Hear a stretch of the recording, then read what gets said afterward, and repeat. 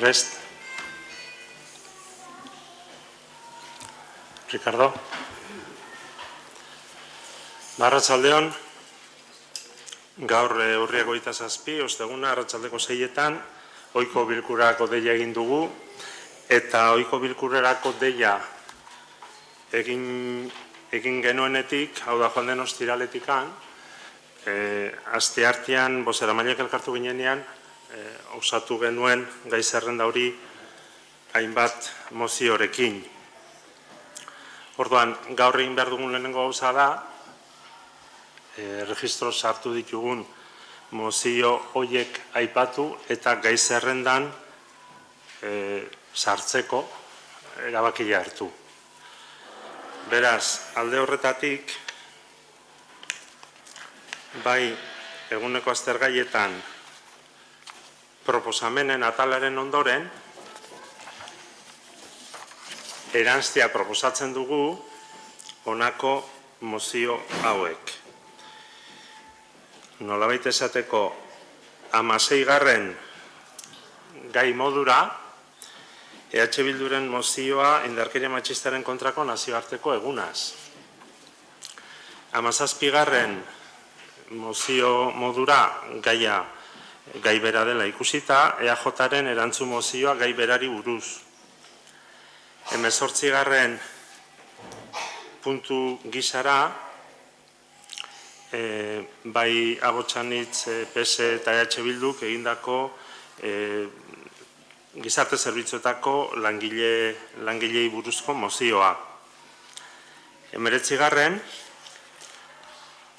Agotxanitz, PS eta EH Bilduk Puntaleko 5. etxadiko etxei buruzkoa. 20. PSek urriaren 31an oroitzapen eta omenaldi egun gisara sartutakoa, eta 21. erantzun mozio gisara EAJak aurkeztutakoa. Orduan, hoiek gai zerrendan ez genituen joan den ostiralean, eta horrelakoetan egin ohi dugunez, gaur proposatzen dugu hoiek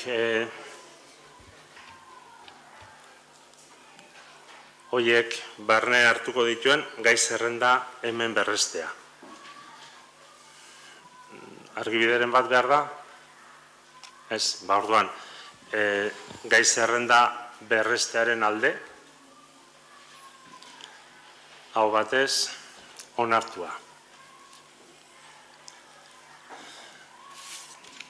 Gure ordena bat izan bada ere, horrelakoetan ere ohikoa da, proposamenen sailean balin badugu erakunde edo elkarteren batek egindako proposamenen bat, kasu honetan 15. lekuan joan beharko lukena, hori horrela egin beharrean, ohikoa izan da, bai lehenengo gauza adostea, lehenengo gai modura jorratzea, eta bigarren bozeramaile bati, elkarte horren bozeramaile bateri hitza ematia udalbatza eten, eta 5 minutuko azalpena egiteko. Azalpen hori egin eta gero, berreskuratu egingo genuke udalbatzaren martxa, eta hor esango genuke lanketa udaltalde guztiek egin behar dutena. Hau da, azalpena, eztabaida eta bozketa. Eta ikusita 6. gaia, 15. gaiarekin duen lotura estua, eta segurazki hemen dauden pertsonen eta kalian dauden pertsonen intereseko gaibera gertatzen denez, proposamen egiten dizuet, 2. gai modura hori jorratzia. Hau da, ikastetxeak eta udal eraikina garbitzeko eta desinfektatzeko zerbitzu emateko kontratuaren luzapena onartzea hala badagokio. Bai, argi? Argi? Orduan, lehenengo gai modura, Akartegi Guraso elkarteak aurkezturiko proposamena udal eraikinetako garbiketa zerbitzuko langileen grebari buruz, eskatuko diot ordezkariari, eta eskatuko diot Julianeri mikrofona ematia, guk udalbatzaeten eta aurkezpena egiteko. 5 minutu aipatzen ditugu referentzia modura. Eta zuena da hitza. Kaixo, arratsaldeon. Lehenengo gauza, aipatu atzo bertan bilera ireki bat eduki genuela udal arduradun eta gurasok, jakiteko. Mozioa azaltzen hasi aurretik bihar esanen dituzke. Lehenengoa, familia elkartetik hasieratik erabaki genuela, ez ginela sartuko baloratzera langileek eskatzen zutena, enpresak eskaintzen zuena zilegi zen, ez zen zilegi, noraino zen zilegi, ez dagokigu guri, familia elkartea oso anitza da, iritzi desberdina daude, eta uste dugu ez gerala gauza horietan sartuta. Baita ere, kontziente geralako hasieran ematen diren eskakizun eta eskaintzak abia puntua izaten direla negoziazio batean, eta hortaz, ez dut uste merezi duenek hortaz denbora galtzea. Eta gainera ez da gure papera esan dugun bezala. Bigarren oharra da, gu momentu oro saiatu gerala informazioa ahalik eta osoena jasotzen. Bildu gera udalarekin, bildu gera langileekin, bildu gera eskolako zuzendaritzarekin, enpresarekin ez. Enpresari 3 aldiz deitu diogu, eta enpresak esan arren deituko zigula, informazioa basatzeko, ez digute deitu, eta beraz ez daukagu lehenengo eskutik enpresaren informaziorik. Orduan, bueno, hori zilegi iruditzen zaigu, komunikabideetan ere ez dute zer aipatzen, zilegi da, baina gutxienez gero inorrek ez leporatzea guri enpresaren ikuspuntua ez dugunik aintzat hartzen. Hona ekarri gaituen gaiari dagokionez, ez naiz gehiegi luzatuko gauzak nola dauden deskribatzen, zer nik uste dut aski ezaguna dela, guk plazaratu ditugu irudi batzuk, bideo batzuk, mundu guztiak ezagutzen du eskolak oso zikinak egon direla, arkakusoak ere egon dire, armiarroak egon dire, listorrak agertu dire azken aldian, ez dakit zer ikusia edukiko duen ala ez, baina bueno, zabor organikoa 3 egunetan behin jasotzen denez, baliteke zer ikusia egotea. Badakizue lansaiak agindutako ezoiko garbiketa bat egin dela, hori arnaz modu bezala baloratzen dugu, baina argi daukagu hori ez dela konponbidea, ez dula konpoketarik ekarri, oraindik ere garbiketa egin eta hurrengo egunera eskolak zikintzen hasiko dira berriro, eta argi dugu ezin gerala ebili ezoiko garbiketa, betatxoz betatxo. Orduan eskatzen dugu honi errotik heltzea. Lo que pedimos es que se agarre este asunto de raíz y que se le ponga fin. Honen aurrean, familia elkartearen irakurketa hasieratik izan da, hau udal garbiketa zerbitzua zen, ez udal zerbitzua den, ez udalari dagokiola zerbitzuaren ardura, udalak erabaki duela zerbitzua azpikontratatzea, eta beraz udalari dagokiola hontan esku hartzea, konponbide bat topatzeko. Udalak hainbatetan transmititu diguna, izan da, udal ardura duenen, udal gobernuaren iritziz, publikok ere horrela adierazi dute, transmitido así públicamente, hau lan gatazka bat da enpresaren eta langileen artean, eta beraiei dagokie hitzarmena adostea, eta hitzarmena adostu ondoren, bigarren pauso bezala, udal gobernua prest dago aztertzeko hitzarmen hori eta behar izan ezkero abian jartzeko lizitazio berri bat. Baina beti ere bi denboratan. Hori da transmititu zaiguna eta publikoki uste dut horrela transmititu izan duzuela. Guri argi eta garbi izango dugu, irakurketarik ez digu balio, ez digu inoiz balio izan, eta horrela esan dugu, udalaren ardura izan da, guk hemen 3 erpin dituen iruki bat ikusten dugu, non badauden langileak, badagoen enpresa, langileak eta enpresa kontratu baten bitartez lotuak daude, enpresa badago, udala badago, enpresa eta udalaren artean beste kontratu badago, argi daukagu baita ere, etorkizunean, beste enpresa batek, beste licitazio bat irabazten baldin badu, behartuta dagoela langileak subrogazioz kontratatzera, eta beraz gerta daiteke enpresa berri bat edukitzea, baina udala eta langileak hemen egongo lirateke, beraz guretzako argi daukagu 3 erpin dituen iruki badala, esto es una cuestión de 3 partes. Eta horrela adierazi dugu hasieratik. Y así lo hemos manifestado desde el principio. Markatu, honi dagokionez, parentesi txiki bat egin nahiko nuke, guri ez dagokigu sartzea azpikontratazioaren eredua egokia den ala ez, guraso eta familia elkartean iritzi desberdinak egongo dira, baina bai, atzo bileran aipatu zenez, nik uste dut gutxienez aipatzea horri buruzko hausnarketa bat ere bereziko lukela edukitzea. Hemen, udal bilkurari nik proposatzen dion, noizbait horri buruz ere hitz egitea, beste eredu batzuk agian ez dakit arazo gutxiago ekar ditzaketelako. Atzo aipatzen zuten udal arduradunek, beste herrietan ere gertatzen direla horrelako arazoa, subkontratazioekin. Bueno, agian egon daitezke beste eredu batzuk, ezta? Batzutan haua betetzen zaigu, batzu guraso batek aipatzen zuen, haua betetzen zaigu kilometro zero, bertako produktuak, eta bueno, hemen azkenean badugu enpresa bat Danimarkakoa dena, herriko garbiketa zerbitzua arduratzen. Pentsatu nahi dut, egon daitezkela beste modu batzuk. Bueno, hori parentesia, eta esaten ari nintzen bezala, guk 3 irpin ikusten ditugun hortan, udalak 2 pauso argi eta desberdinak ikusten ditu, lehenengo hitzarmena eta gero lizitazioa, eta gainera kokatzen du langileen eta enpresaren arteko negoziazioa prekon, bitartekaritza, kakotxitartean, zerbitzu hortan.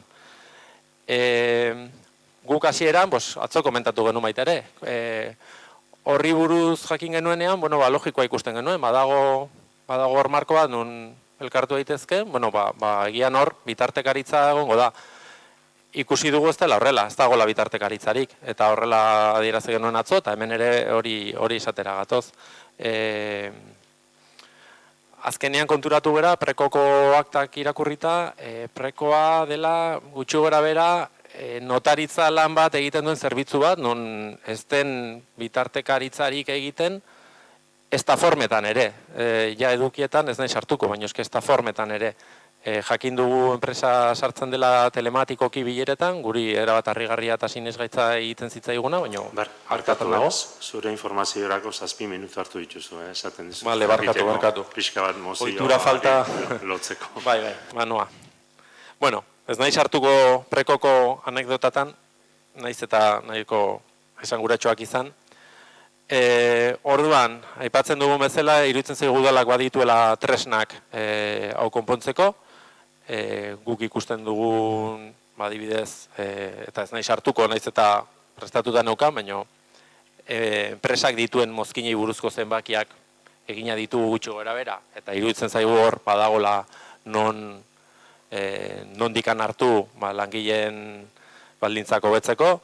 Pandemiarengatik kontratua asko igo zen, eta nik galdetzen dut ea zentzua daukan 5 urtez luzatzea kontratu hau, non garbitzen diren, desinfektatzen diren barandak eta manilak, atetako manilak, besteak beste 5 urtez hortan egon bergeran, edo aprobetxa daiteke plego berri bat ateratzeko eta hortan aurrezten den dirua langileen lan baldintzak hobetzeko. Gauza gehiago nituen, baina denboraz gaizki nabilenez, luzapenari buruz azkar gero eztabaida sakonago edukiko duzute, baina guk gauza hortan ezin gera sartu, ez dakigu, eskapatzen zaigu, administratiboki dauden baldintzak, nahitaezko prorroga bai, nahitaezko prorroga ez, 2 hilabete lehenago esan behar den, ez dago guri, baina bai aipatu nahi dugu, guk langileekin eduki genuen lehenengo bileran, esan zigutela, enpresa epeak luzatzen ari da. Enpresak dilazio estrategia batean dago, eta nahi du iritsi prorroga sinatuko den egunera. Uste du denborak langilei arrazoia eman diela. Enpresaren estrategia hori da, eta enpresarien ikustu dut, ondo atera zaio gure kaltetan. Eta ja bukatzen dut, esandako guztiagatik, mozioan dago, hau da eskatzen duguna. Eta uste dugu gauza xumeak direla eta ulertzeko erresak. Eskatzen dugu udal gobernuak bere ardurari erantzutea. Eskatzen dugu premia handienarekin, enpresa eta langileen ordezkariekin, bialdekin batera biltzea. Eskatzen dugu aldeen arteko bitartekaritza lan eraginkorra egitea. Eta eskatzen dugu gatazka honen konponbidea ekarriko duen erabakiak hartzea. Gatazka hasi zenetik, udal arduradunak ez dira enpresa eta langileekin denekin batera mahai batean eseri. Bereziki alkateari eskatzen diogu, herriko agintari gorena den neurrian, hontan esku hartu dezan eta bi aldeekin eseri dadila. Eta bitartekaritza lan eraginkor eta zintzoa egin dezala. Ez daitezela mehendik aurrerakoak ondo gelditzeko edo aurpegia garbitzeko bilerak izan daitezela eraginkorrak. Eta amaitzeko atzoko bilera irekian hau aipatu genuenez eta zalantzan jarri zenez momenturen batean ea bi aldeek onartuko zuten udalare bitartekaritza puntu hontan, esan dut enpresarekin ez daukagula kontaktu edo harreman egiteko modurik, baina langileekin bai, langilei galdetu digu eta haiek ados daude. Orduan pentsatzen dut enpresak ere ez du larazorik edukiko horrekin, agia bai, eta oker nago, baina uste dugu udalak paper hori jokatu dezala. Orduan hori horrela izan da, talde politiko guztiei eskatzen dizugu mesedez gure mozioa babesteko. Mila esker. Eskerrik asko.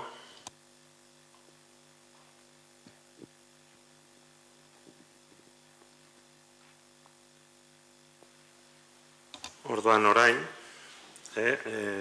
gaia lantzeari ekingo diogu, eta kasu honetan, finkatua genuen bezala, ordena, barkatu, pixka bat.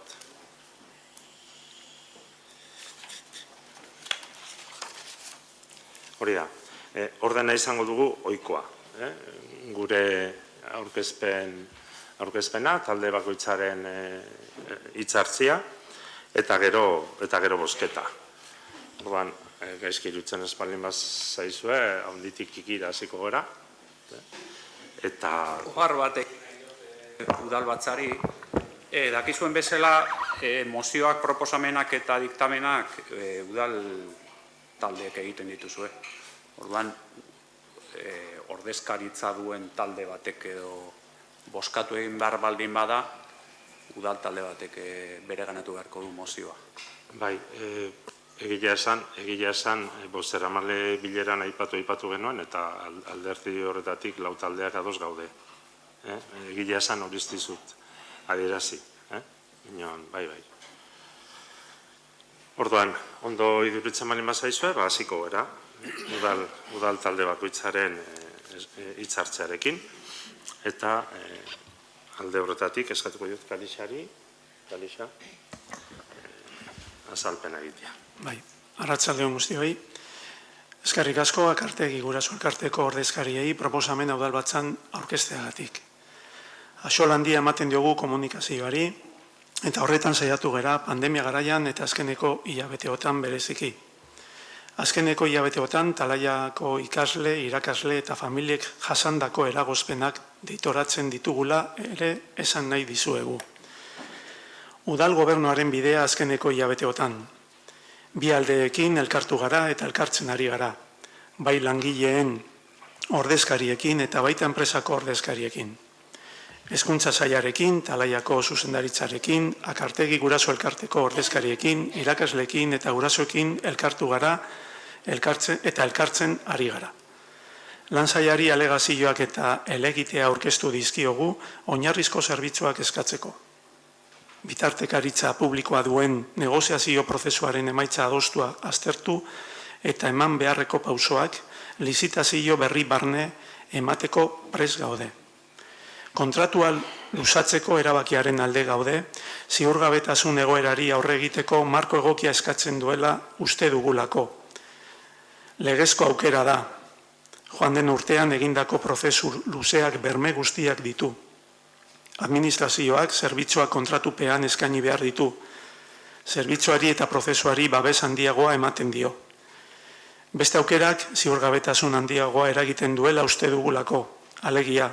Urte bukaeran kontratua bukatzean enpresa zerbitzua ematera behartu dezakegu, 9 hilabetera arte, lizitazio prozesu berria egiten den bitartean, baina langileen ordezkarien eta enpresaren ordezkarien artean adostasunik ez balitz, hitzarmen zaharra erabili beharko genuke eta hitzarmen eguneratua behar dugula denok ados gaude plegu berri bat ateratzeko.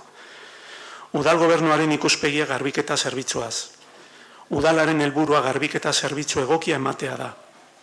Horretan aritu da eta horretan jarraituko du. Zerbitzu egokia emateko garbiketa langileek lan baldintza duinak behar dituzte. Zerbitzu egokia emateko enpresak jarduera egokia izan behar du eta legez dagokion industria onura behar du. Udalak kontratuaren betetze mailaren jarraipen egokia egin behar du.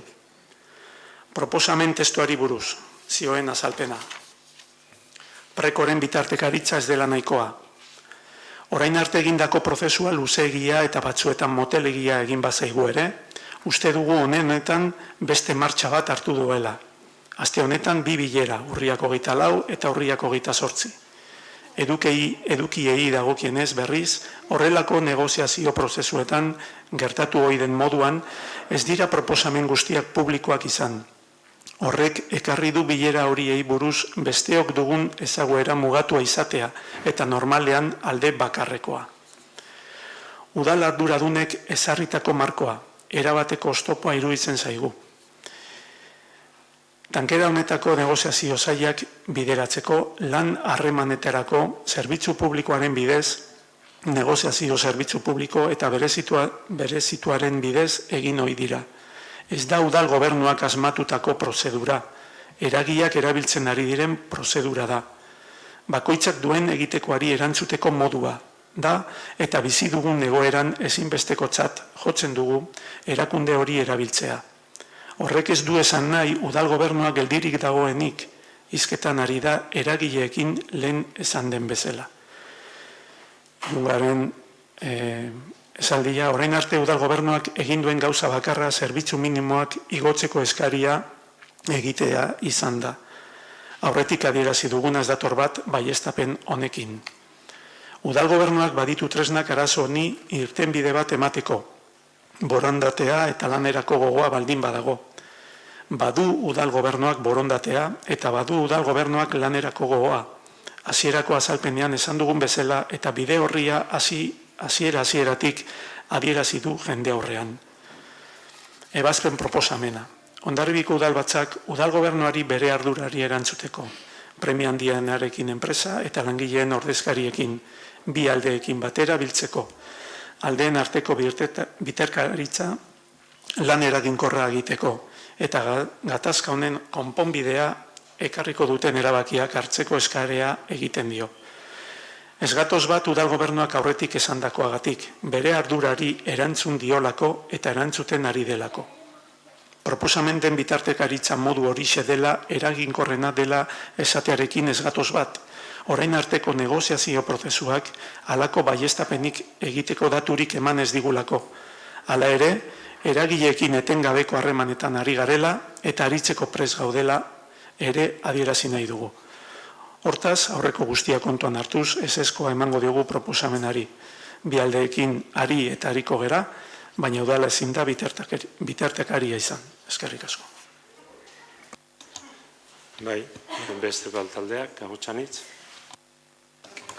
Bai, mila esker alkate jauna hitza emategatik, arratsalde on guztioi, eta eskerrik asko Talaia eskolako guraso elkarteko ordezkariei gaur hemen erakutsitako bai ardura eta bai implikazioagatik. Gatazka honetan implikatuta zaudete eta arduraz jokatzen ari zarete. Gu ere eskola publikoko gurasoa gara. Kalitatezko eskola publikoan sinisten dugunak. Eta gaur hemen gure burua oso ongi ordezkatuta ikusten dugu. Egin duzuten proposamen eta ekarpenekin. Eta zuek aipatzen zenuten ari dagokionez, bai, udal eraikinen garbik eta udalari dagokio. Guri dagokigu, gu gara udalbatza osatzen dugunak, gara egoera honen arduradunak, eta ardura zuzena dugu. Aipatu den bezala, garbiketa horiek, zuek ondo adierazu duzute, zuzeneko langileen bitartez jorratu daiteke, eta horrek ez du ziurgabetasunik sortzen, edo bestela ere legez onartuta dago zerbitzuaren azpikontratazio bat egitea. Eta kuriositatea badirudi ere ez da kuriosoa. Izan ere, azpikontratatzen diren zerbitzutako asko, sektore feminizatuek lan egiten duten lanak burutzeko izaten dira, eta sistema horrek eragiten ditu ondoren askotan baldintza duinak eskatzeko grebak eta aldarrikapenak. Zuek, guk, bitartekaritza eskaria egin duzute, eta oso arrazoizkoa da egiten duzuten eskari hori. Horren adibide nabarmena dugu 2008 urteko adibidea. Eta horretan, hemen bazeuden garai horretan batzuk ja zinegotziak zirenak, eta aipamena egin beharra daukagu, 2008an lan hitzarmena sinatzerako garaian ere gatazkak izan ziren, eta gatazka horiek nola konpondu ziren garaiko prentsako oharretara jotzea besterik ez dugu. Eta garaiko prentxan, Baiela eta Lab sindikatuek eskertu egin zuten sindikatua eta udal korporazioaren arteko lanketatik sortutako akordioa. Horregatik esaten dugu arrazoia duzutela. Inplikazioa eskatzen duzutenean eredua badaukagu. Hondarribiko udala bera izan zen 2008an eredugarri zentzu horretan. Eta lehen aipatu ditudan sindikatu hori gainera aldarrikatzen zutena zen, hemen izan zen sentsibilitate hau pasatzeko bai Urretxu eta bai Gipuzkoako Diputazioko arduradunei garai hartan zituzten lan gatazken konponketan inplikatzeko. Baliteke egitea, eta adibidea badaukagu. Hondarribiko udala erreferente bat izatetik pasa zen gaur egun perfilez jartzera. Eta horren ondorio dugu gaur egungo lan gatazka hau eta gaur egun udal eraikinen garbiketan ditugun arazoak. Eta ondoren jorratuko dugu lehen aipatu den teknikoagoa den 6. puntu hori kontratazioaren ingurukoa, baina gure iritziz kontratu horren berritzeak ekartzen duena da gatazkaren luzatzea. Ondoren azalduko ditut zergaitiak, baina hemen aipatu da plegu berri baten egitea akordio bat egongo balitz, plegu berri horiek ja kontratua indarrean egonda datorren urteko abendurarte ezingo litzateke deitu, eta horrek arrisku nabari bat sortzen du guztiontzat, langileentzat, gurasoontzat eta eraikin honetan lan egiten dugun guztiontzat. Horregatik guk baiezkoa bozkatuko dugu zuek egiten dituzuten eskariei, bai udal gobernuari kudeaketaren arduraduna dela bere ardurari erantzutea eskatzen diozuen horri, baita enpresa eta langileen ordezkariei batera elkartu eta bitartekaritza lan eraginkorra egitea. Eskatuko diogu enpresari eta langileei modu proaktibo batean akordio batetara iristeko saiakera errealak egitea, eta baita ere eskatuko dugu konponbidera ekarriko duten erabakiak hartzea. Eta horretan uste dugu ondoren jorratuko dugun gaiak erabaki horrek konponbidea ekarri baino arazoa luzatzea ekarriko duela.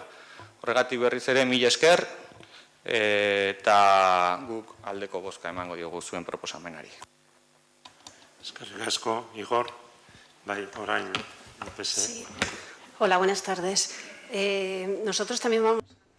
Guk ere onartuko dugu zuen proposamena, guraso elkartearena. Iruditzen zaigu udalak baduela ardura bat, ikastetxeak dauden egoeraren gainean, eta eraginkorragoala esain eraginkorra hor esku hartu behar da, eta konponbide bat eman arazoari.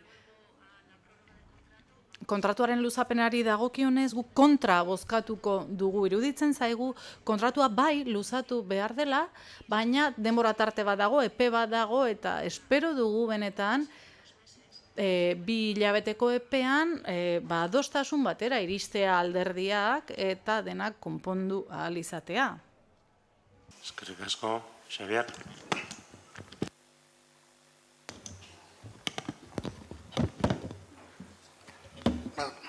Arratsaldean,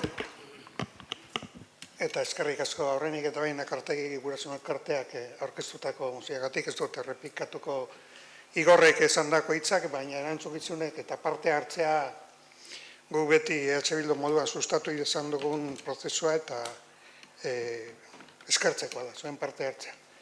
Eskertzekoa da ere langileen presentzia berriz ere ez da lehenbiziko aldian eta gogoratu behar dugu emakumeak hemen, udaleko berdintasun sailak ez du ezer egin, berdintasun sailarik ez daukagulako. Eta hemen kontuetan hartu behar da, arrakala badagoela, eta borroka honetan bada zer ikusirik arrakala hori gainditzeko eskaera. Gu babestuko dugu, bat ere zalantzari gabe egiten den eskaera, kasu honetan oposizio eta askotan gertatzen den moduan legealdi honetan oposizioa bat egiten dugu olako auzietan, Berriz ere erakusten da, hemen guk ez dugula partitzen kudeaketa eredua. Badakigu, eta Kalixak aipatu izan du, zer zailtasunak izaten diren, baina honek luzeegi jotzen du, esan genezaken ironia puntu batez arazo zikina dela, eta ahalik eta azkarren konpondu behar dela. Gu saiatuko gara, gure neurrian behin bultzatzen langileen eskaera, pentsatzen dugulako arrazoi daukatela, eta arrazoi duzuela, zuek eta bideragarria, igorrek esan duen moduan, hemen guztiok esan dugu, bideragarria izan daitekela bitartekaritza eta zuen eskaera. Beraz, gure babesarekin kontatzen duzu. Eskerrik asko. Eskerrik asko, beraz, orain bozketari ekingo diogu, eta egindako proposamenaren alde,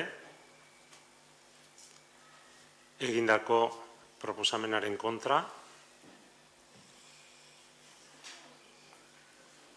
gehiengoz ez da onartu.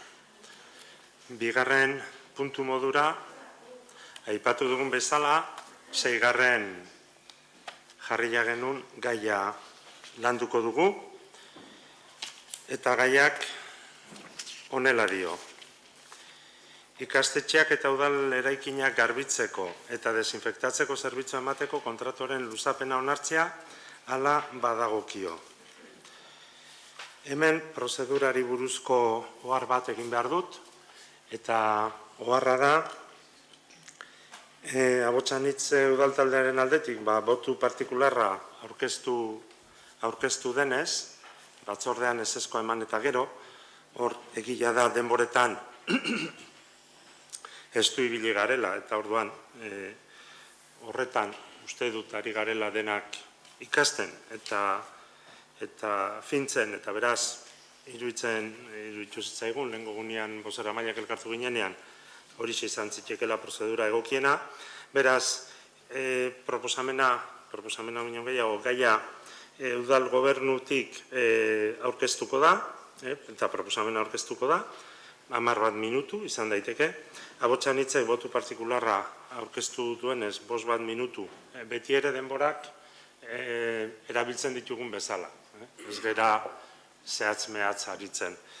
Gero udal talde guztiek izango dute 5 minutuko edo beren interbentzioak egiteko, bai batari buruz eta bai besteari buruz, eta azkenik bozketari ekingo diogu eta bi bozketa.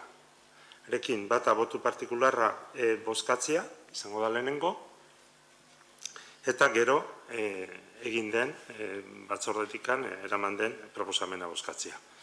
Beraz, ondo iduritzen bali mazaizue, hasiko gara puntu honetan, eta hitza emango diot Txisuneri.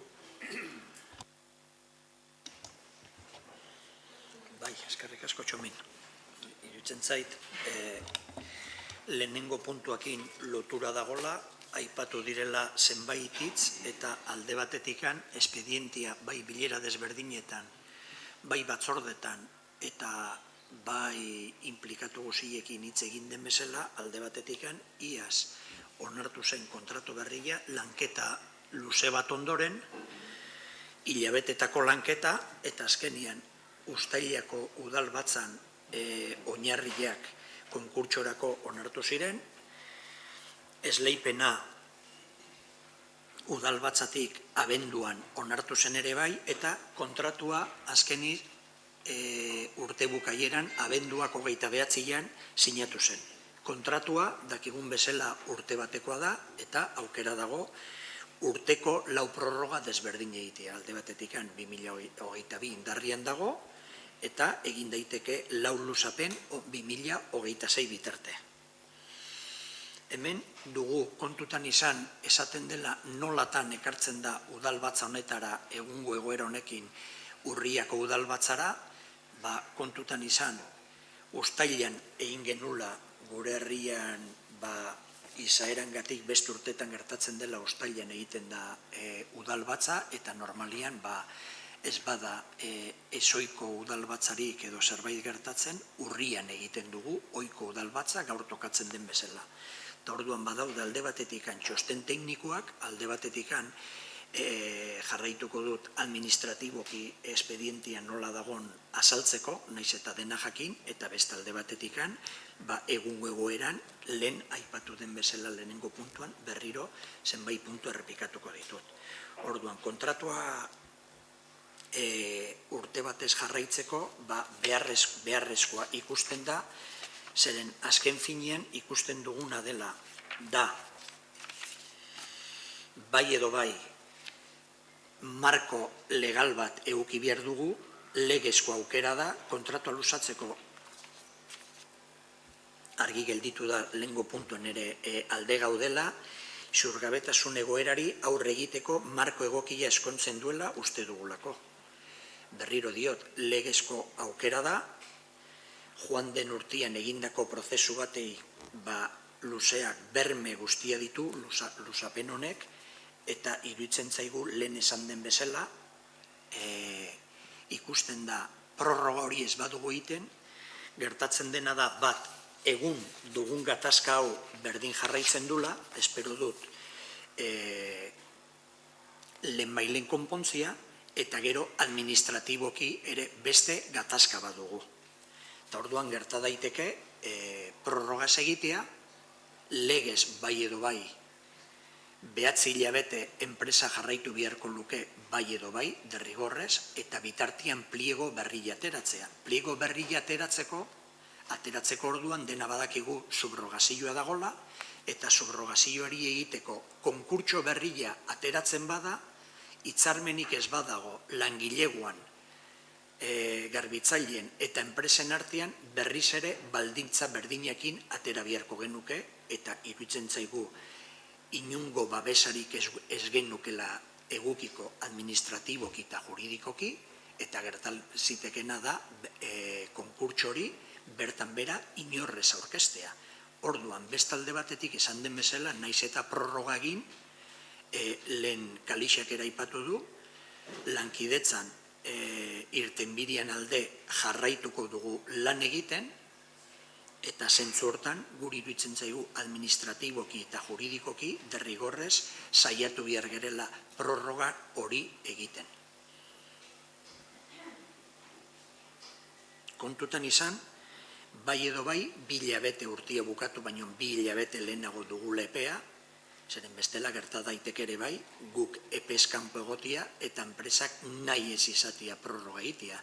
Hemen esaten dena, bai bilera batzutan eta bestetan, prorrogarekin esaten dena, badirudi batzuen ustez entzuntako hitzak, bai talde politiko batzuengan eta bai atzoko bileratan eta bai langileen ordezkaritzakin ere bai, enpresari premio bat ematen zaiela, guri atzo esan nun bezala, etzaigu horrela iruditzen. Guk marko bat jarraitu behar dugu, eta horrek ez du esan nahi, ez dela lanian jarraituko hitzarmen hori egiten. Zeren hitzarmen bat lortzen denean, azkeneko bilera irekien ere bai alkateak esan zuen, hitzarmen hori lortzen denean langileguan eta enpresan artean, udala prest dago hori bere ganatzeko. Zeren urrengo egunean lortzen den esaten denean enpresari premio ematen zaiola, udalak ez du ez da xentimo bat, euro bat gehiago ordainduko, zeren kontratua berritzen da urte baterakotz, konkurtsora atera zen baldintza beretan. Eta dagokion igoera, bai edo bai, enpresak ordaindu beharko luke. Orain arte egin diren igoera bezala, udalak ez ditu ordaintzen. Legeak hola dio eta horrela egiten da.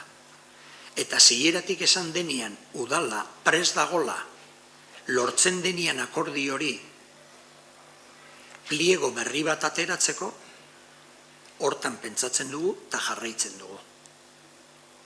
Horregatik berriro diot, ez naiz gehiago errepikatuko, administratiboki eta juridikoki iruditzen zaigu gure babesarako, denen babesarako, baita langileen babesarako, beharrezkoa dela prorroga hori, luzapen hori urte baterakotz egitea. Eskerrik asko. Bai, orain aipatu dugun bezala, Agutxan hitzek bere botu partikularra aurkeztuko du. Bai, ahotsan hitzetik ez gauden ez ados gobernuz galdirik egin den proposamen honekin, botu partikularra aurkeztu dugu eta azalduko dut alik eta modurik sinpleenean zergaitik ez gauden ados. Guk eskatzen duguna da, lehenbixi, dagokion epean prorroga hori egitea. Hau da, abenduak 29an iraungitzen baldin bada kontratua, abenduak 29 aurretik komunikatuta prorroga egin daiteke. Ez da bai ala bai orain egin behar denik. Hori, lehenengo gauza. Sektore publikoko kontratuen legeak horrela jasotzen dulako. Bai egia da, eta alai esan behar dugu, 2 hilabete lehenagotik berritzeak baldintza berdinetan, esan nahi duela, enpresak ezin diola uko egin. Behartuta egongo dela baldintza berdinetan zerbitzua ematera. Baina gaur egun zerbitzua ematen den baldintzekin egoera hau bizi dugu. Eta horregatik, uste dugu negoziazio prozesu batean murgilduta dauden horretan, kontratua iraungi aurretik egin beharko litzakela prorrogak merezi badu. Baina gehiago esango dut. Ez da ez gaudela ados soilik momentuarekin, prozedurarekin berarekin ere ez gaude ados. Izan ere, plegu honek edo kontratu honek aldaketa batzuk jaso beharrak ditu. Guztiok badakigu, gaurko dokumentazioa irakurri badugu behintzat, ondoren egingo den udalkudeaketaren fiskalizazio txostenean azaltzen den irregulartasun bat plegu honi dagokiola hain zuzen ere. Eta fiskalizazio txosten horretan ikusi dezakegu badaudela eraikin publikoak garbitzen ari diren enpresak. Eta zerbitzu horiek plegu honetan sartzea beharrezkoa dela. Beraz, baldintza berdinetan ezin dugu berritu kontratu hau. Zuzendu behar ditugu aurreko urtean prozesu luze baten ondorioz sortutako akatsak, izan ere bestela datorren urtean fiskalizazio txostenean berriro ere agertuko zaigulako irregulartasun bezala, badaudela enpresa batzuk garbitzen dituztenak udal eraikinak, eta ez daudela udal eraikin eta ikastetxeen garbiketa pleguaren oinarrian sartuta. Eta hori irregulartasun bat da. Bestalde batetik ere ez gaude ados, berritzearekin baldintza berdinetan izan ere Guraso Elkarteko ordezkariak oso jantzita daude gai honetan, baina beraiek aipatu dute gako bat ere importantea dena. Desinfekzio zerbitzu bat ematea aurrikusten da plegu horietan eta kontratu horretan COVID-19 eraginaren gatik. Eta gaur egun ez dago udal administrazio publikorik desinfekzio zerbitzu hori indarrian daukanik.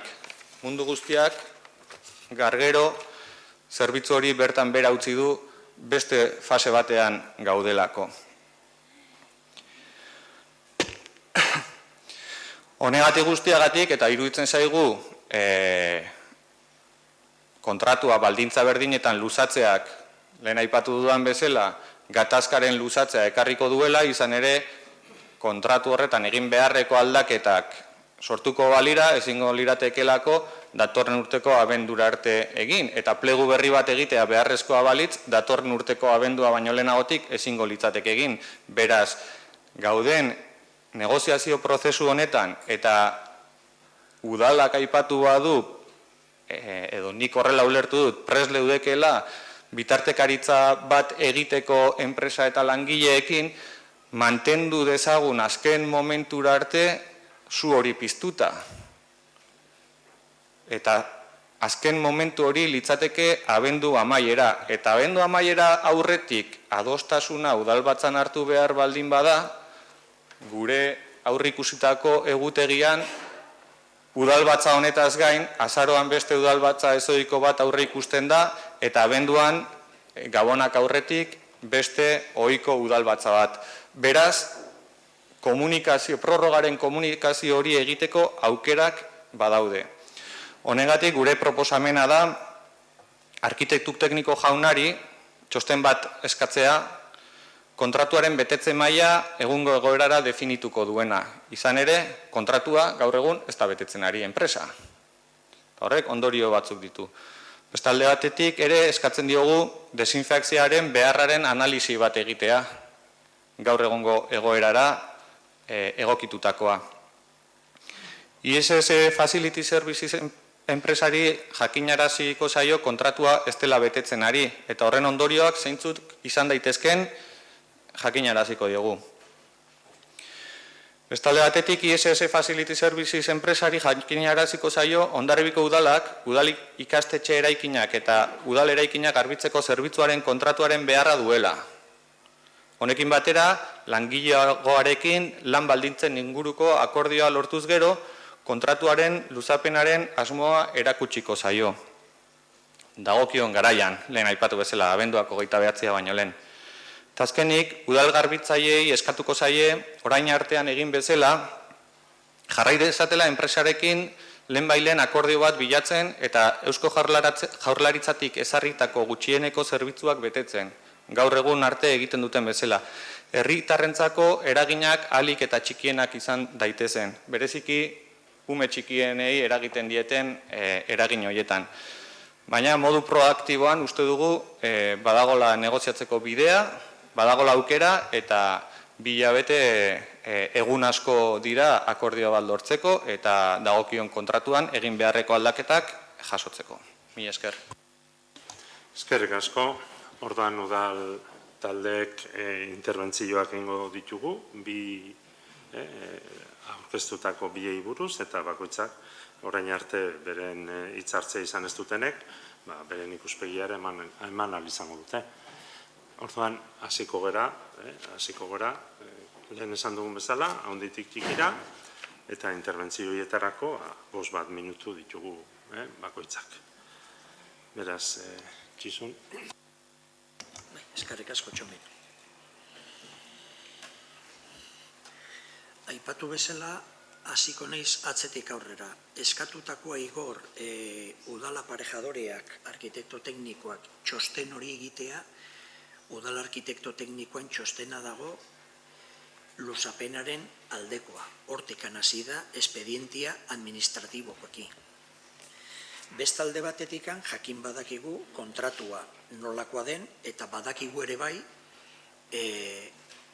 administratiboki 2 hilabete lehenago egin behar dela. Nik teknikariak, gure udal teknikariak, gure udal kontratazioko goi mailako teknikariak, legeariak aipatzen dutena, nire hori ez dut konfrontatuko zuk esandakoakin. Nik ditugun txostenak argi daude, baita idazkari jaunaren txostena, beraz, iruditzen zaigu, alde hortatik, babesa ematen diola, txosten guziak hori horrela dela. Guretzat argi dago. Eta beste aldetik, aipatzen den bezala, kontratua hori ez luzatzeak argi dago lehen ere esan dut. Beste aukera badaude, baino ez luzatzea, edo gero berandurago luzatzea, edo eten ondoren, urte bukaiera ondoren, ez dago ja luzatzerik, beraz beste goera okerrago batian egongo ginateke. Bitartean, zenbait aldaketa egin daitekela, bai, hasieratik aipatu da behin eta berriro, ez da lehenengo aldia, eta lehen aipatu duzu Igor, hasieran 2008an akordio bat lortu zela, pliego iterako orduan bere arazoak egondu ziren, bere gatazka egondu zen, zenbait langile oraindikan lanian jarraitzen dute, beste batzua ja jubilatuta daude, eta zenbait zinegotzi baten bat hemen jarraitzen dugu. Eta aipatu duzu udala eredu esan zela ere bai, eta niri iruditzen zait, behintzat nerekiko jarrera berdina dela. Eta nik ere askoz gustukoa izango nukeen, lehenago akordio batera iritsi bazen. Baina udalaren borondatia berdina da, eta nik besten borondatia eta zilegitasuna ez dut inoiz zalantzan jarriko. Eta argi dagona da, legiak ere onartzen dula kontratuak porzentai batien igotzea. Zergatik egin zen kontratua urte baterakotz? Gatazka desente ondu ziren teknikoki asko, zeren azkenien dire 25, 27 eraikin, kontrato milioi bat eurokoa, ia milioi bat eurokoa gehi beza, 1.200.000 eurokoa da, eta kontrato oso ondila da. Basagon aukera 2 urte egiteko, edo azkenien 5 urte dira. Eta erabaki zen urte bat egitea, zeren askotan gertatzen da, beste kontratuetan bezala denak saiatzen gera dena kontrolatzen departamentu guztietan, baina holako proiektu kontratu batzuek batzuetan gertatzen da. Aurrekoan gertatu zen zenbait eraikin, edo ordu gehiago edo zerbait gutxiago lanpoltza erabatera interpretatzen zela, beste erabatera interpretatzen zela, eta horire konpondu zen. Ta legiak ere usten du, naiz eta kontratua baldintza beretan prorrogatzia, porzentai bat igotzia kasu hontan konturatzen bada, eraikin batian ordu batzu zirela eta gehiago behar direla horrek, legiak ere hori jasotzen du. Eta orduan, berriro diogu, aipatu bezala, guk 2 hilabete lehenago egin beharrezkotan gaude, emandako azalpena berriro errepikatzi izango litzateke, eta argi dagola zenbait hobekuntza behar daudela, bai, hitzarmena lortuko dela, bai, espero den lehen bailen, eta lehen ere udala kalkatia behin baino gehiagotan esan du, eta nik horreri ekiten diot, argi dagola, ez dagola ez dare zergatikan, zeren langilegoan artean edo guraso elkarten artean eta baitare enpresaen artean guk denakin gaude hizketan, saiatuko gera ere bai, barkatu lehenez aipatzea, bigarren aldiz aipatu duzu Julen, saiatuko naiz enpresa deitu duzunez horren berri ematia eta harremanetan jartzia, hori ni saiatuko naiz, eta espero dut zuekin harremanetan jartzia, lehen bailen zuek galdetzeko, galdetu behar dezutena. Eta badago aukera hori dena lortzen denien, pliego berria lantzeko eta berriz ere konkurtsora ateratzeko. Noski, enpresan adostasunarekin. Eta lehen lortzen badire gauzak ere bai, guain ere lortuko dira, eskerrik asko. Bai, Igor. Bai, ni ere hasiko naiz zure hasierako adierazpenatik. Aipatu duzu udal arkitektu teknikoaren txostena badagola espedientean, eta bai, nik ez dut hori ukatu. Nik esan dudana da, eguneratutako udal arkitektuaren txostena behar dugula, izan ere, espediente honetan daukagun udal arkitektuaren txostena abuztuaren 23koa da. 2 hilabete pasa dira, eta uste dut guztiok jabetuta gaudela nola aldatu den egoera. Izan ere, langileak greba lehenagotik hasi bat zuten ere, irailaren batetik aurrera mugagabeko greban daude, eta horrek zalantzari gabe egoera goitik bera aldatu du. Eta berriro aipatzen dut, gaur egun daukagun egoera da, enpresa ez dela udalarekin duen zerbitzu kontratua betetzen ari. 2 hilabeteko epearen kontratua prorrogatzearen edo luzatzearen aukeraren edo ezinbestekotasunaren inguruan, nik esan dut, aukera egon badagoela, baina ez dela ezinbestekoa, ez da ezinbestekoa eta ez da egokiena. Kontratu honek aldaketak jaso behar ditu, horrela ikusten dugu fiskalizazio txostenan, eta bueno, bat eta bestearen arteko iritzia baldin bada, nik eskertuko nuke idazkari jaunak juridikoki aholkuak edo ematen dizkigunak berretxiko balu, ia nahita ez 2 hilabete lehenagotik berritzea beharrezkoa den edo berritu daiteken kontratua iraungi aurretik lehen aipatu duan sektore publikoko legean oinarrituta. Uste dut badagokigula hori argi eta garbi jakitea, izan ere gero norberak bere ikuspegia izan dezake, zein den egokiago edo zein den egokiagoa, baina ez dadila izan, ez dagoela beste aukerarik. Guk argi daukagu, beste aukera badagoela, abenduak 29 arteko epea badaukagula, negoziatu beharra dagoela, konponbide bat bilatu beharra dagoela, gu zuen aukietan egongo bagina, gabonak aurretik akordio batetara iristeko erronka jarriko genioke gure buruari. Erronka jarriko genioke gure buruari. Eta horregatik kontratua berritzeko epean egongo ginateke eta arazo honi konponbidea emateko aukeran egongo ginateke. Baina ez hori bakarrik, baina baita ere lehen aipatu dudan beste enpresa horiek beraien lanak egiten ari direnak, dire gatazka honen gako garrantzitsuetako bat. Izan ere beraien aldarrikepenetako bat ekonomikoa eta lan baldintzetaz ari direnean, da beraien lan jardunaldiak zabalagoak izatea nahi dituztela. Horrek noski beraien irabaz almentasunean eragin zuzena izango duelako. Baina eske beste enpresa batzuk ari dire plegurik egin gabe edo lizitatu gabe beraien lanak egiten ari direnak. Eta hori ez da egokia, eta hori esaten du kontu hartzaile Andrearen fiskalizazio txostenak. Gako garrantzitsuetaz ari gera eta denbora badaukagu egoera bideratzeko. Denbora eman behar dugu, lan egin behar dugu noski, eta erronka jarriko nuke gabonetarako egoera hau bideratua izateko eta kontratua dagokioneran sinatua izateko. Hori da ahotsan hitzetik egiten dugun proposamena. Mila esker. Eskerrik asko, beste taldeak. Bai.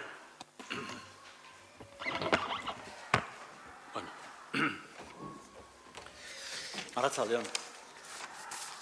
Dana dala, el escenario que... Nik kotkatu nahi dut pixka bat esku artean dugun eztabaida hau, denbora luzea damakigu argitasunaren gaiarekin. Ez da kasualitatea, gatazka kolektiboak gertatzen ari dira orain, seguruenik pandemiaren irteerak eta krisi ekonomikoak beste agertoki batean jarri gaitu, ez? Eta hor gaude guztiak, ez? Udalak, enpresa pribatuak, eta hori da gaur egungo egoera. Eta egoera horretan gaudegu, Hondarribiko udal gisa. Eta hori da esku artean dugun kontratu bat dugu esku artean, abenduan iraungitzen da, kontratu horrek baldintza batzuk zituen, 2008koak, eta denbora horretan, bai, aldaketa potoloak gertatu dira. Eta hori da esku artean dugun egoera. Ni sinetxitan nago, posible dela adostasun batera iristea. Agian tontakeria irudituko zaizue, baina nire ustez bai posible da akordio batera iristera. Eta egoera horretan mugitu behar gara.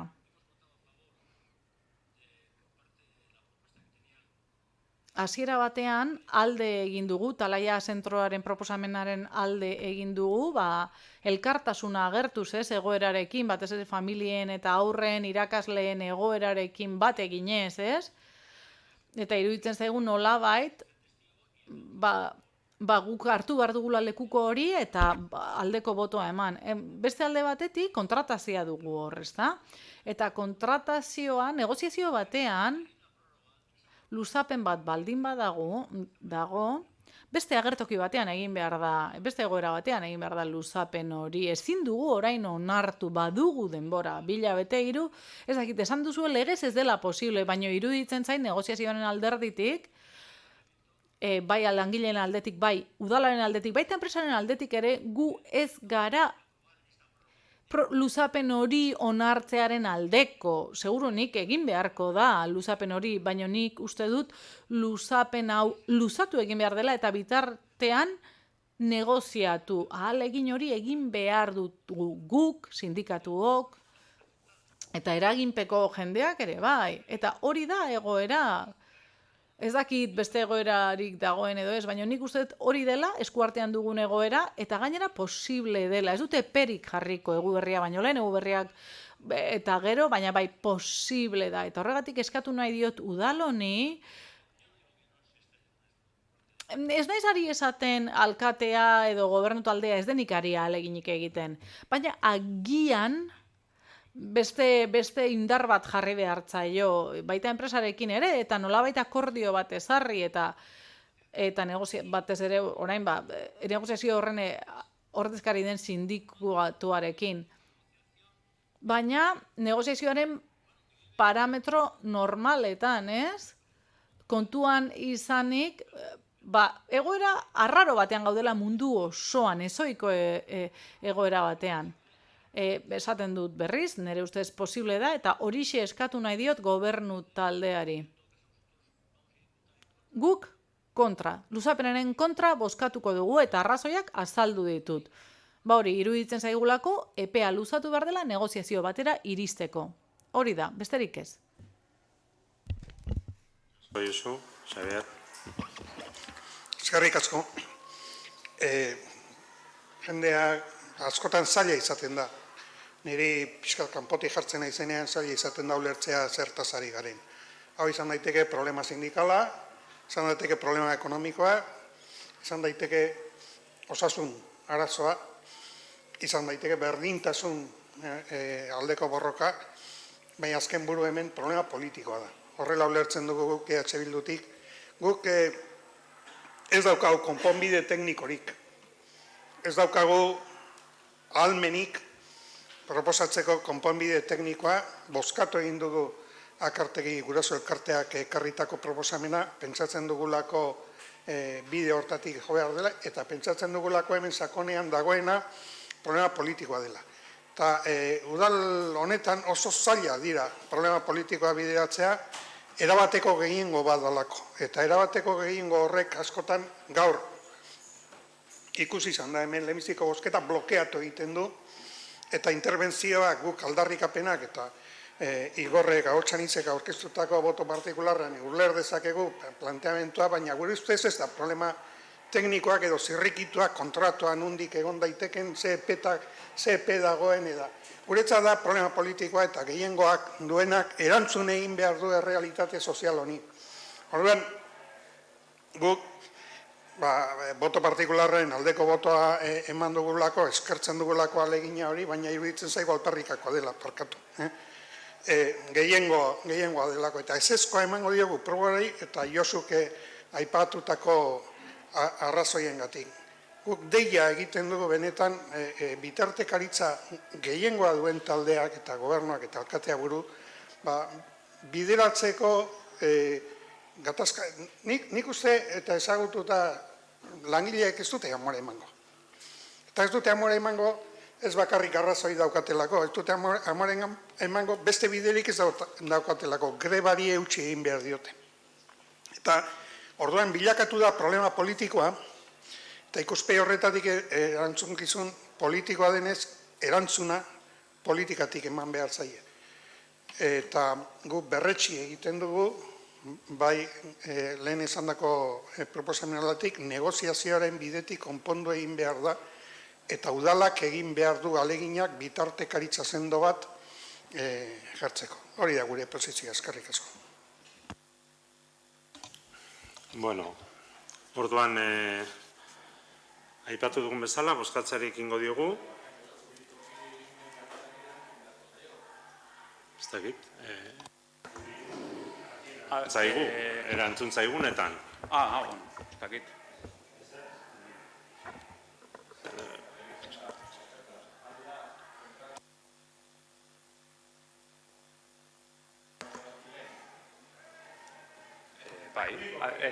Kontua da, udalak oso garbi baldin badauka kontratuarekin jarraitu nahi gula, abendura arte jarraitu daiteke zer esan gabe. Ze hasierako kontratuaren baitan dago luzapen hori eta derrigortu daiteke enpresa jarraitzea. Kontua da, udalak borondaterik ez baldin badauka kontratuarekin jarraitzeko abendutik atzea botaga, osea, atzerako eraginez 3 hilabeteko aurrerapenarekin lizitazio berriaren iragarkia egin behar da. Lizitazio berria egiteko. Hori da, kontratu legeak esaten duna. Berez, borondatea baldin badago,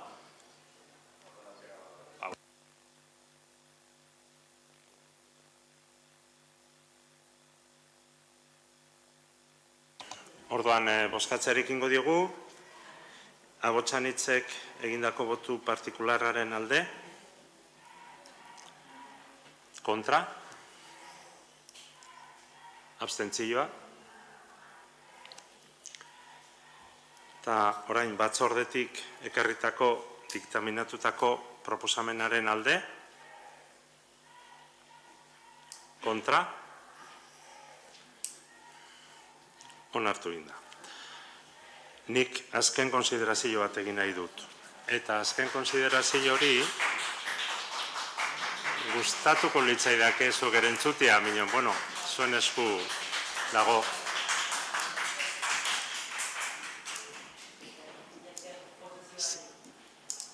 Esan nahi nuen, aipatu den eta langileen izenean, langileen ordezkaritzaren izenean hitz egin du Igorrek, uste dut, eta prest daudela negoziazio horretan sakontzeko, eta zuk hitz egin duzunean, alas esan duzu, esan dizutela prest egongo liatekeela udalarekin batera eta enpresarekin batera aritzeko. Barkatu, Igor, barkatu. Orduan, zera, barkatu.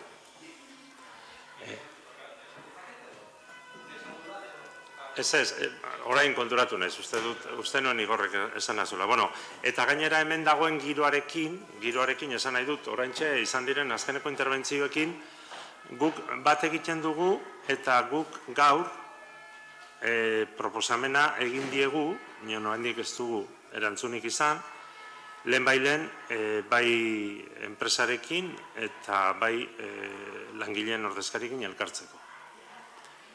Hori deiak egin ditugu, oraindik ezin dugu konfirmatu. Hori pixka bat argitu nahi nuen, eta ez nuen lehenagotikan esan nahi edo sartu nahi. Baina behintzat, gure aldetik badago prestutasun hori. Gero ikusiko dugu, eta esaten dut, atzorea dirazi nuen, eta bueno, alaxe baldin bada borondatea, guregatik ez da atzera galdituko. Zailtasunak daudela denok dakigu. Orduan, orain ja hurrengo gaia hartuko dugu.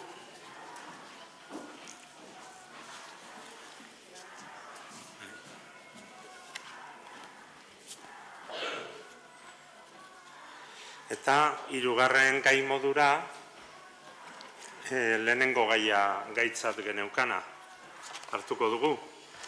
Hain zuzen ere, finantza kontroleko banakako txostenen, auditoria publikoen eta finantza kontroleko urteko planaren esparruan egindako laburpen txostenaren berri ematea. Gaur kontu hartzaileak ezin izan du etorri, gaixotasunagatik, eta ohikoa den bezala, urteroko azterketa eta finantza kontrol lanen berri ematea du alkatetzari pasa eta alkatetzatik udalbatzara ekartzia da eginkizuna eta horixe, horren berri emateko. Orduan, txostenaren helburua 2021ko ekitaldian egindako barne kontroleko jarduketen laburpena egitea da, badakigu, hori horrelaxe dela, eta horregatikan udalbatzari bidali behar zaio laburpen txosten hori alkatetzaren bidez. Udalbatzari jakinarazi egin oizaio, joan den urtean ere urriaren 28an uste duten genula, eta udalbatzan berri eman eta gero, gure kasuan aurtengo otsailaren 24an, laburpen txosten horretan oinarrituta ekintza plan bat aurkeztu behar du alkateak kasu honetan. Eta aurten ere, halaxe egiteko asmoa dugu.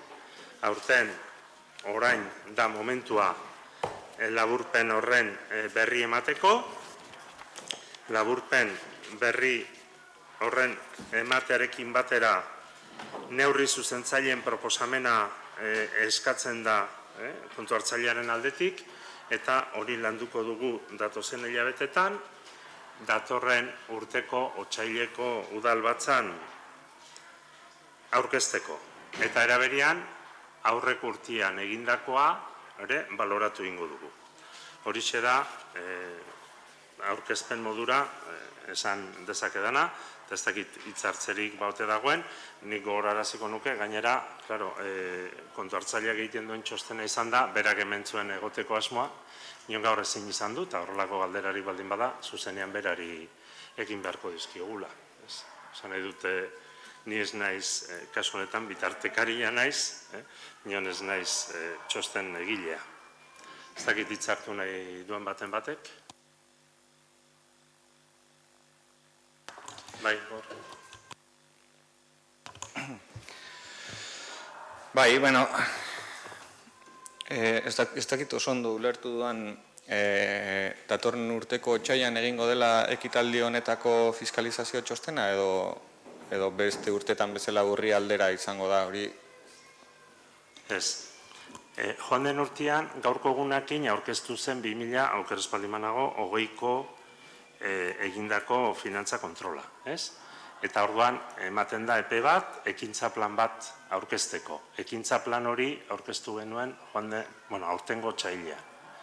Orduan, berez, hartuko dugu aurtengo otsaileko udalbatzare, han jarritako neurrien betetzen maila eta ikusteko. Eta, gaur honen berri eman eta gero, ekintza plana landuko dugu, eta honi dagokion ekintza plana datorren udalbatza horretan egingo dugu. Iritsiko bagina abendukoan egitera, aleginak egingo ditugu, ez dakit momentu honetan esaten. Eta hori da, ez dakit, bi gauza dire eta horregatikan. Bai, eskerrik asko argipenagatik.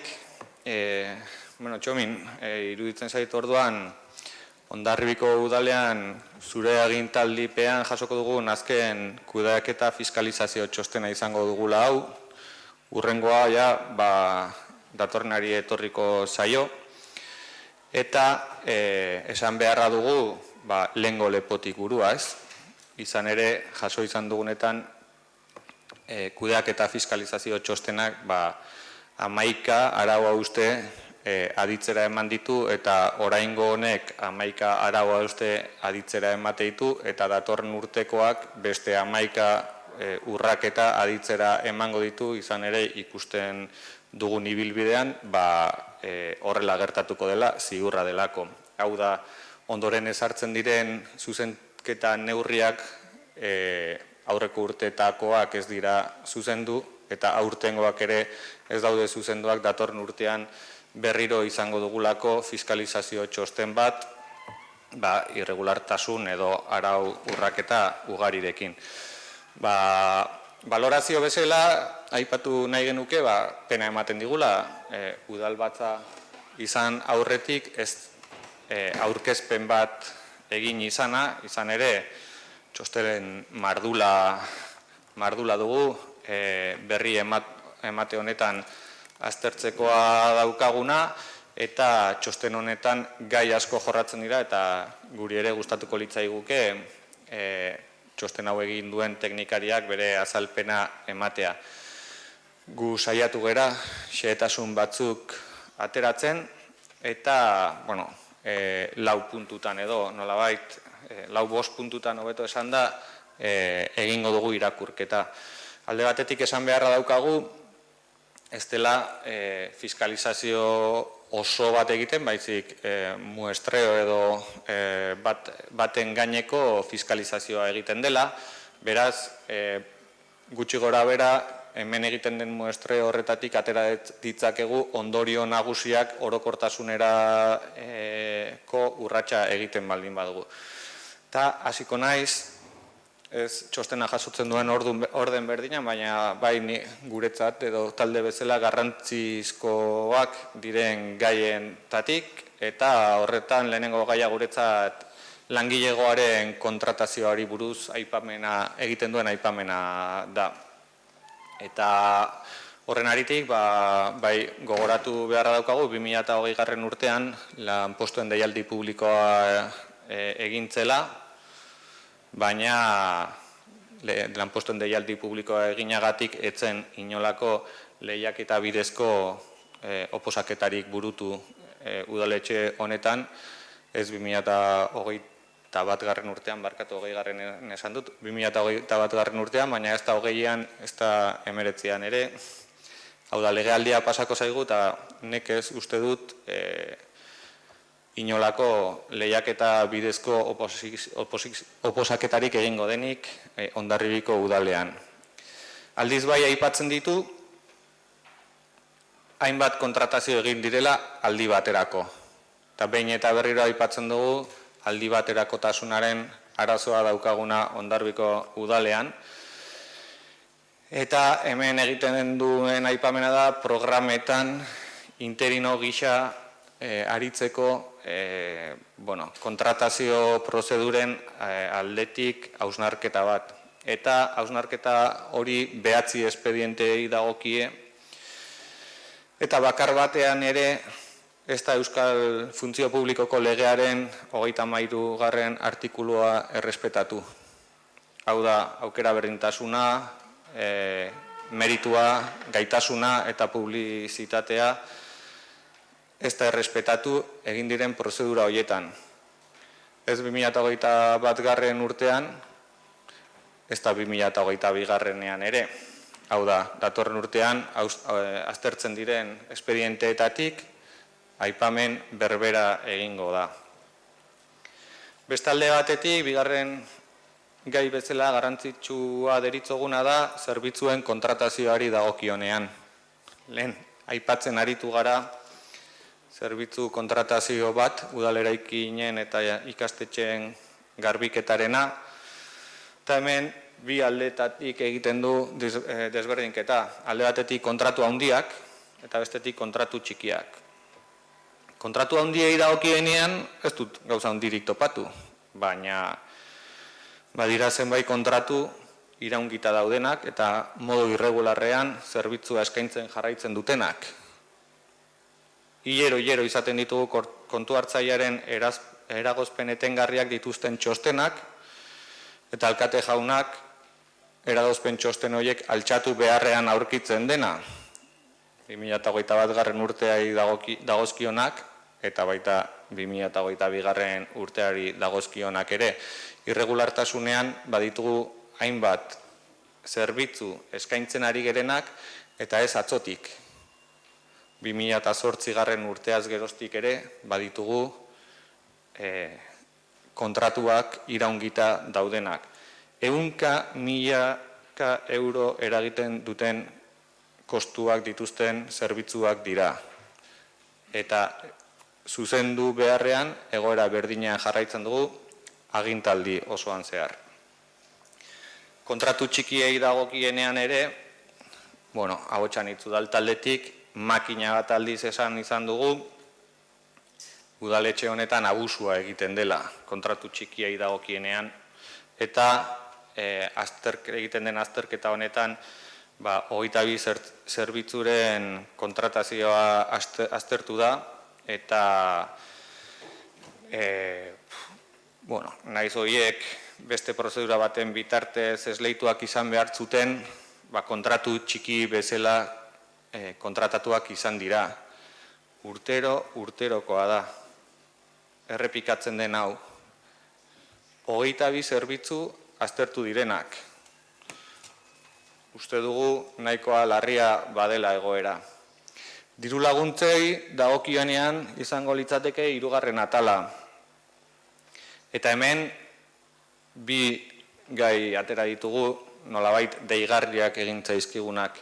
Alde batetik COVID-19 inguruko zabaldu ziren diru laguntza horiek aipamena egiten du 2021. urtean oraindik badaudela zenbait espediente gauzatu edo prozedura guztia burutu gabeak. Kudeaketa aldetik nahiko egoera larria dela iruditzen zaigu eta aipamena egiten du gutxi gora berako horretan 120 gutxi gora bera izango litzatekela ebatzi gabeko espedienteak. 100 kontratutik 120 100 diru laguntzatik 120 diru laguntza pila bat dira.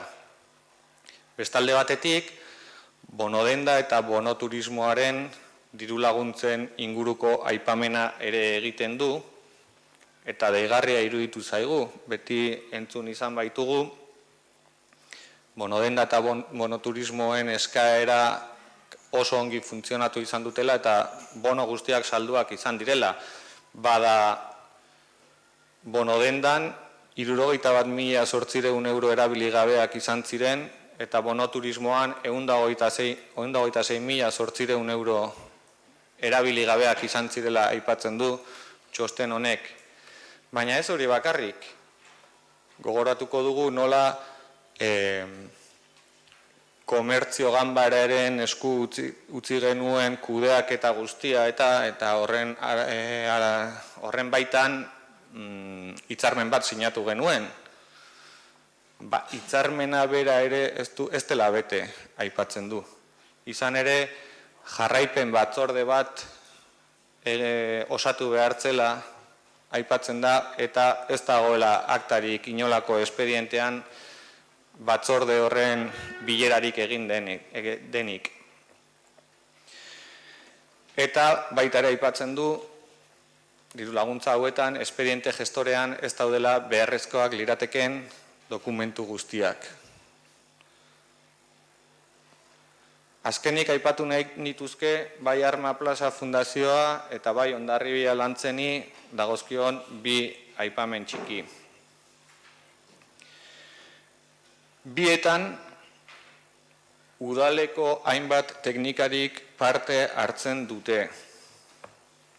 Eta bietan, aipamena egiten da urtero, udaleko langile horiek duten parte hartzea hitzarmen bitartez jorratu behar dela. Hitzarmen hori ez da burutzen, eta ez dira dagokion elkarteari edo udaletxeari kasu dagozkion kostuak edo berariazko diren elkarte horietan islatzen. Hori irregulartasun bat dela ere aipatu da, behin baina goiegotan hitz egin izan dugu gai honetaz, baina ez da zuzendu. Eta, Hondarribia Lantzeneko kudeaketarena, hori ere oso larria dela iruditzen zaigu, behin eta berriro jarduten gara gai honen inguruan, eta soilik aipatu jatetxearen guztiak eta 2016tik iraungita dagoen kontratu batetan oinarritzen dela, eta kiroldegiaren eta pilotalekoaren guztiak eta aldiz 2020an bukatutako kontratuetan oinarritzen dela. Horrek noski zerbitzuen kontratazioan irregulartasunak eragiten dituela aipatzen du, eta tamalez txomin, abotsan itzudal taldetik esan beharrean gaude, hauek direla bai aurreko urtean aipatu genitun gai berdinak, berdin jarraitzen dutela, eta ez dela zure agintaldian behintzat honen konponbiderako neurri eraginkorrik izan. Datorrenak datorrela suerte gehiago izan dezala. Mila esker. Mila esker zuri, bineon, utzi da zu aipamen bat egiten, mesedez. Zuni bezala uste dut agintaldi bukaera arte zaudela hemen, ez? Uste dut. Niko handik ez dizut esan, alde ingo dudala. Momentu iristen denean esango dizut lasai, momentu iristen denean, momentuan ez da. Ez dakit, susmo hartzen dut, ez dakit, tia zabaltzen nahi zerela, edo pixka bat alde egiteko, eta ez dut, lasai. Kontratua alaxe dugu, ez? 2023ko maiatzera arte, baina lasai. Alde horretatik, buru belarri segituko dugu, barkatu, horrela esatea. Beste taldek? Ez? Bai, noski. Bai, aginte makilaren iraunaldiaz ari nintzen. Eta aginte makila zuri zuzentzen naiz, aginte makila zuk duzulako, badakit txostena ez duzula zuk egin, zuk ondo aipatu duzun bezala, eta badakit arloko ardura zuzena ere, ez dela zurea, baina bai aginte makilarena. Eta horregatik uste dut, aipatzeko azela agintaldiko azken fiskalizazio txostena dugula. Eskerrik asko. Orduan, honen berri eman dugu, eta... uste nuen ez ez.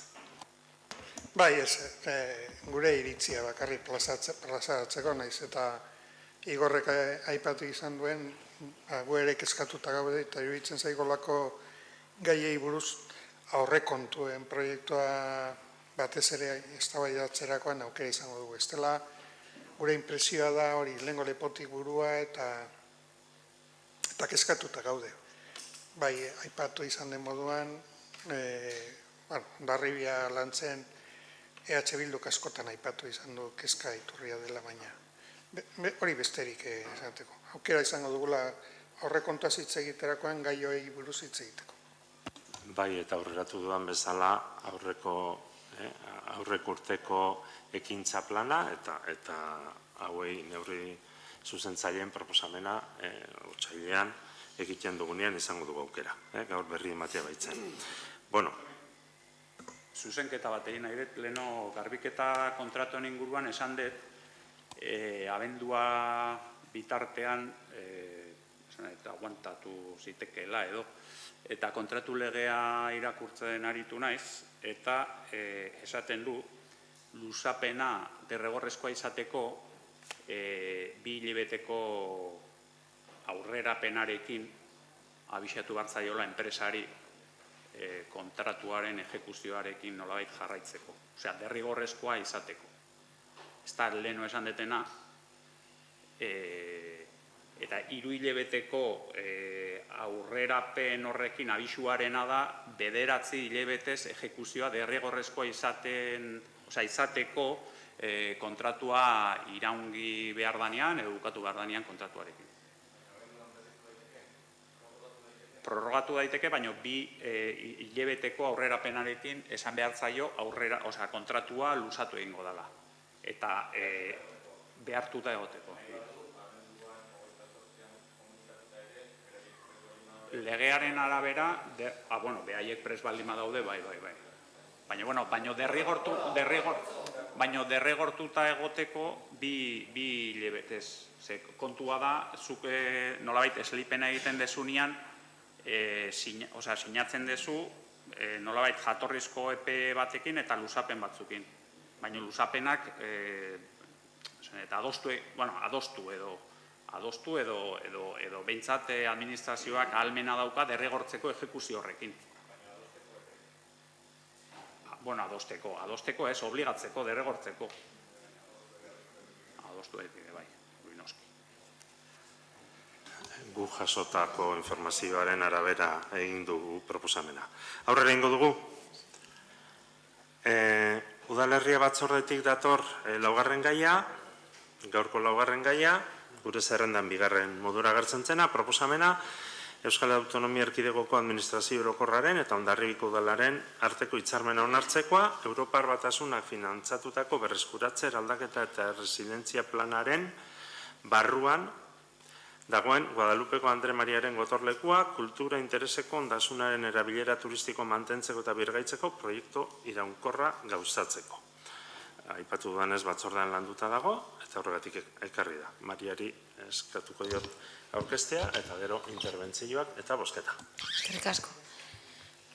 Batzordean komentatu genuen bezala, 2021 urte bukaeran, Eusko Jaurlaritzaren turismo sailetik jaso genuen Guadalupeko gotorlekuan interbentzio bat egiteko asmoa zegoela, Europako funtsak erabiliz, eta horretarako proiektu hau abian jartzeko Jaurlaritza eta udalaren arteko hitzarmena sinatu behar da, eta horretarako udalbatzak dauka eskumena. Aurkeztu zaigun proiektuan, irisgarritasuna eta mantentze orokorra hobetzea aurre ikusten da, eta hedabide digitalen bidez zabaltzea ere.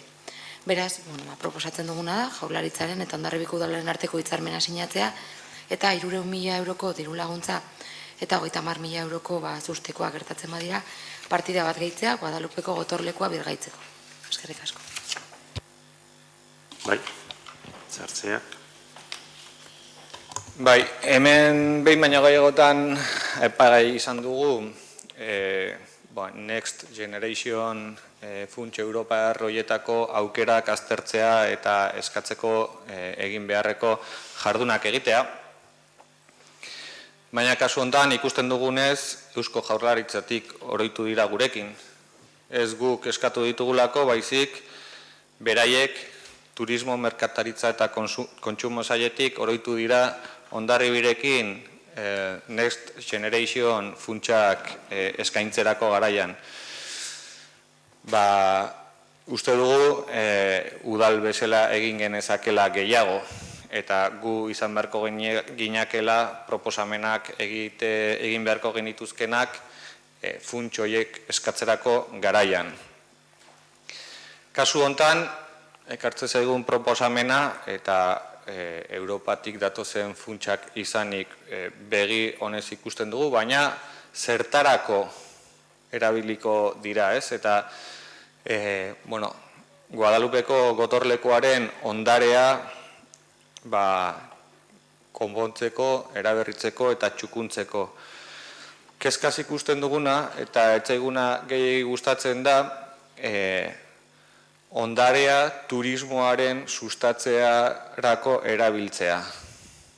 Uste dugu ondarea balioan jartzea eta ondarearen rekuperazioa egin beharrean gaudela eta erabili beharreko baliabide guztiak erabiltzearen aukera aztertzea eta jorratzea interesgarria deritzogu, baina beste behin ere ondarea turismoaren sustatzeko erabiltzea etorriko dira eta probestuko dute guk bezala, baina gure iritzian behintzat mixi herritarrak dira ondare horretaz gozatu behar dutenak eta horren ondarearen ardatz herritarrak garela. Bestalde bai aipatu nahi genuke aurkeztu zaigun ekintza proiektua erdera hutsean egonik gustatuko litzaigukela baitare euskerazko proiektua eskura izatea. Are gehiago kontutan izanik ekintza proiektu honek duen data 2021ko azaroak 18koa izanik denbora nahikoa izan dugula edo izan dela txosten hau euskararatzeko eta uste dut beharrezkoa litzatekela. Eta azkenik galdetu nahi nuke udal gobernu taldeari, hemen txostenean aipatzen diren ekintza jarduketa hauek 2022 eta 2023 urteari bideratutakoak direla. 2022 urtean 200.000 euroko ekarpena aurreikusten da eta 2023ean 100.000 eurokoak. Nola gauzatuko ditugu epean hemen adierazten diren lan guzti hauek? Mila esker. Gero erantzungo dugu, PS edo Bildun aldetik, ez dakit Mariak, zuk edo nik. Zerbait bai. Barkatu. Ustez esan dizuet eta ulertu dut ezezkoa eta... Igorrek eraipatu du, baina eta txalde hon. Guri, ez dakit, pixkat, igual humoretik hartuko dute, zeren bestela. Grazia egin digu plan nazional deitzea eta ondoren galegoz xakobeo, ondoren behan azaltzen dira logo bat Basque Country, ez dakit ongi esan dudan, Gobernu de España eta ondorriko duela ez dakit. Uste dut horrelako txostenak eta enkargatzerakoan eta jakinik, Espainia omen dela nazio ezberdinen estatua eta baita ere bizitzeko modu ezberdina daudela sikera horri kontutan hartu beharko luketela eta hizkuntzarena zer esanik ez. Guretzako hori ja nahikoa da honen aurrean abstentziora jotzeko. Eskerrik asko. Bai, Mari. Igorrek ondo aipatu duen bezala hau etorri egin zaigu. Guk ez dugu hau erabaki eta guk ez dugu proiektu hau aurrera emateko bultzada eman, baina horrelako zerbait etortzen denean noski hartu egin behar da, bestela zalantzarik ez daukat, ez bagenuke hartu kontran etorriko zinateken esaten, horrelako opari bat izan eta nola eseskoa eman dezuten. Beti asmatzea zaila izaten da. Eta bestetik, Europako funtsen inguruan asko hitz egiten da, eta esaten zaigu zergatik ez diran gehiago eskatu, eta guk lanketa hori egin dugu. Eta badaukagu agentzia, garapen ekonomiko agentzia Bidasoa Bizirik, eta beraiekin hainbat bilera egin ditugu, eta esana dago, ondo aztertzea, etortzen diren diru laguntzak edo ateratzen diren diru laguntza horietara, zeintutara aurkeztu daiteken Hondarribiko udala. Eta ez daude inbeste, ez dakit bat edo bi topatu ditugun. Eta gero balantza batean jarri behar da ere bai, diru laguntza horiek eskatzea zer suposatzen duen lanaren aldetik. Bai, gauza asko baloratu behar dire, eta erraskeria askorekin esaten da diru gehiago eskatu behar direla, baina kontutan hartu behar da ere bai horrek zer suposatzen duen. Eta ondarea eta turismoaren arteko hori egin dezu, eta guk egia esan dudan bezala, guk proiektua ez dugu erabaki, eta guk oso argi daukagu lehenengo ondarea lantzen dugunean, eta gure ondarea herritarrei zabaldu behar dugunean gure fokoa non dagoen oso argi daukagu, eta hori Arma Plaza Fundazioaren bitartez 10 urtez egiten ari gara. Oso argi esan dugu beti Arma Plazaren bitartez gizarteratu nahi dugula Hondarribiko ondarea, eta Arma Plazaren lehenengo hartzaile horiek hondarribitarrak dira, eta hortan ez daukagu zalantzarik. Eta gero Xabier esan dezun bezala, Next Generation fondo hauek nola funtzionatzen duten, hauek Europak hainbat estatuen artean banatu zituzten, ministerio bakoitzak erabaki zuen nola jorratu linea bakoitza, batzuk zuzenean jorratu dituzte, beste batzuk kasu honetan bezala Eusko Jaurlaritzari bideratu dio, eta Eusko Jaurlaritzak gu aukeratu gaitu proiektu amankomun batean. Beraz, dokumentazio guztia iritsi egin zaigu, noski Euskaraz iristea ere bai guri guziek gustatuko litzaiguke, Jaurlaritzari eskatuko diogu, eta bestela guk bideratuko dugu informazioa guztia. Eskerrik asko. Barkatu. Orduan ondo irutzen bali mazaizue, bozkatzarekin diogu, proposamenaren alde, kontra, abstentzioa, onartu.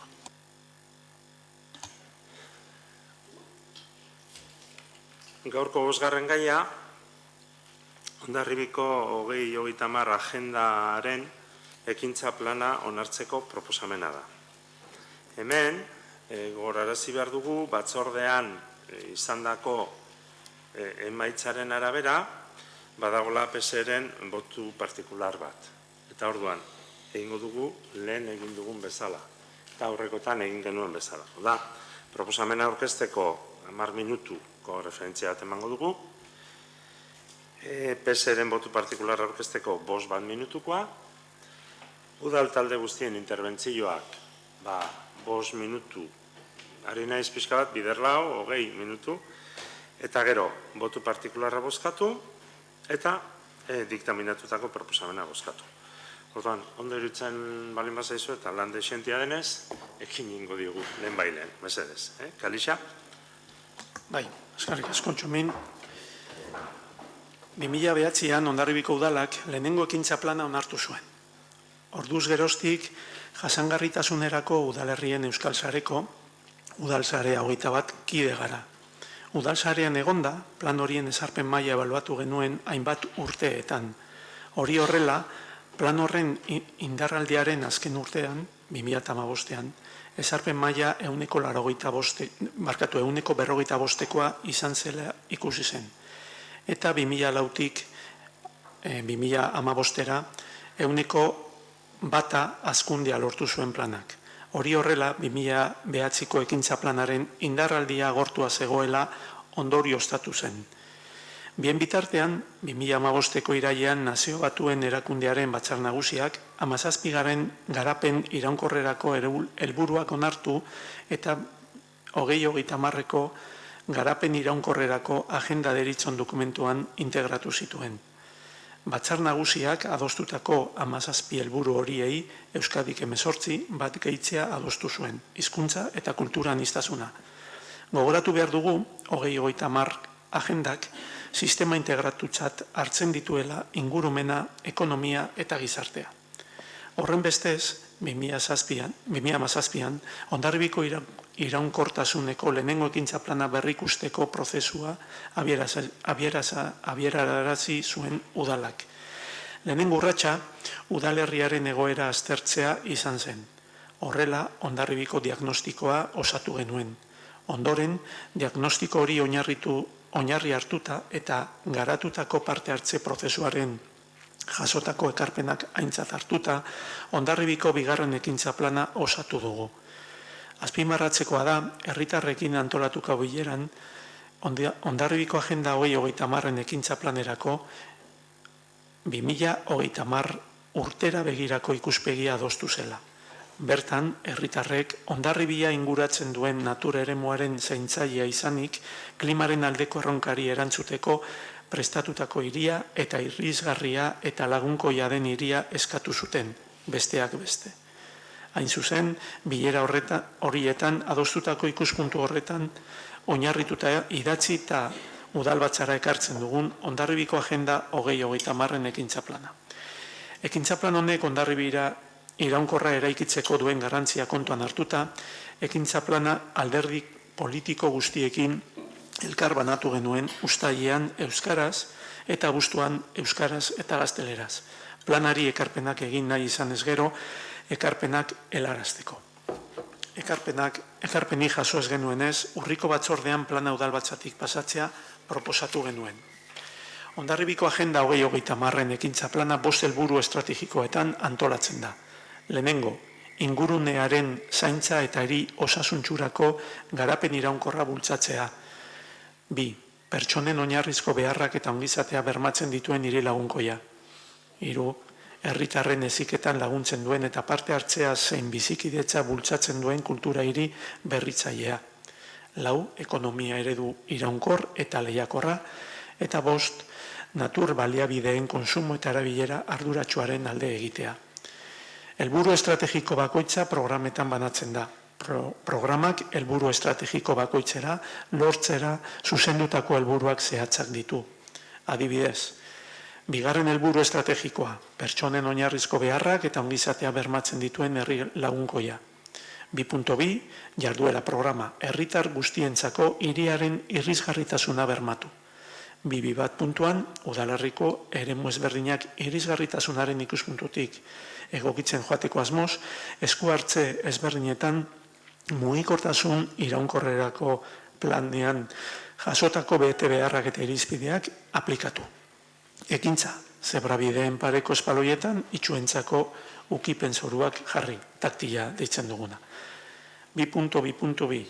Ikastetxeekin eskolako Agenda 2030 hezkuntza programaren baitan, landu ziren eskolarako bide seguruen proposamena berreskuratu eta jarraipena eman. 3. helburu estrategikoa, beste adibide bat, herritarren heziketan laguntzen duen eta parte hartzea zein bizikidetza bultzatzen duen kultura hiri berritzailea. 3.1 jarduera programa Hondarribia herri hezitzailea. 3.3 Euskararen ezagutza maila hazten joateko baliabideak indartzea, ikastetxeetan, udal zerbitzuetan, lantokietan, ekintzak.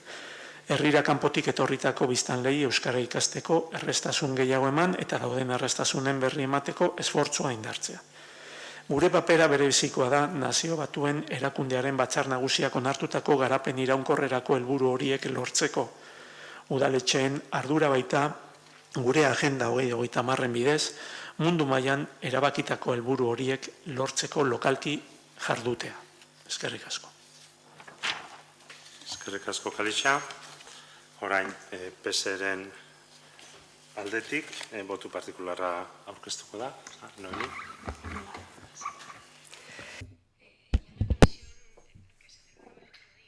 Lehengo egunean ospatutako batzordean, hemen dokumentuaren kontra egin nuen, botu partikular hau aurkezteko, gure dokumentua aurkezteko. Ez genuen kontra egin edukiagatik, 2021ko ekintza planagatik, zehazgabetasunagatik botatu genuen kontra.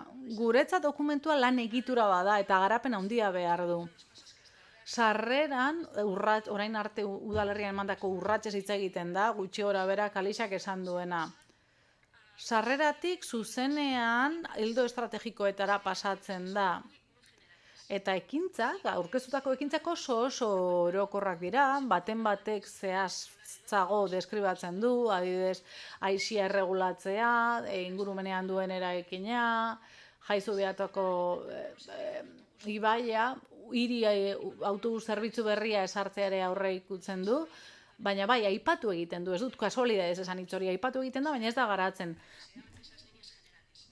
5.2 puntuan jartzen du hirigunetik kanpo aparkalekua jartzea, pilatzeak saiesteko eta arazo aparkatzeko arazoei konponbidea emateko, egia esan hori ere orokorra da, udalerri askotarako neurria litzateke ez da gehiago garatzen. Esaten da baita ere udal energia kudeatu behar dela, baina ez du garatzen nola, ez da energia komunitate hitz egiten, ez da ezertaz hitz egiten. Esaten du klima aldaketari egokitu behar gatzaizkiola, adibidez itsas mailari dagokionez, baina ez du gehiago esaten. Herritarren bizikalitate hobetzeari buruz esaten da gizarte zerbitzuen bulegoa leku irisgarriago batean jartzea, bai oso ondo dago. Baina hori itxita dago, eta ez da denok dakigu moleatera joango direla. Erabaki ona da, baina ez da ezer berria. Hitzez hitz bada beste puntu bat, non esaten duen, indartu behar direla irisgarritasunak, itsuentzako, zebrabideetako ukitze puntu horiek, kiroldegiari baliabide ekonomiko gehiago ematea, ikastetxeak asteburuetan irekitzea, eta herritarrekiko komunikazioa betzeari dagokionez, udalaren ekintzen berri izan dezan, esaten da, komunikazioa indartu behar dela, bai oso ondo dago, baina nola nahi dute egin? Irrati bidezko komunikazioa indartuz, eta webgunean edukiak bilatzeko erraztasunak jarriz, bai, ez dago gaizki, baina ez da nahikoa. Eta ez dago asko menei dagokionez, eta nik oso erik irakurri dut. Beraz, kopiatu eta pegatu besterik ez dute egin behar, beste dozin udalerritarako behar da, garapena behar da, analizia falta da, proposamena behar dira, eta ez dugu bozkatuko lana eskeletu fasean dagolako, egiteke dago. Eskeletua zurruna da, sendoa da, baina kanpotik datorkigu izadi enpresak ez du berariaz Hondarribiaren zat diseinatu, baizik eta Nazio Batuen Erakundea 2030erako jasotako helburuetan oinarritatua dago. Horregatik planteatu dugu guk boto partikularra guk, Alderdi Sozialistatik egin dugu Nazio Batuen, landu ditugu Nazio Batuen garapen jasangarrirako 17 helburuak, konfinamenduan egin genuen. Hondarribia 2020-2030 izena du gure dokumentuak eta talde politiko guztiei helarazi genien, Josuk egintzun lanaren zatirik handiena, eta iruditzen zaigu gure dokumentua ez dela lan itxia, baina askoz ere osatuago dagoela. Naiz eta gero planteatzen ditugun proposamenak, aztertu daitezkeen proposamen gehiago jaso ditugu, eta proposamen horiek garatu behar dira, ordenantzen bidez, laguntzaren bidez, ekintza planen bidez, eta ondo zehaztu behar dira lana ondo osatzeko. Gu bai, ados gaude, lan hori egin behar da. Proposamenak eta egiturazko neurriek utzi behar digute bidean aurrera egiten, garapena eta jasangarritasuna helburu nagusi izanik, baina gobernu taldeak aurkeztutako dokumentuaren kontra egingo dugu ez delako behar bezain zehatza gure ustez. Orain talde guztiek izango dute hitz hartzeko aukera, eta lehen aipatu duen bezala, Karixa. Bueno, lo primero agradecer al partido político. Lehenik eta behin, eskerrik asko PSeri bere emandako dokumentuagatik. Zure hitzartzea hasi duzunean, ez dakit dokumentua irakurtzen ari zinen, zuek aurkeztutakoa edo gurea. Bai, gero ulertu dut, baina esatea ez dagoela ekintzarik, ekintza plan honetan, ez zai gustatzen gaiak horrela jorratzea, baina zuena begiratuta, zuke kopia-pega horretaz hitz egin duzu, ez da, nik ez dut esango baino, badituzu 222 neurri edo hildo nagusi edo hildo orokor, baina ez dago ekintza konkreturik, ez zeri buruz. gure dokumentua zuen ustez ez da nahikoa, hobetu liteke, noski baietz, ez dut zalantzan jartzen. Bai, egia da, gustatuko litzaigukeen dokumentu hau beste modu batean helarazi izan balitzaigu. Iruditzen zaigu 2030 agendarako bigarren ekintza plan bat dela, uztailean eman genien beste alderdiei, euskaraz uztailean abuztuan gazteleraz ikusteko norbaitek ekarpenik egin nahi zuen. Naiz eta ez den nahitaezkoa plenora ekintza plan bat ekartzea iruditzen zitzaigun gure herrian entzat garrantzitsua litzatekeela lantzea, hitz egitea eta plenoan jorratzea. Eta beste batzuetan ere eskatu izan zaigu uztailean bidali genuen 4 hilabete igaro dira eta askotan eskatu izan zaigu gauzak garaiz bidaltzea eta denbora ematea. Nik uste nahikoa denbora igaro dela. Urrian udaletxe batzordean aurkeztu genuen, izadi 21 enpresa etorri zen, beraiek jorra dute plana, parte hartze prozesuekin, guk ez dugu ekarpenik jaso, eta hala ere gainerako alderdien botoa etzen aldekoa izan. PSEek aurkeztutako dokumentua gaurko udalbatzarako dokumentazioarekin batera jaso dugu emailez, baina udaletxearen ateak irekita daude. Ez dugu ezertaz hitz egin dokumentu hauen gainean. Espero dugu etorkizunean beste modu batera jardungo dugula. Gure botoa PSEren proposamenaren aurka izango da, ez dugulako dokumentu hitz egiteko tarterik izan. Bai, kaixo, arratsaldeon guztiei, mila esker. Bueno, gu ez gara horren maila txikira jetxiko, diskurso abstraktuago edo filosofikoago bat egingo dugu.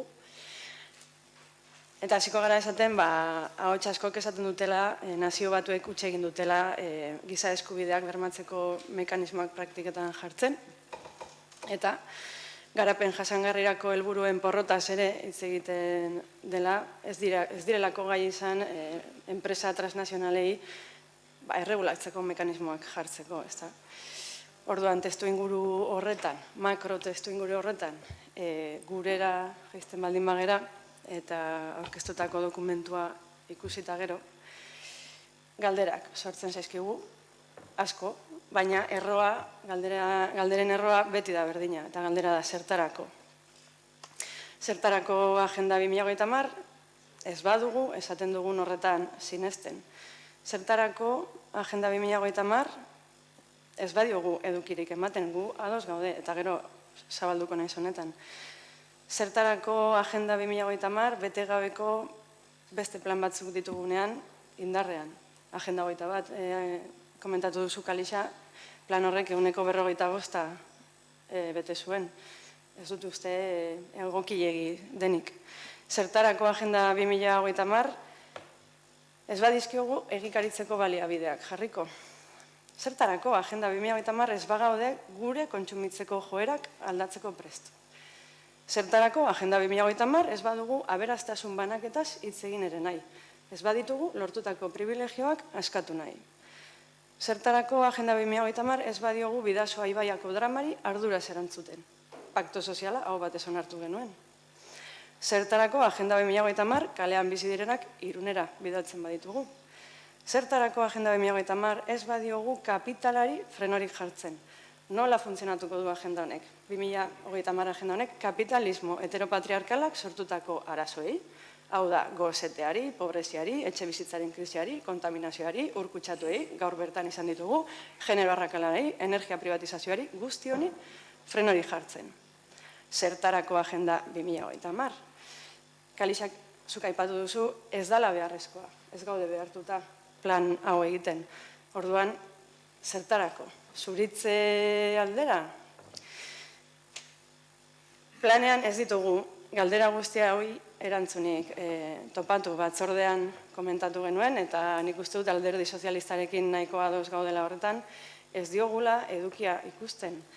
Ez dizkiogu adierazleak ikusten, ez dizkiogu epeak ikusten, nola neurtuko dugu ari garen edo ez garen ari. Eta egia da, ez dugula proposamenik egin, ez genuelanko ulertu plan honen helburua, ze benetan uste genuen garatuagoa, osea, berak esan duen bezala, fase primario batean zegoela, benetan, Gainera, ekintza plana osatzeko 2018an egin zen parte hartze prozesua, eta gauza asko pasatu dira ordutik, pandemiak gizartea aldatu du, eta batez ere merkatuen mehatxu konstanteak, gure bizitzak goitibera aldatu ditu, orduan, nolabait ez dago eguneratua, ez dugu eguneratua ikusten, eta adibide xume bat jartzearren, eta benetan posten gara, jaso duzutelako edo jasoa dagoelako, alardearen gatazkaz hitz egiten du, eta esaten du, alderdi ezberdinen arteko elkarrizketa sustatu behar dela, eta beharrezkoa bada, bitartekari lanetan kanpoko erakunde edo entitati bati laguntza eskatuko zaiola. Egiten dugu. Ezke zorionez, egiten dugu. Eta guk uste dugu, 2030ko plan bati ambiziosoagoa eskatu behar diogula izatea. Zer, 2030erako ezin gera alderdi politikoen elkarrizketan gelditu. Beraz, ez gaitu konbentzitzen eta ez diogu aldeko bozka emango.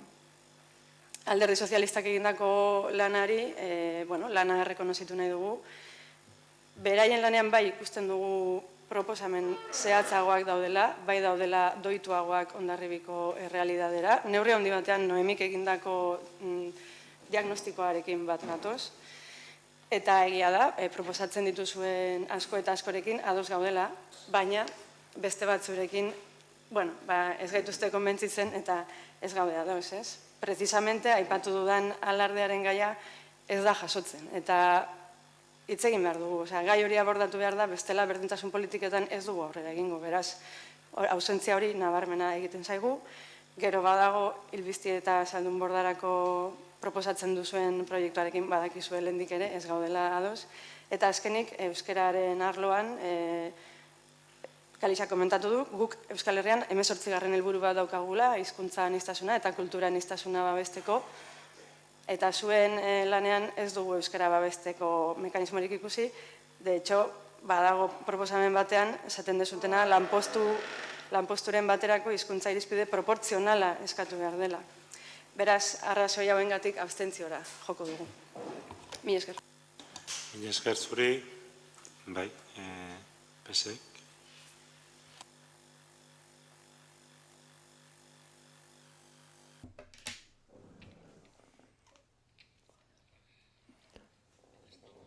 Bueno, ea ba. Gai honi dagokionez, esan nahi dugu, zergatik aurkeztu dugu alternatiba bat honen inguruan edo boto partikular bat honen inguruan. Egia esan nik dokumentu hau jaso nuenean, uste nuen eztabaidatzeko dokumentu bat izango zela eta nuen historian dirik ikusten dokumentu honetan. Baina udaltaldetik finkatuta zaudete urrian ateratzea hauteskundeen aurretik, hau da hauteskundeko kanpaina hutsa. Izan gaitezen argiak, hau da, lehenengo pausua esateko, aizue, az gaitezen kanpaina egiten eta, markatuko dugu gure lurra, aizu, nire iritzea da, errespetagarria da, utzi da zue hitz egiten mesedez, nire iritzea da. Te he dejado hablar, ¿no? Nik ezin dut.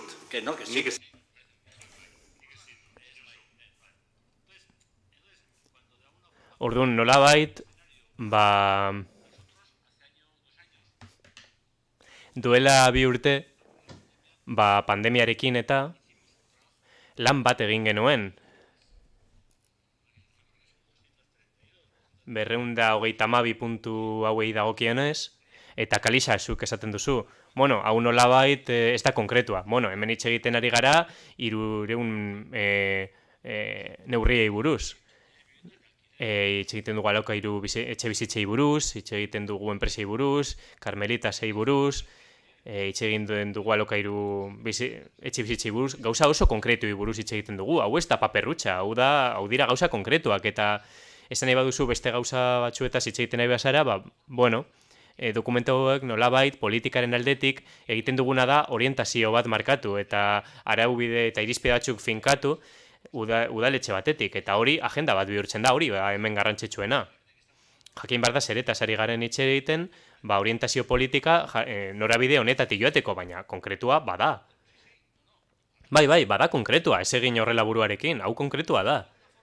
Beste gauza bat da, iritziak ez datozela bat, hori beste gauza bat da, agian etxaude adoz, etxe bizitzen kontuerekin, beste iritzi bat duzulako, beste filosofia duzulako, ez dakit, beste plan bat duzulako, baina guk definitu dugu lerro horretan nola lan egin behar den. Honek behar duena da, hausnarketa konkretuagoa. Eta hori, garatu egingo da nolabait momentu konkretu batean, baina horrela da. Guk galdetu zitzaigunean horregatik botatzen dugu aurka. Uste dugulako ez dela nahikoa. Azkenean hau alternatiba da. Eta gero etxenekiten kontua. Nik duela 2 urte dokumentua entregatu nuen udaltaldeari. Udaletxeak ezagutzen zuen dokumentua. Nik eman nizuen ale bat, gainera alambrearekin, proposamen batekin, udaltaldeari entregatu nion, duela 2 urte. Eta prentxaurrekoa egin genuen. Prentxaurreko bat egon zen, eta publikoa egin zen, jakinarazi genuen gai hau. Ulertzen genuelako, udaltaldeak jakin behar zuelako gai hau. Eta ez da egia etxela zer esan, Kalixa, hori ez da egia. Gero beste gauza bat da, beste gauza batetan pentsatzen ari zinetela, baina hau ez da entregatu ez zitzaizuelako dokumentua. Entregatu zitzaizuen, eta horrela da. Eta egiten duguna da proposamen hau helarazi, proposamen hau garatua dago, eta segurazki gaur, proposamen hau garaizkanpokoa da, pizkat zaharkituta geratu da. Eta badakizu zergatik, beste egoera batean gaudelako, ez gaude pandemian jada. Ez gaude ez da postpandemian ere, bada postpandemiaren parte bat, baina mundu mailako krisi batetik atera gara. Beste arazo batzu ditu, adibidez arazo energetikoa, eta enoetan sakondu behar izango dugu, fiskalki. Elkarte energetikoak egon beharko dira ondarribin, horri regularizazio bat beharko da. Eta jendeari lagundu beharko zaio, etxe bizitzari buruz, eta planak egin beharko dira. Hau da eszenario oso ezberdina bat, aldatu behar dago, baina politika konkretuekin. Hortaz, nik uste dut, egoera honetan gaudela, eta nik uste dut gudanok hurrengo urtean hauteskundeetara iristen garenean jarraibideoiek izango ditugula energiari dagokionez, ez? Elementu klabe batzuk daude zentzu honetan. Energia solidoak lehen merkeagoak ziren, baina orain egoera mundiala aldatu egin da, egoera estrategikoengatik, baina aurre egin behar diegu egoera biai, eta hemen guk erronka bat daukagu Hondarribin. Eta zentzu horretan hau da egiten dugun proposamena, eta hau ez da proposamena itxia, baina horre usten dizuet. Hortxe doa proposamena. Intentaré no gesticular, ni expresar, nada. No, a ver. Ni sonreírte. Cuando hable. Eskerrik asko, Josu, saiatuko naiz keinurik ez egiten, hitz egiten duzunean, baina gero ez esan, Baina kontu zirribarreekin, bai? Kontu zirribarreekin. Orain nik daukatitza. Orain nik daukatitza. Ez, nik daukatitza orain. Esango didazu gero. Esango didazu gero. Utsi dazu bukatzen, mesedez. Bukatu duzu, ja. Bukatu duzu. Bai, irribarrea da beldurraren kontrakoa. Ez hori esan nahi nizun, besterik gabe. Irribarrea da beldurraren kontrakoa, eta listo.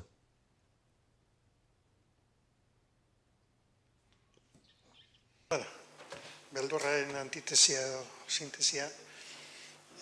Esaten dute ekonomilari hon batek ekintza plana hon bat egiteko gauza dela,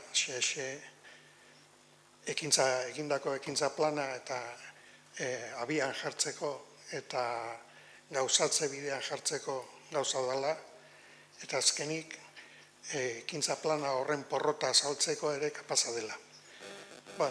Hau, esaten dut neurri baten hemen egin beharreko eta guk Egia da, plan honi eztabaidan parte hartu genuen eta iritzi batzu bota ekin nituen, hortik haratago ez dugu lan handirik egin. Eta beste txikia garelako hori da arrazoi bakarra eta gure indarrak neurtu behar dugulako. Interesgarria iruditzen zaigu, planteatu egiten direnean, baina lekuz kanpo eta gero gogoeta bat, eta nik zuri kalixa begia, ze bakite zu langilea zarela, baina pentsatu beharko zenuke nola lortzen duzuen oposizioaren taldearen babesa edo ekarpenak, adibidez.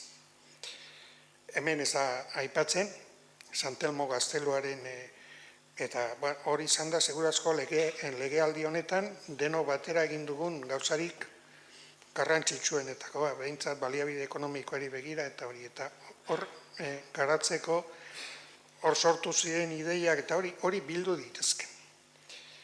Nik, gure txikitasunean, iruditzen zaigu, gehiengo osoa denean, bilatu behar dena harreman zuzena oposizioko taldeekin aldela, jasotzeko, batez ere olako plan handitsuak egin behar direnean.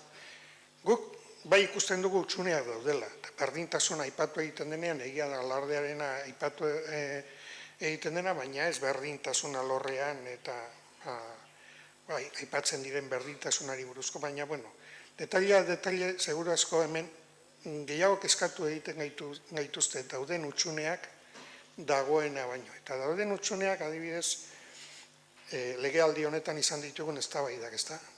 Beste adibide bat, etorkina. Gu proposatu genuen, harrera programa bat egitea, eta ez dugu erantzunik lortu, hor dago, idazkia. Bildu liteken, planteamendu honetan zer egiten dugun, eta bai hasieratik inguruneari Zaldun Bordaren eztabaida izan zenean, korridore ekologikoa aipatu genuen, eta hortik bildu ditezken ideia. Baina, guk zintzo jokatu nahi dugu, guk ez dugu parte hartu, bestea beste, konfiantza handirik ez daukagulako egiten ditugun ekarpenak gero bilduko direlakoan.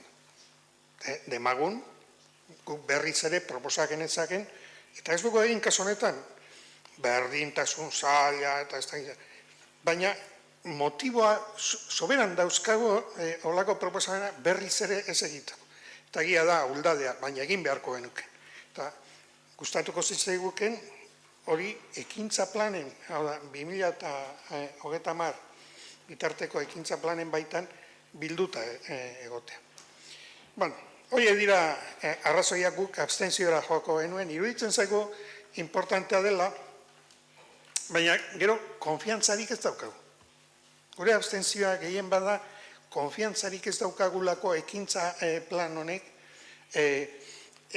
asmo batzuen zerrenda izatea Zaragoko zerbait izan daitekenik. Konfiantzarik ez daukagu oposiziotik ekarri daitezken ideiak bil daitezkela bere horretan, eta naiz eta gero gauzatu ez, gauza bada berdintasun zaila aipatu daiteke edo berdintasun teknikaria aipatu daiteke egitasmoan, naiz eta gero gauzatu ez, baina behintzat guk inpresioa dauzkagula eta gehiengo osoa duen taldearen aldetik, nik uste oposizio guztieri, baina gure kasuan, ez zaigula entzuten edo aintzat hartzen. Badakit esango duzuela, hori ez da horrela, baina, ekitateetan antzeman daiteke.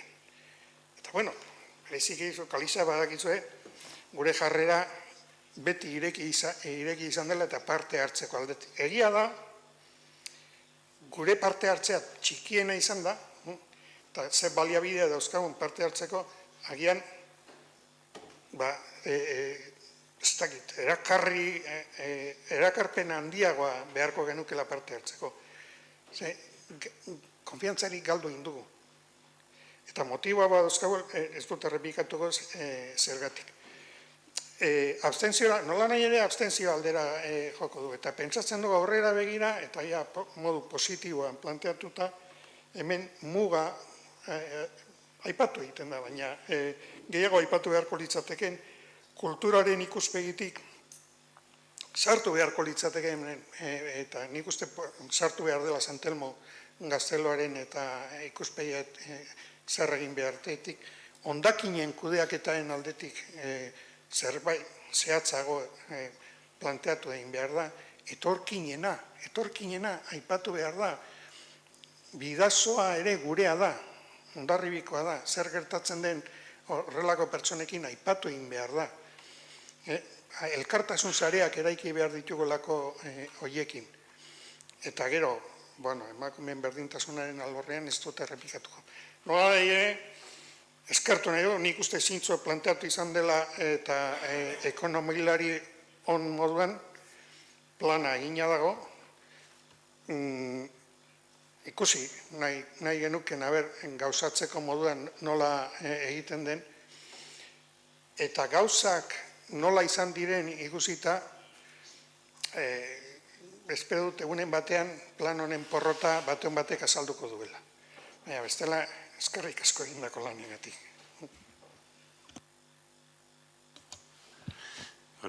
Bozkatzarik ingo diogu. Plana onartzeko proposamenaren alde. Barkatu, nasi naiz, barkatu, eskerrik asko eta oso erne egontzatelako, barkatu. Botu partikularrean, PSek aurkeztutako proposamenaren alde, kontra,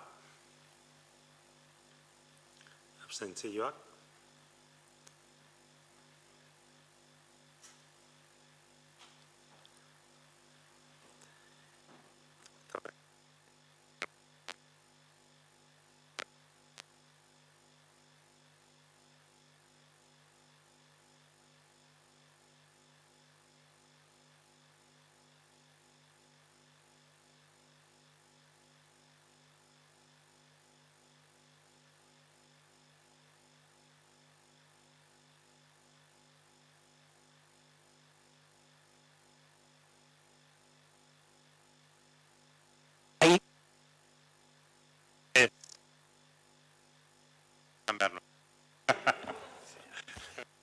barkatu, Ebrain bai.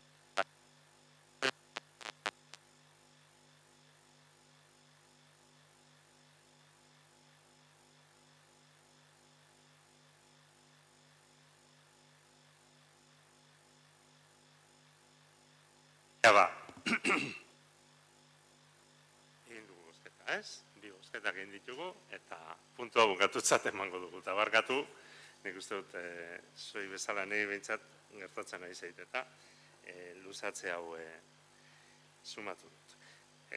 Seigarren puntua dugu, Gibileta kaleko 18B zenbakian, igogailua jartzeko bide publiko okupatzeko makida proposamena.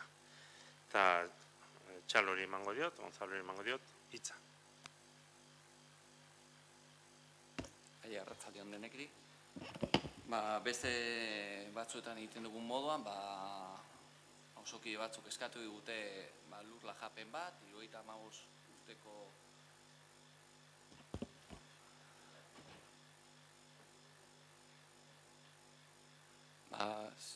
seigarren puntu hontan, bai Gibeletan, eskatu digute bizilagunak lur lajapen bat, 75 urterako, eta hortan obra erraxa da, ilogailu bat jartzeko behar dute arrapal bat 31 zentimetro pasatzeko, eta 5,85 metro karratu eskatzen digute. Orduan batzorren onartu zen moduan, diktamena honea ekartzen da, eta hori ekartzen da bozkatzera. Arrapala ehuneko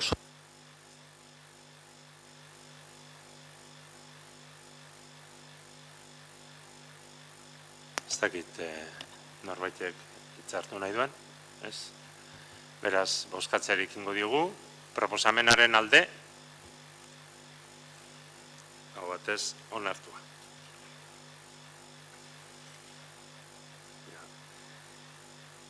Zazpigarren.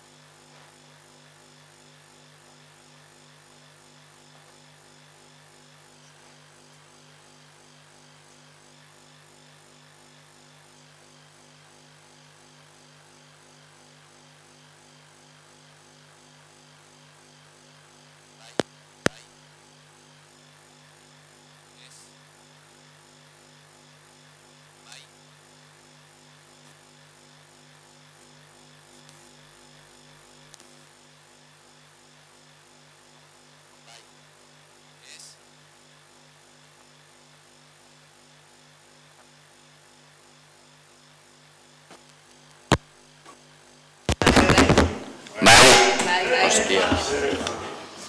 A ber, orain guan. Dut honekin, bai orain.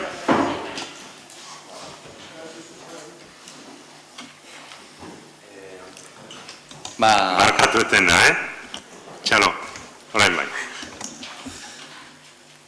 A ber, hirugarren aldiz. Hau gauz bera dator, duela urte batzuk onartu genuen Eguzkilore kalean lajapenak usteko ati irekitzen genuen iogailu jartzeko eta kondizio bakarra jartzen genuen iogailuak denak kale guztian edo eraikin jantzeko dienak igualak izatea.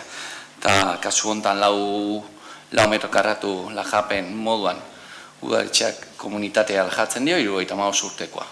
Eta iogailuak izango diren ondoko bizilaguna jarri dituzten modukoak. Mila esker. Bai, ez dakit bai den alderarik, ez? Bozkatzearik ingo diogu, beraz, proposamenaren alde. Hau batez,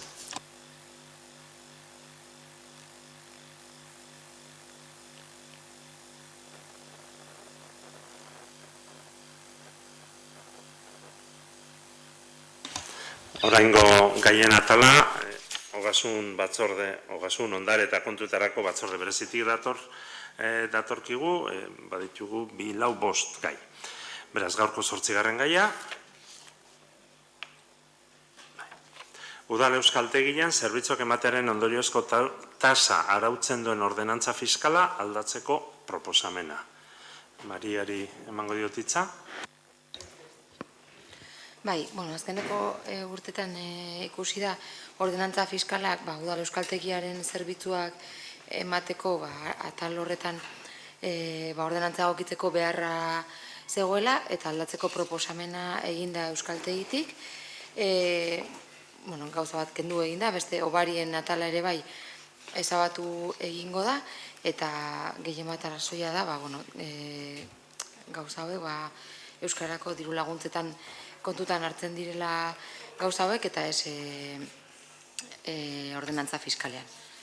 Hori da arrazoi bakarra. Hitzartzerik, bai. Galdera bat, diru laguntzen plan estrategikoan eta ordenantzan jasota daude? Edo nik ulertzen dut orain arte egitezela ordenantza fiskalen bitartez eta orain hemendik aurrera diru laguntzen bitartez egitea proposatzen dela? Proposatzen dena da ordenantza fiskalak egokitzia, zeren horrela jarrita zagon, baino netzen egiten. Diru laguntza bitartez ematen da, eta orduan ordenantza fiskal liburua ja eunda zerbait horri ditu, eta poliki-poliki ari gera egokitzen teknikariekin batera, eta orduan egiten dena hori erabiltzen etzena, da ordenantza fiskalatik endu. Ez du esan nahi, orain arte egin den guztia jarraitzen du indarrien, baina netzen ordenantza fiskaletatik egiten.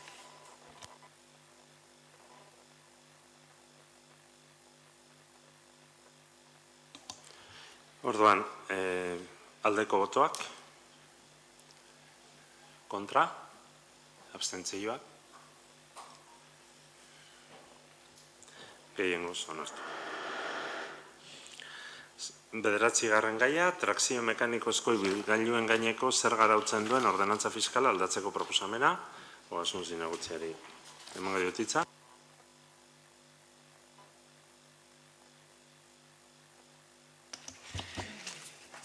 Bai, eskerrik asko Txomin.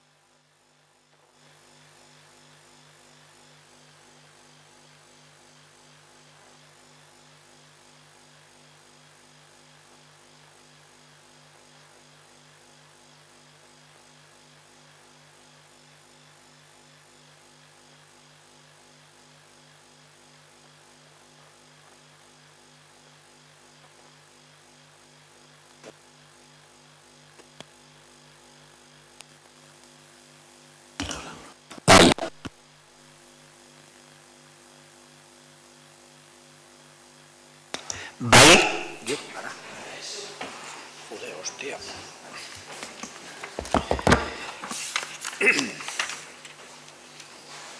Ia guaingoan.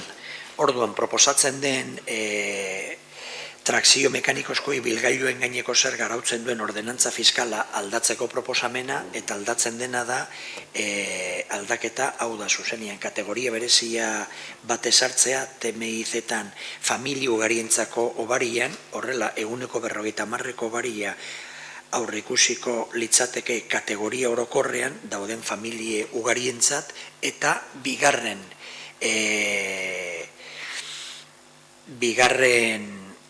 kategorian dauden kuota 175%koa bitarteko baria kategoria berezian dauden familientzat.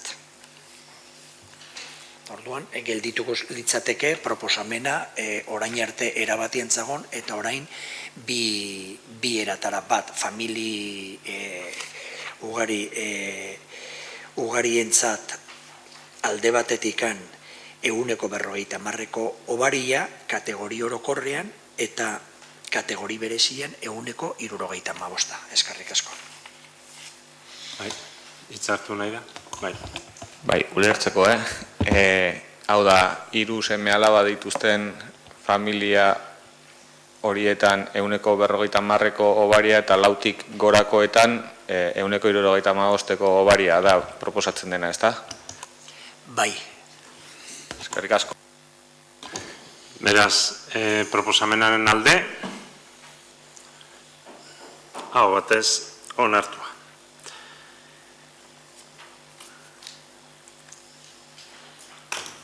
Hurrengo gaia dugu, jarduera ekonomikoen gaineko zerga eta ondasun higiezinen gaineko zerga arautzen dituen ordenantza fiskala aldatzeko proposamena. Itza. Bai, hemen aldaketa arautegian dauden, indarrian daudenan da edukia, eta saltzen dena da, argitzen da, obariak interesatuak eskatu behar dituela.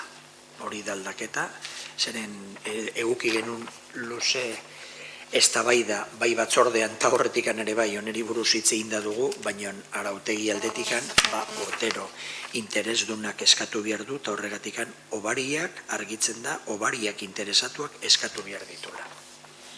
Hau da proposatzen den aldaketa. Bai, hitzartu nahi. Bai, mila esker.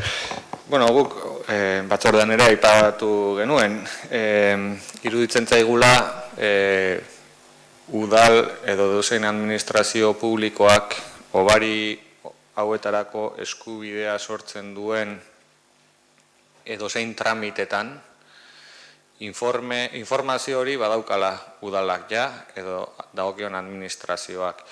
Eta urtero eskatu beharra ez dugu ulertzen, izan ere administrazio publikoen simplifikazioaren ikuspegi batetik eta herritarren gertutasun ikuspegi batetik ere, uste dugu behin administrazio publikoak informazio hori duela automatikoki aplikatu egin behar dela.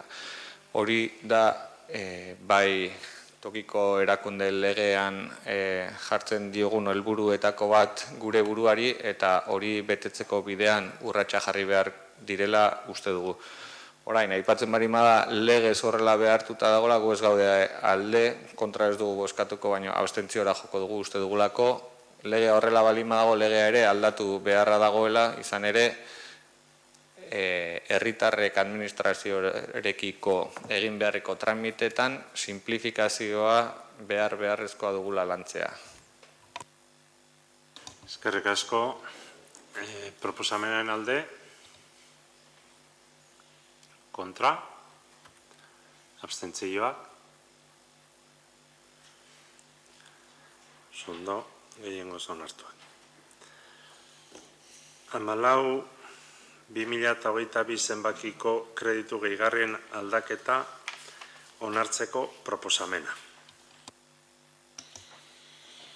Bai, kreditu aldaketa proposamena ekartzen da, kopuruak ez dire oso handiak, baino kontutan izan da diru laguntza izendunak ematea proposatzen direla, bai pilota eskolari eta bai herriko ikastetxeri diru laguntza izendunak eman behar direnez, bai batzordean diktaminatu egin genuen bezala eta udal batzara ekarri behar dira. Orduan, diru laguntza izenduna da alde batetikan pilota eskola xisterak erosteko 11.100 euro, 11.100 euro, eta gero hiru ikastetxen Ama Guadalupekoen talaia eta Egiluzentzat 3.000 eta 3.000 euro materiala elastikoak erosteko eskola kirola sustatzeko. Eta guztira, proposatzen den aldaketa eta diru laguntza nominatibo hau 20.100 euro bada, eskerrik asko.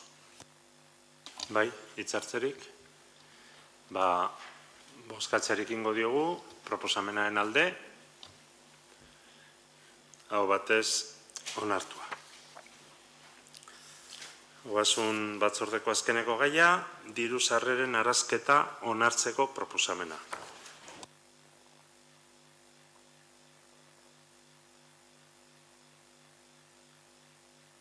Bai, eskerrik asko Txomin.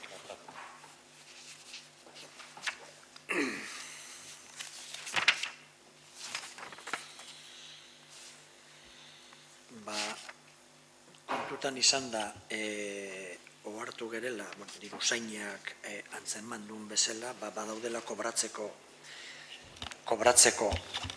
agertzen diren eskubide batzue preskribatua direla iritsiz daitezkenak, eta horrela ekartzen da espediente honara, argi dagona da, alde batetikan zorrak azkendual izango dira, besteak beste preskribazioa dela medio. Eta, kasu honetan, espediente honetan agertzen dire, badaude preskribatutako zenbait eskubideak zehazteko diru bilketan azterketa xea eginda eta datu hauek atera dira. Alde batetikan preskribatzeko zergak guztiora 81.501 euro kako 84, hau da, hilerria kontserbazio 81 euro, IAE 37.678 euro, igezikeneko zerga, hau da, ibi rustikoa 208 euro, urbana 30.226 euro, izio 220 euro, IAEko kitapena 700.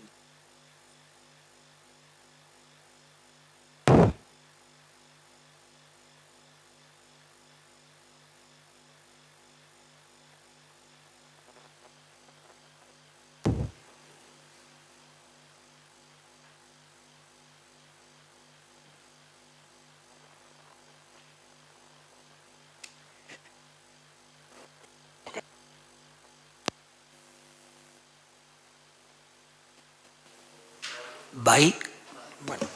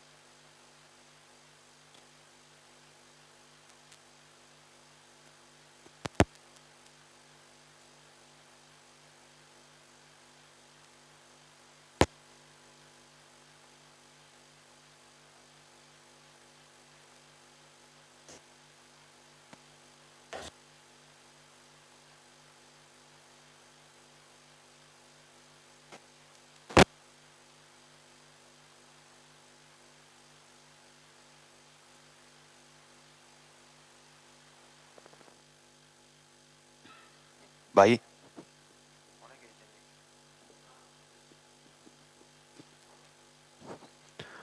Bai. Ia guaingoan. Bale, esaten nun, erabilera publikoa 8.869, ibilgailuen paso 180 zenbait plusbalia 9.606, eta ibilgailuak 3.228. Guztira, 2012-tik 2017 bitarte, 91.501 kakotx 24. Eta bestalde batetikan, isunak, preskribatzutako isunak, dira 2009-tik 2018 bitarteko 29.740 kakotx 78.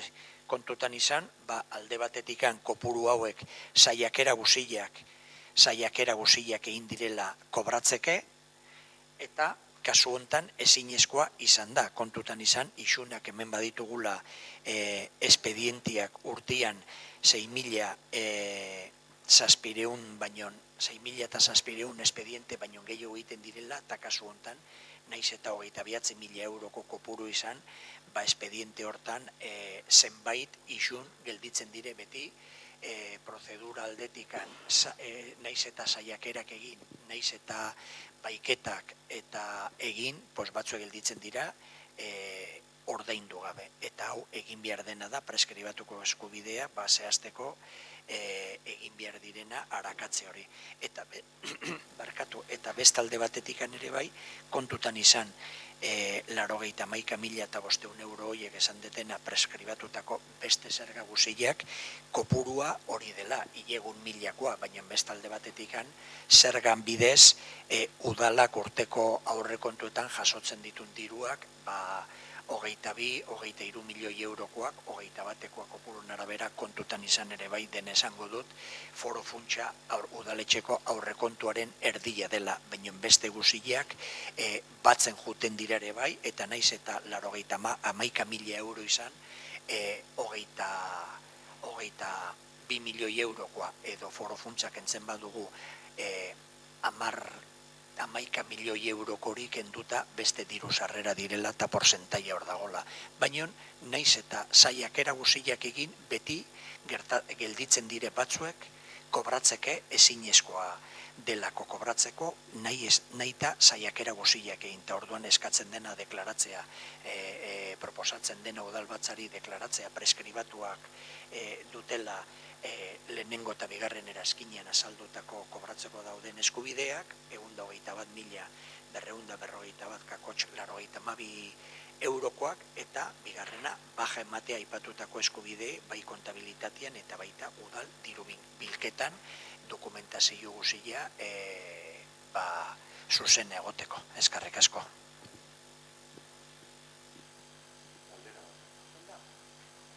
Ez tare.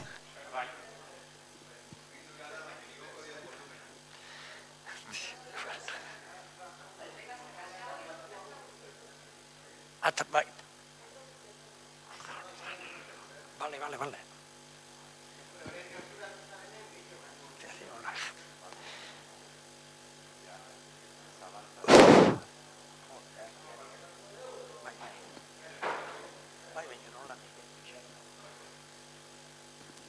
Bai.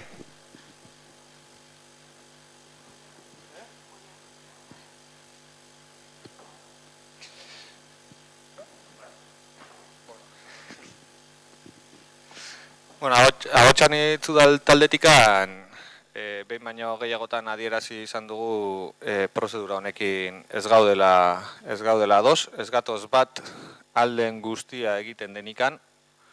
Izan ere, nik oroitzen dudala azkeneko 3 urtetan behintzat egin izan diren prozeduretan, behin eta berriro hitz egin izan dugu, badaudela 11 enpresa zergak ordaintzen ez dutenak. Eta denborak erakusten digu askotan enpresa horiek berdinak direla.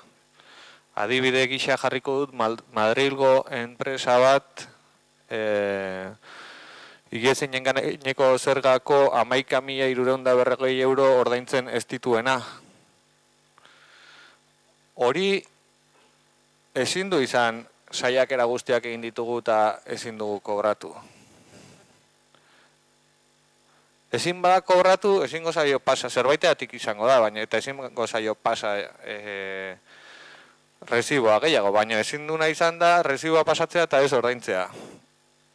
Hori ez da aldugun guztia egin da, eta aipatuko ditut, beste enpresa batek 2.800 da piku euro igiezinen gaineko zergarengatik, baina aipatuko dut, badagola hemen, bide publikoaren okupazioagatik 7.000 euroko zerga bat ordaintzen ez duena, edo plusbaliengatik 9.000 euroko zerga ordaintzen ez duena, enpresa bat ere, kuriosoa da. Esan nahi dudan azken finean da, aurten ere berriro ia 130.000 euro zergetan jaso gabe geratzen direla, eta ez gatoz bat ez prozedurarekin ez da aldegun guztia egiten dugula esatearekin ere. Uste dugu egin daitekela gehiago eta lauzpabost kasu hartu ezkero, aipatzen dugun kopuruaren erdia bildu litekela, edo behintzat bestela ezin bada bildu ez dadila zerga pasa, baina hori zuzendu beharra dagoela iruditzen zaigu.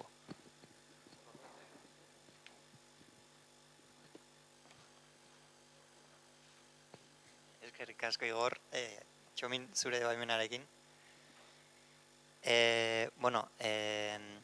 Ez dute Igorrek esandakoa errepikatuko, gainera hau 2017 urtera arte dago aztertua,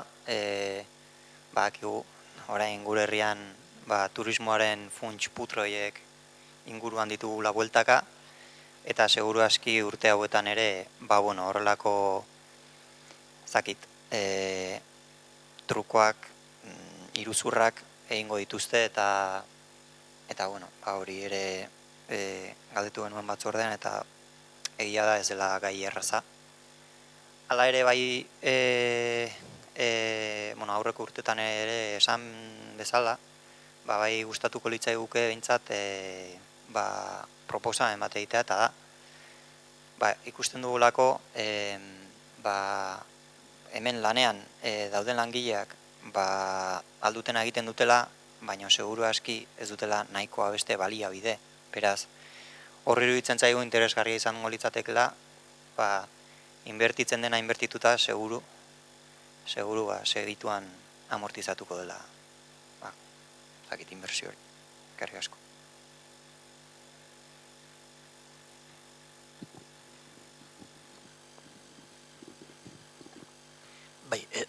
Bai? Orduan ninak. Bai, Xabier eta bai Igor. Kasu konkretu batzue jarri dituzue, eta hor bai IAE edo ikizin gaineko zerga edo bide publikoan okupazioa, kasu konkreto bada, aipatutako kopurua, bai Igor, baina establezimento bat alokairuan badago eta lentzagona ez badu ordaindu, eta ja ez badago bertan bera geldituko delako negozio hori, naiz eta jabia beste bat izan, eta lokalan jabiari ezin zaio kobratu, zeren berak ez du baimena hori eskatu, orduan horiek ez da saiakera gehiago egin behar direla, edo pertsonal gehiago. Hori argi dago, baten batek beti badago iruzurran espertua dela, edo enpresa bertan bera gelditzen dela. Eta hori beti horra gertzen dire, 2014, 2015 edo 2017. Eta beste aldetikan, beste urtero gertatzen den bezala egiten denian espediente hau aurrera ekartzen denian arakasteko onartzeko proposamen hau, badaudere bai zenbait enpresa foru aldundiak guk ez dugu luzatzen resibori, ez daude bajas emanda, ez dira beraiek ez daude aktibidadean, ez dago aktibidaderik, eta baja beraiek ematen ez dutenek, resibuak urtero pasatzen dira. Eta geldituko dira beti kobratzeke, zeren ez dago aktibidaderik, baina beraiek ere baja ez dute ematen.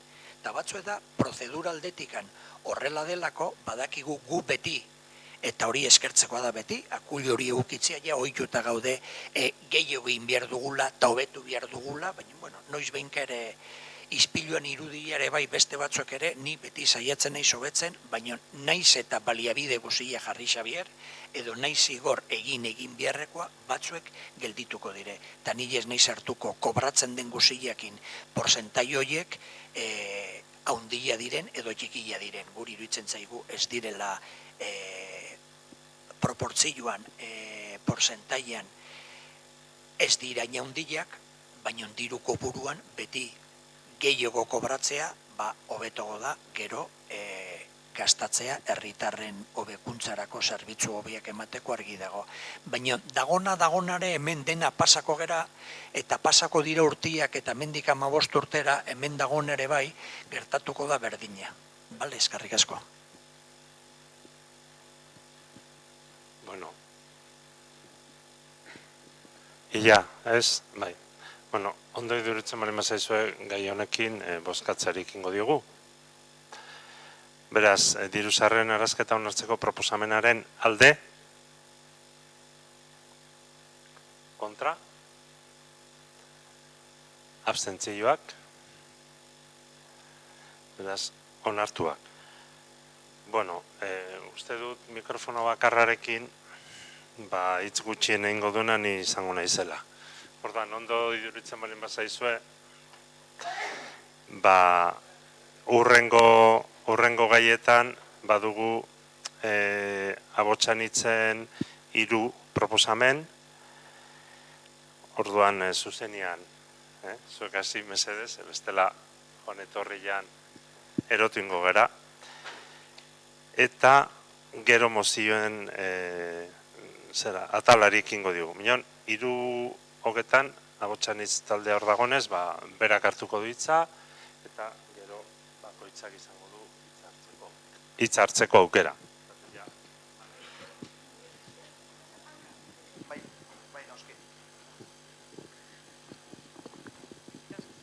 Pulso pandereta eta bestela. Bai, bueno, a ver, zentratzen nahi zen. Vale. Bai, mozio hau, berdintasunaren politikan inguruko gauzatzeari buruz datza, eta mozio idazteko motivazioa kezka izan da. Feminismoaren merkantilizazioa fenomeno orokor bat da, baina Hondarribiko udalean ere emateak kezkatzen gaitu. Feminismoa ez da kontsumitzeko produktua. Feminismoa mugimendu plural bat da, bizitza erdigunean jartzen duena, eta egitura patriarkal eta kapitalistak sortzen dituen desorekak zuzentzeko helburua dauka.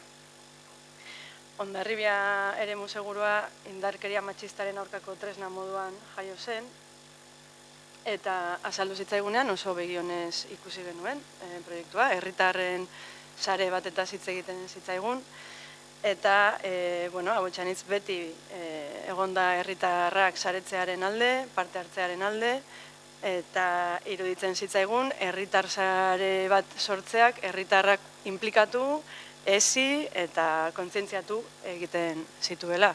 Aparte, herri osasuntsu baten adierazle ere, zela sare hori sortzea. Gainera, oso soporte estetiko eta visual txukuna zegoen egina.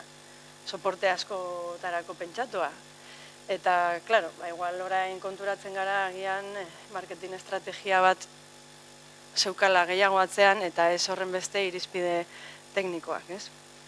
Kezkaz ikusi dugu, nola kanpaina hau ez den behar bezala garatu, ez ditu homologatutako enpresak erabili, Emakundek zerrenda bat dauka, homologatutako enpresekin lan egiteko, eta kanpaina hau sozializatu duten langileak ez dira berdintasun gaietan jantziak izan.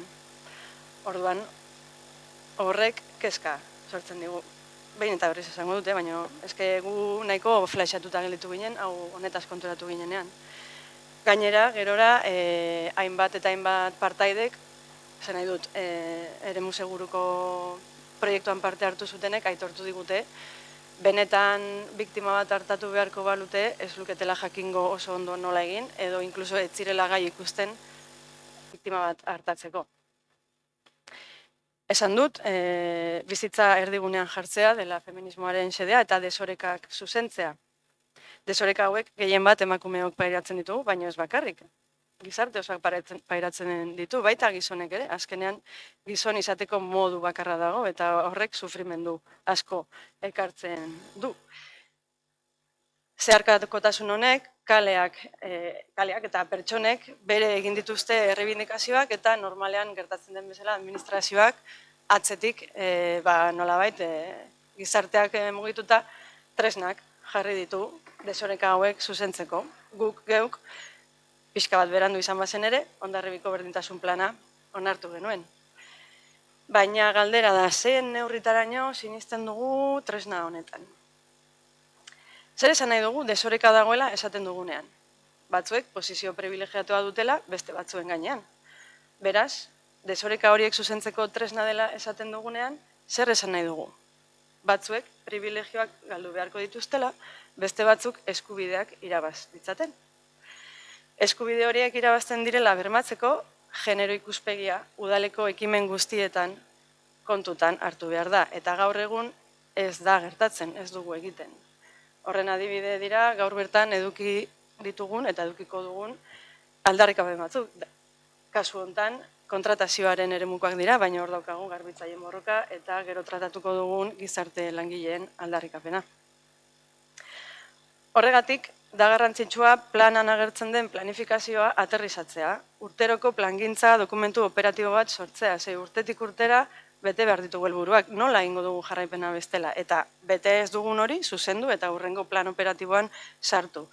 Gainera, dokumentu honek ere aurreikusiko ditugu, ze baliabide, bai material, bai personal, beraz dokumentu hori beharrezkoa dugu, batez ere teknikari propioa ez dugunean, eta gai hauek beste lan talde batek eraman beharko dituenean. Eta nola ez, honi jarraipena egingo dion berdintasun maila sortzea beharrezkoa dugu. Azkenik, eta lehen ere aipatu dugu, 2030 agendaren arira, Hondarribiko emakumeen eta gizonen diagnostikoan, berdintasunaren diagnostikoan, argi eta garbi identifikatu zuten zein zen gai hauek ez garatzeko arazoa edo frenoa. Eta horrela dio testualki, udalerria egoera zailan dago alardearen ondoriozko arazoa dela eta kontrako jarrerak daude, eta oraindik ez da bi alderdiek adostutako irtenbiderik. Testu inguru hori dela eta berdintasunarekin lotutako edozein gai automatikoki gai horrekin lotzen da. Berdintasunaren esparruan beste edozein lan eremua ez estatuz. Horregatik komentatzen genuen leno, nahita nahiez abordatu behar den gaia dela. Beraz, dinamika guztiak martxan jarri behar dira, eta gure baliabide propioak izan arte, teknikaria saia izan arte, eskatzen duguna da, bat, berdintasun maila eratzea, parte hartzean hitza eta zabala bermatuko duena, bi, plangintza dokumentu operatibo bat sortzea, dokumentu horrek urteko helburuak eta lehentasunak zehaztuko ditu, eta baita lehen esan bezala baliabideak ere. Hiru, berdintasun edukiak garatzerako orduan zorroztasun teknikoa bermatzea homologatutako enpresekin lan eginez. Eta lau, alardearen gatazkarako konponbidean benetako konpromisoa berrestea. Ari gara, baina lehen esan bezala ambiziosoagoak izan behar gera lanketa horretan. Eskerrik asko.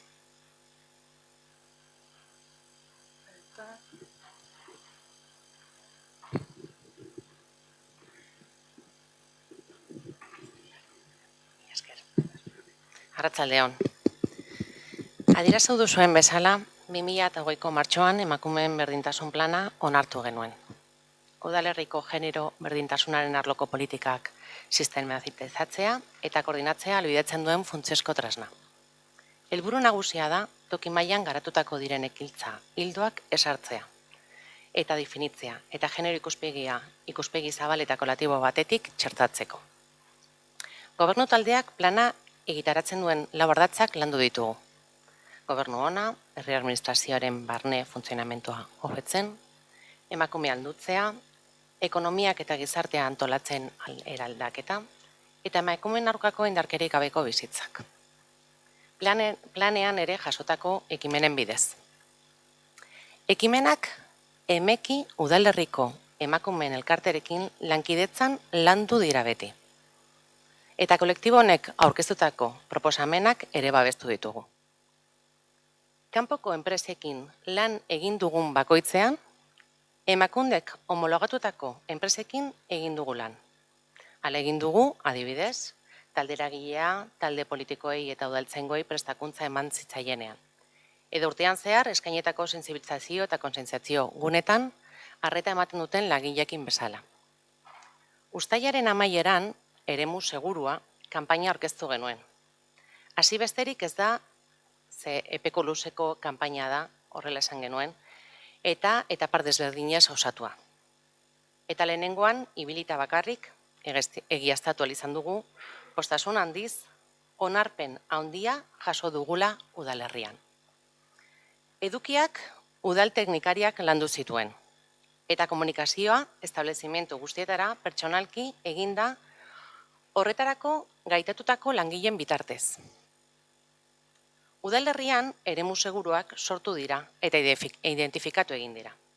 Hondarribi eremu segurua herritarrak kontzientziatzeko eta sentsibilizatzeko bide bat da, ez dago zalantzarik. Baina horrez gain, Hondarribi eremu seguruak herritarrek argi eta garbi adierazten dute eraso sexisten biktimak ez daudela bakarrik, eta gizarteak lagundu adierazten dute eraso sexista markatu, eta lagundu egiten diela haiek babestu eta lagunduz. Eta oso garrantzitsuko jarduera da. Publiko zein pribatu guztiek jakitea eta ekintza honekin identifikatu nahi izatea. Eta horrez gain, Hondarribi seguruak maila pertsonalean ere implikazioa eskatzen du. Bertan, gure konpromisoa eskatzen digu eraso sexista biktimen diren pertsonei laguntza emanez. Eta guztia, mezu simple eta erraz batekin, laguntzeko prest. Gobernu taldeak konpromiso argia du udal arlo guztiak indartzeko, behar diren langile baldia bederekin. Abian dagoen zerbait da, baina horregatik ez dugu geldiarazi behar. Ekintza hori eta besteak beste batzuk edatzen. Lanean jarraituko dugu, emakumeen eta gizonen arteko benetako aukera berdintasunaren aldean egiteko konpromisoa gauzatzeko. Planean jasotako oinarriak eta ildo nagusiz jarraitu. Alardeari dagokionez, nik uste denak badakigula konpromisoa adierazi zela eta talde guztiak, osoko bilkuran gauden talde guztiak, dakigun bezala, bosera mailan lan egiten dela eta talde guztian onarparekin adostu zen. Guk ez gaude zuek ere modu batean aurkeztu zuten mozioarekin eta kontrako bozka egingo dugu. Baina nahiko nuke pixka bat eremu seguraren ildotikan nik behintzat ez dut jaso egia den, ez dut jaso formakuntza nahi dutenik, zeguk eskaini genuen hasiera batean formakuntza enpresa guztiei, talde guztiei eta txikitzen diren pertsona guztiei. Ez dugu jaso, gustatuko litzaidake pasatzea datoiek beraiekin harremanetan jartzeko eta enpresa homologatu baten bitartez formakuntza emateko. Mila esker.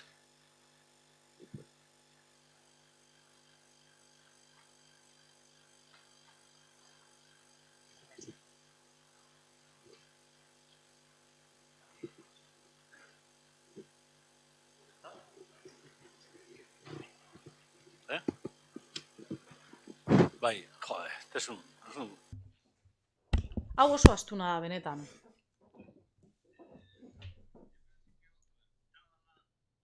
Pasa euskera. A ver, yo creo que para mí es...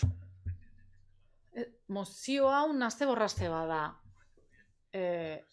Oso ondo iruditzen zaizkit ideia hauek guztiak, baino gauza batzuk ez dut uste dokumentu honetan egon beharko luketenik. Oso ondo iruditzen zait borondatea, ez da, ez? Bai, berdintasuna lortu dugu, berdintasunarekin guztio gaude ados. Eta gure taldea ere, bai. Dokumentu operatibo horrekin ere ados gaude. Con empresas homologadas, a ver, lo que se trata... enpresa homologatuekin lan egitea, noski, bai, egotea ez, ez enpresa homologatua, baizik eta berdintasun teknikari bat egotea udaletxean, hori da helburua. Eta gero amaieran,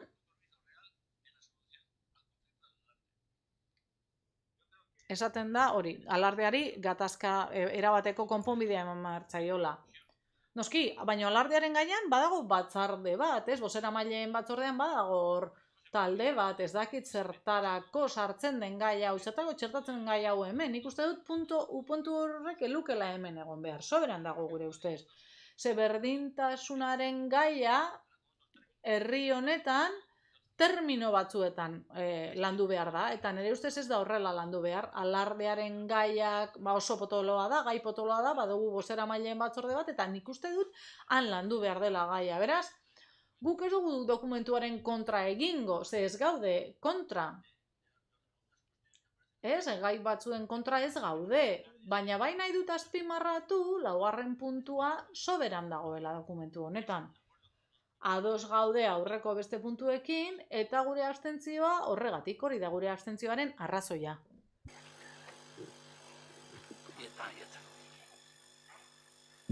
Eskerrik asko. Bueno, lehen Igorrekin ere pasilloan komentatu dut. Hemen egiten duzue erreferentzia emakumeen eta gizonen berdintasunerako 4/2005 legea bada berriago bat, martxoak 3/1/2022. Orduan, bueno, guk, beste modu batean egingo genuke, baina, hala ere, gure aldeko bozka edukiko du proposamenak. Eskerrik asko.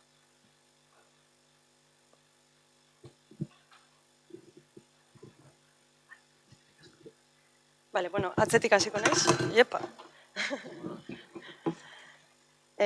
Alderdi sozialistari esan nahiko nioke, irakurri dizudala diagnostikoan esaten duena, eta nola esaten duen berdintasun gaiak ez direla lantzen batez ere, alardearen frenoa hor daukagulako.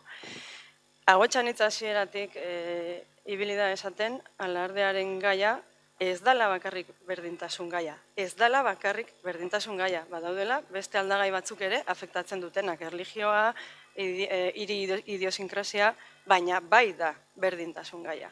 Beraz, procede hemen egotea.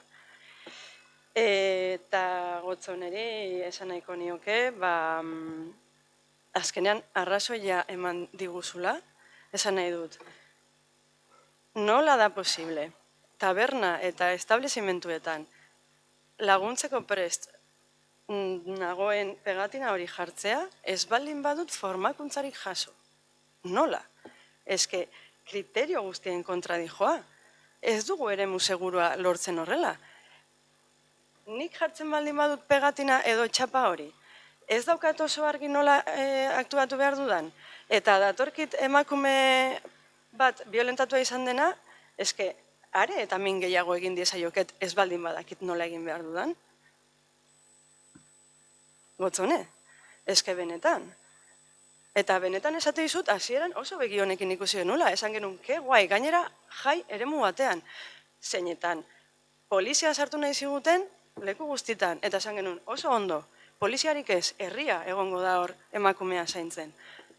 Eta ez ditugu lanak ondo egin. Eta gero, enpresa homologatuekin, bai, badaude batzuk homologatuak direnak, baina badaude beste batzuk ezetz, azafata enpresa bat dago hemen egiten komertzioetan eta materiala banatzen, noski jendeak ez dakila nola erantzun. Azafatek banatu dutela materiala. Eta nik duda sakonago bat baldin badut violentziaren inguruan, azafata horrek ez du jakingo nola erantzun. Ez dugula, eske beti iruditzen zait, malaletxean ari garela, ez, hobe beharrez ari gara. Hondarribiko emakumeen hobe beharrez ari gara, benetan. Eskerrik asko.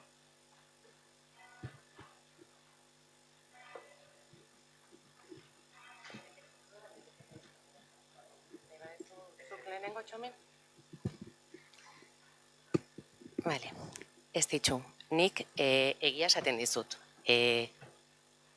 Plana Kanpaina oso ondo pentsatua zegoen, oso ondo bideratu zen, eta iritsi ginen toki guztietara. Nere ustez, eta barkatu nazu, baina informazioa zabaltzeko ez duzu azafatak dira, pertsonak niretzat egokiak informazioa zabaltzeko, bai? Bereiek zuten informazio guztia, zeuten protokoloa ez da oso zaila ere, esaten dut, eta gero, badaukagu baita ere, eskaini genien formakuntza bakoitzak nahi zuenak zabaltzeko pertsonalki edo entitate bakoitzak bere moduan zabaltzeko konozimentuak. Baina egia da hartatzeko pertsona bat eta deitzeko bat bira, nik uste ez dugula gehiago beharrik. Bai behar dugula da kontzientzia, laguntzeko prest egotea, bai eremu seguruak identifikatzea, eta jendea prest dago horretarako, eta gu prest gaude laguntzeko behar dituzten beharra guztiak asetzeko. Baina nik ez dut uste, nik hausuri emateko behar dudala formakuntza handi bat, bai? Ze denak gai gaude irakurtzeko, oso simplea da protokoloa, erraiz bete daiteke irakurtzen badezu, eta zalantzak badituzu, hortarako geneuzkan telefonoa jarrita, zuk hartzen dezunean, zuk kanpaina bat, atxikitzen zarenean kanpaina batera, zuek atxikitu zineten, kanpainara, elkarte gisa, eta esplikatu nizuen, nik esplikatu nizuen, nik ez daukat formakuntzarik. Zaila da, ulertzea, nola lagundu behar dugun, nire ustez ez, bakarra da borondatea, eta nahi badugu beti, akatsak ikusi gauz poli batean eta herritarrak erantzun oso ona eman duten proiektu batean eta nik uste beharrezkoa dela, atera dezakezute faio guztiak. Eskerrik asko.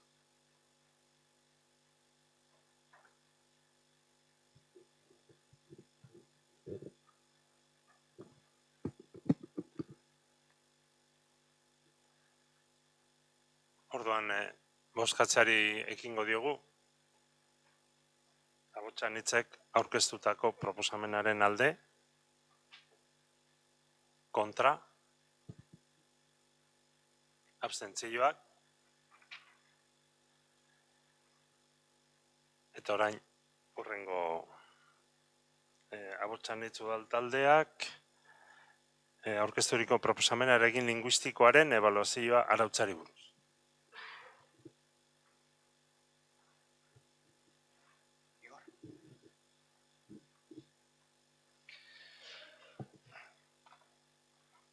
Bueno.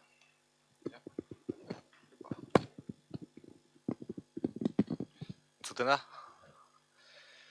Bueno, Agotxanitz udal taldetik proposamen bat luzatu nahi dugu udalbatza honi. Izan ere, azken garaiotako informazioak ikusirik, uste dugulako beharrezkoa den proposamen bat egitea.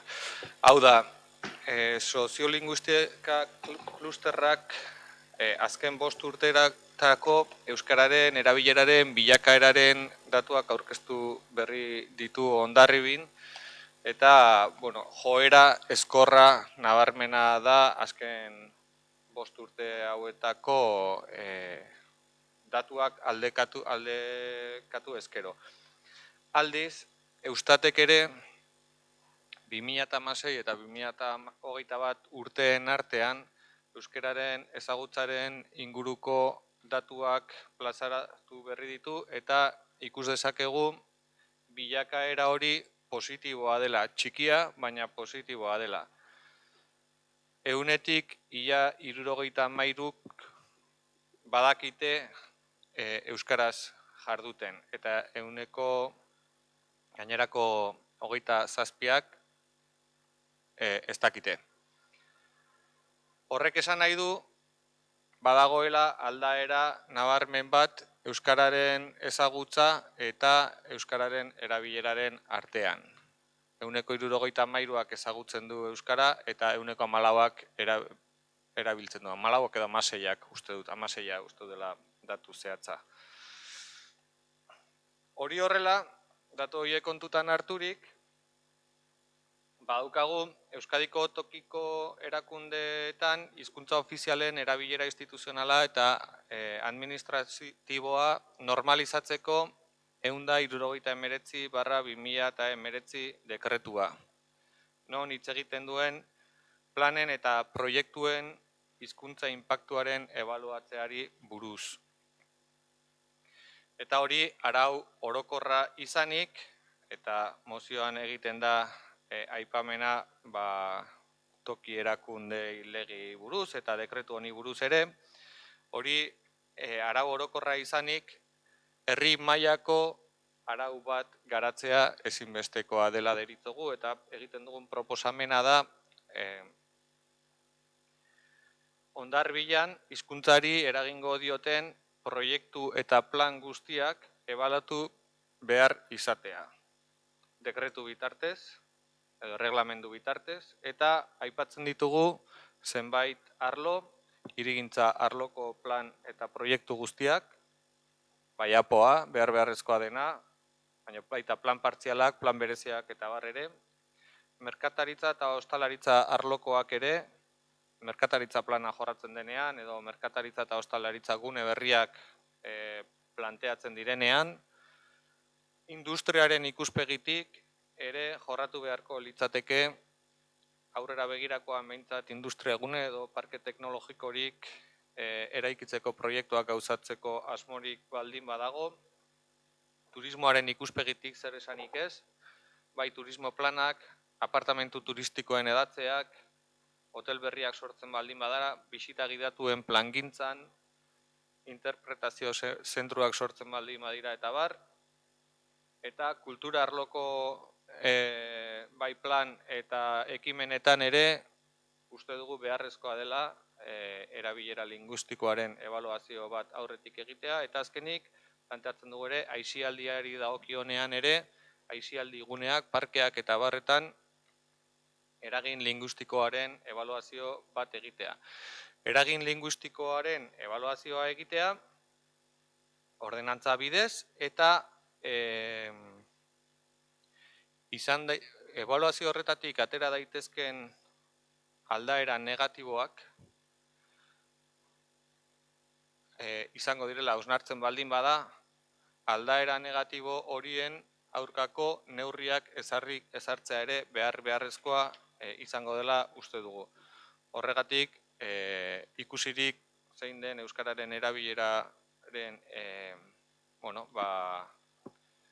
beheraldia edo txakalaldia uste dugu lehenbailen ordenantza hau jorratu beharra daukagula, eta horregatik egin dugu proposamena. Erraztu dugu hainbat dokumentazio ere, uste dugu lagungarriak izan daitezkela, bai Jaurlaritzaren ikuspegitik jorratutakoak, baita Foru Aldunditik ere, badaude udalerri eta mankomunitateetan honen inguruan ere jorratutako dokumentuak, beraz, hau da luzatu nahi dugun proposamena.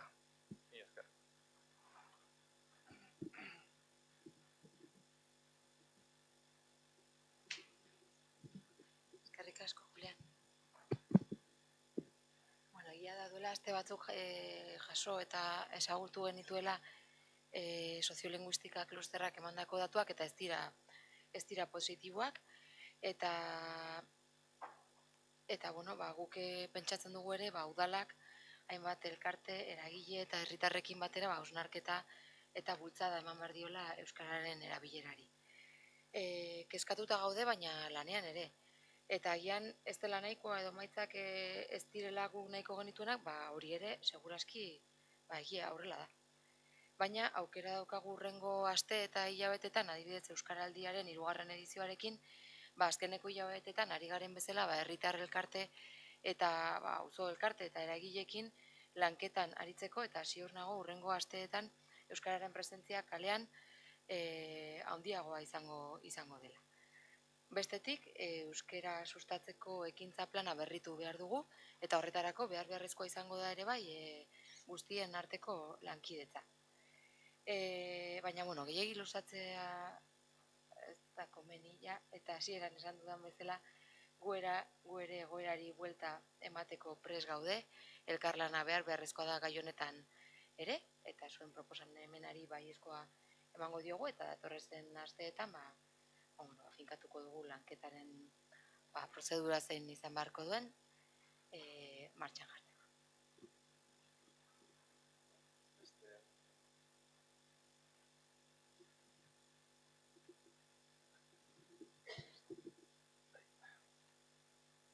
Yo quizás voy a ahogar la fiesta. Bueno, nik alde negatiboa erakutsi nahi dut.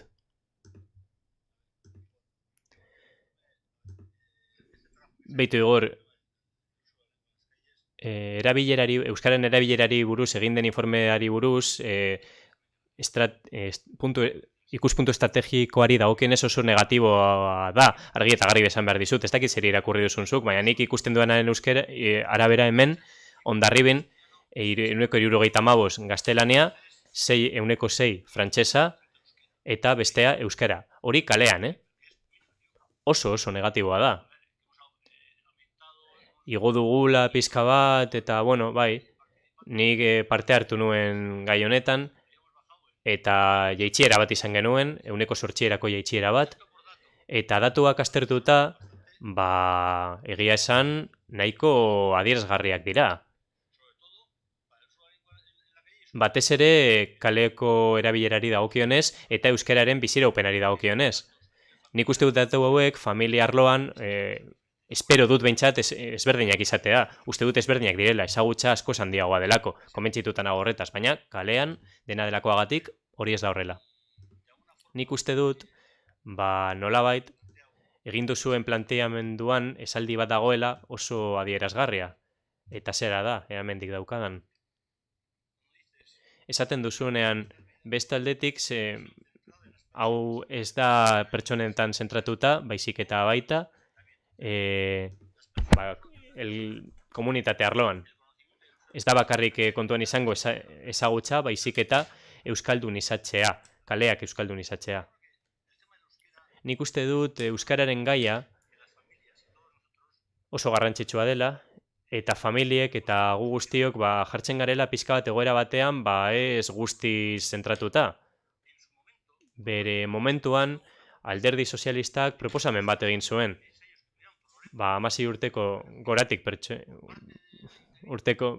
pertsonak arazoren bat balute euskararekin, garapena izan zezatela euskararekin eta errastasunak ematea pertsona hauei euskara idazteko, euskaraz hitz egiteko, eta hau zen aurrera atera. Harrerari dagokionez ere, baita berdina, immigrazioari dagokionez, gero eta etorkin gehiago ditugu. Eta hau honek arazoak sortzen dizkie pertsona hauei, eta pertsonak dira gauzari garrantzitsuena. Euskara finkatu behar da, egonkortu behar da, baina hori lortzeko pertsonek egiten duten esfortzua ezinbestekoa da. Eta nik esan behar dut hemen, Hondarriben sektore asko daudela, arazo handiekin euskaraz hitz egiteko. Eta guk ez gara egiten ari plan bat zuzena haiekin. Beraz, hau ez da dokumentu honetan jasotzen. Orduan, guk ez etxamango diegu proposamen honi. Uste dugulako ez dela proposamen oso bat. Gainera, uste dugu ezinbestekoa dela pertsonetan zentratzea eta dokumentu honetan ez da horrela. Horregatik, kontrako botoa emango dugu.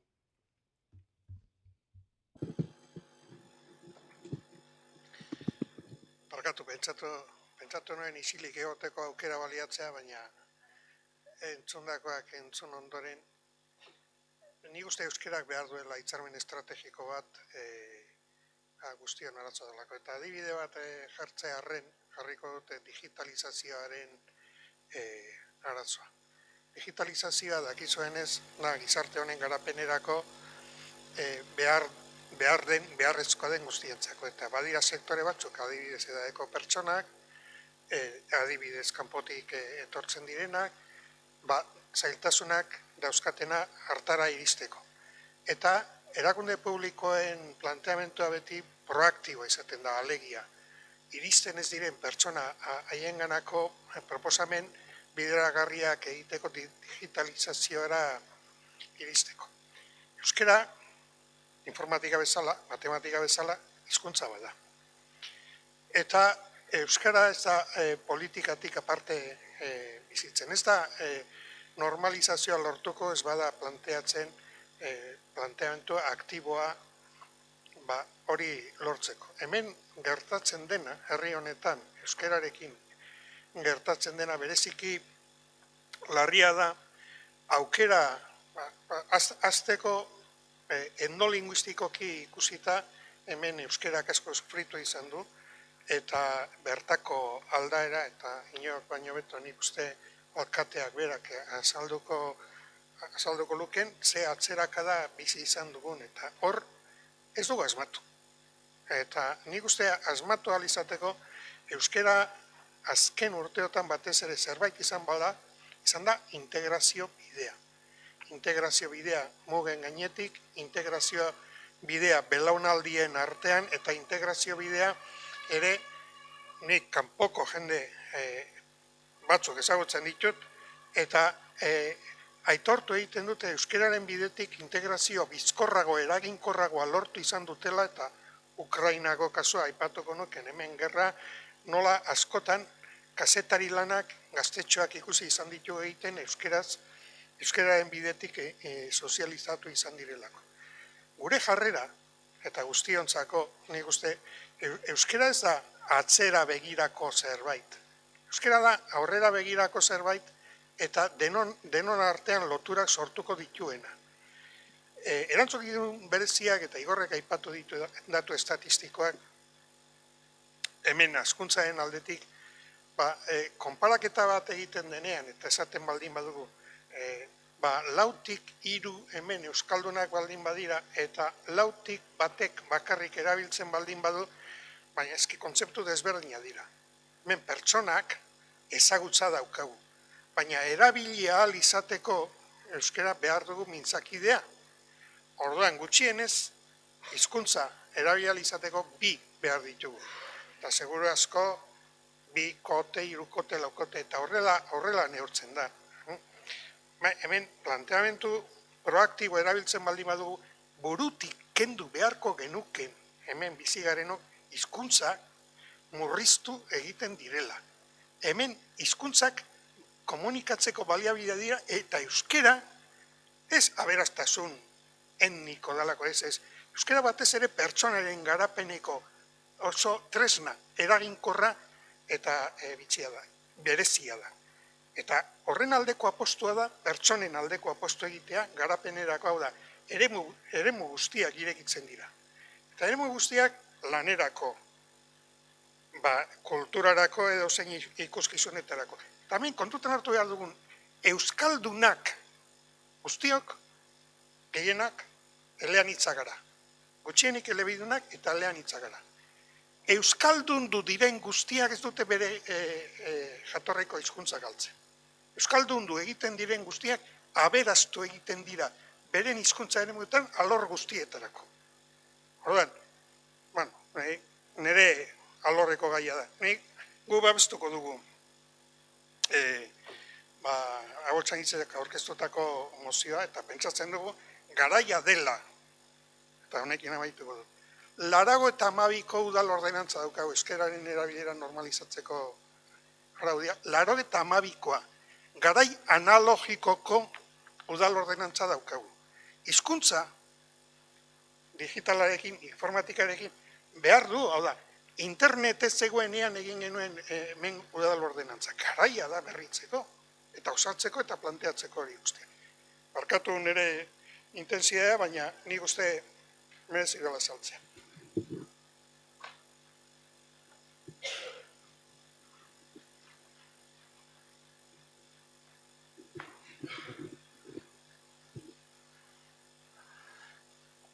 Nik uste aukera emango baligute, nik beste ordu pare bat segituko genukela, hemengo gehienek.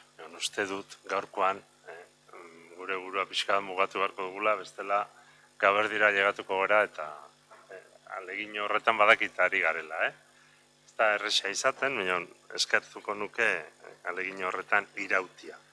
Beraz, Ahotsainitzek aurkezturiko proposamenari eragin linguistikoaren ebaluazioa arautzeari buruz aldeko botoak, kontrako botoak, onartua. Eta oraingoan Ahotsainitzek aurkezturiko proposamena parte hartzea aurrekontuak egiteari buruz.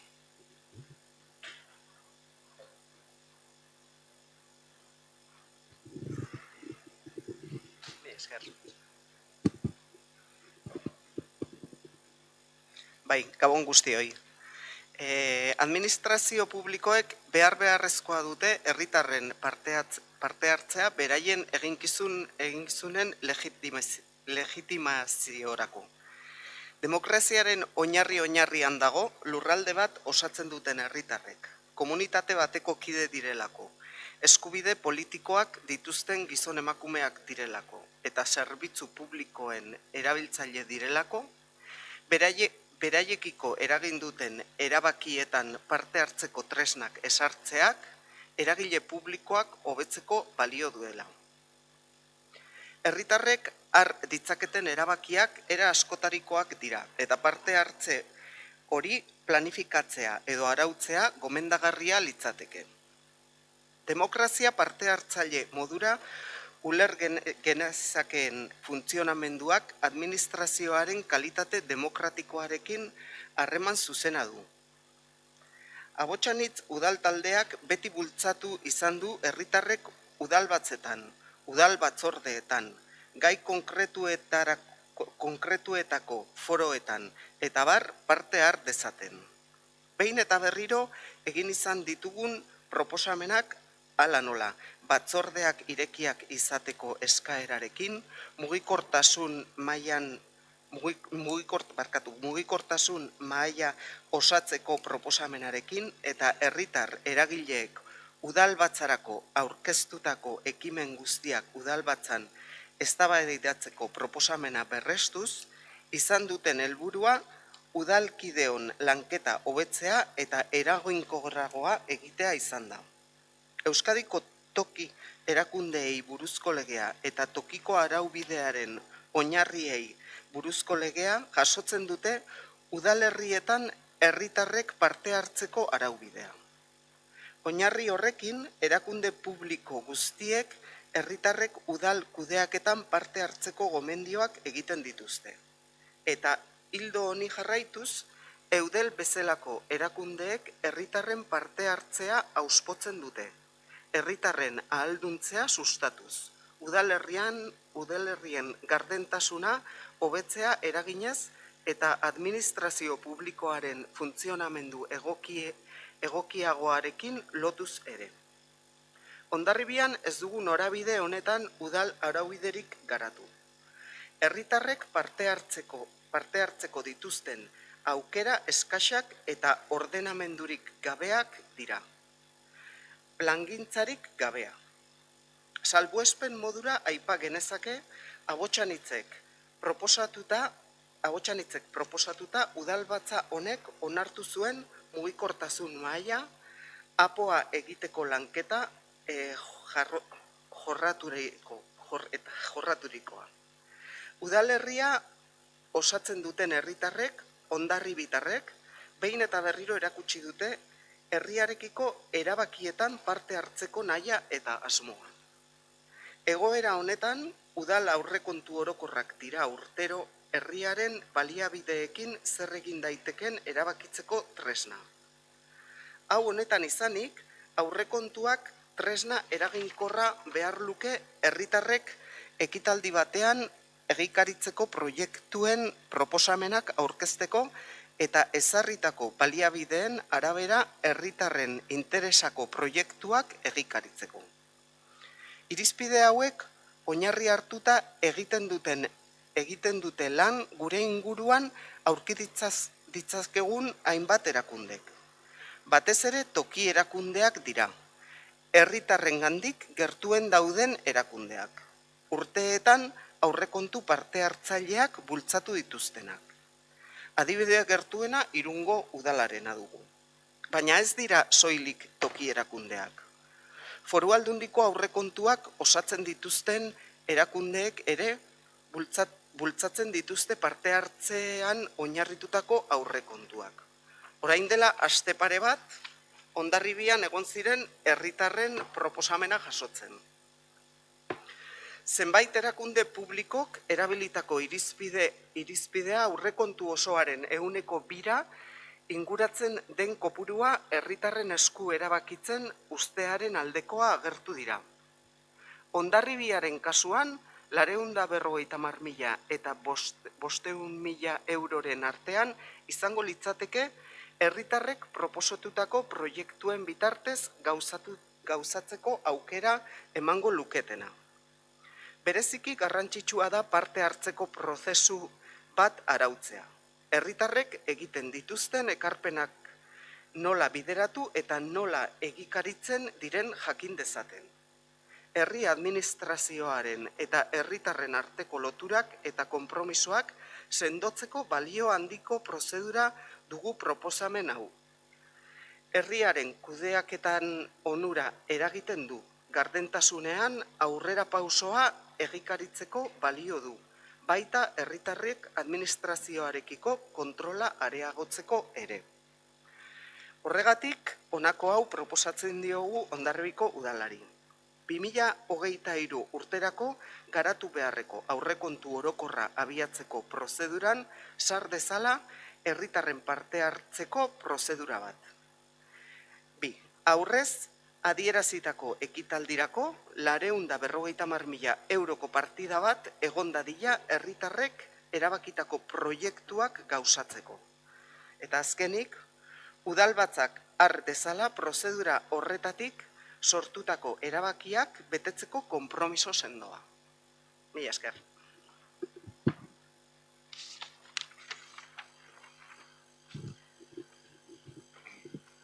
Eskerrik asko.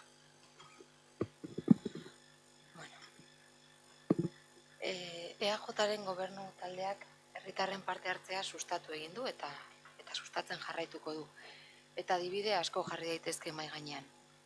Esan den bezala, plan orokorraren inguruan egin den eta egingo den parte hartzea, Euskaraldian, herritar establezimendu auzo elkarte eta hainbat eragileekin, mugikortasun maila, merkataritzarekin batera urtean zehar egiten dugun lanketa, plan estrategikoak egiten diren bakoitzean eragile ezberdinekin egiten den lanketa, Hondarribiko jaiak antolatzerakoan herritar eta elkarteen ekarpenak jaso eta jaietako aurrekontutik bideratzen ditugu diru partidak, eta horrela asko luzatu naiteke, baina berriro ere bueltatuko naiz moziora.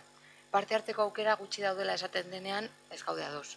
Parte hartzea arautu ez dugula, hori egia da. Ez dugu arautu. Baina horrek ez du esan nahi herritarrek parte hartzea geldiarazi dugunik.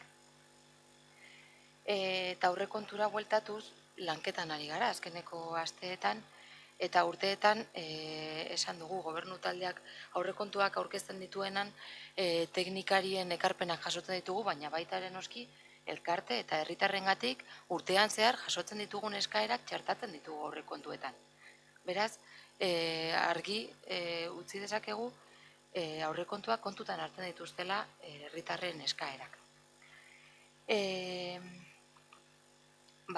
Beste egin dezuten proposamenaren inguruan edo ja zehazki honetara juten, beste kasuetan bezala eredu ezberdina daukagu gai honetan, eta kasu honetan ez dugu uste planteatzen den eredua hoberena dela momentu honetan. Esaten da, gutxi gora bera, 500.000 euro jartzea herritarrek erabakitzeko, eta gero udalbatzak proposatzen diren proiektu horiek aurrera eramateko konpromiso hartu ezala. Baina ez dugu inon erakurri teknikoki, legalki edo urbanistikoki proiektu horiek edo ideia horiek ezin badira aurrera eraman, udalbatzak ere konpromiso hori mantendu behar du. Uste dugu hor atzetik lan handia egin behar dela proiektu horiek aztertu eta bideratzeko momentuan, eta momentu honetan ez dugu uste aukera hau onena dela. Ez dugu uste, ez dut esan nahi, hemendik urte batzutara ez dela eredu ona izango, baina gaur egun uste dugu ez dela eredua proposena. Joan den urtean pauso bat eman genuen, seguraski txikia, askorentzat, batzuentzat txikia, baina pauso bada. Eta bide horretan sakontzeko pres gaude, baina gaur aurkeztu zaigun eredu honekin, momentu honetan ezin dugu bati. Mila esker.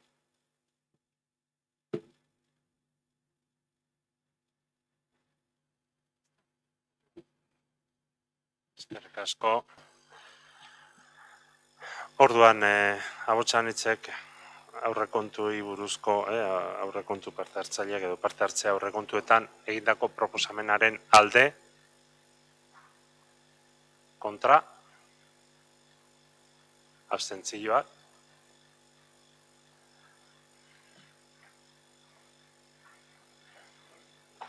Orain, gure zerrendan proposamenen atala bukatu dugu eta mozioak atala irekiko dugu. Minutu pare bat hartuko ditugu hankak luzatzeko? Oso ondo.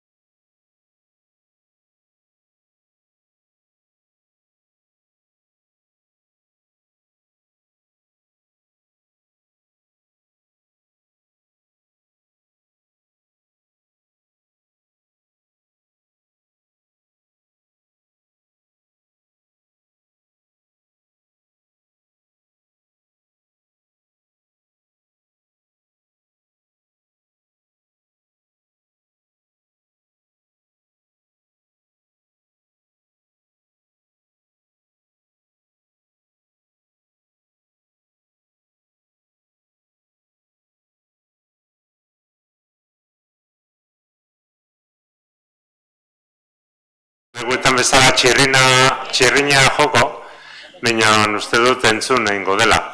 Ni behintzat hortik lehen entzun dut. 30 segundutan hasiko gara.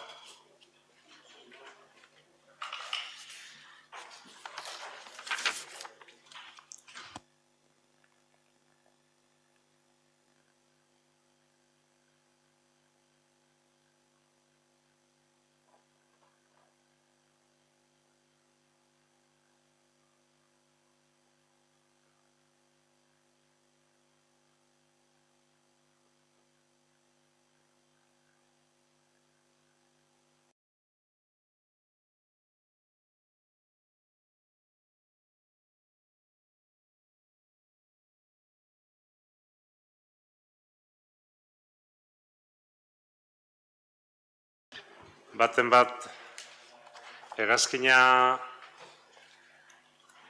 hartzeko prest? Zein du? Dena gaude? Bale. Ez, Noemi, barkatu.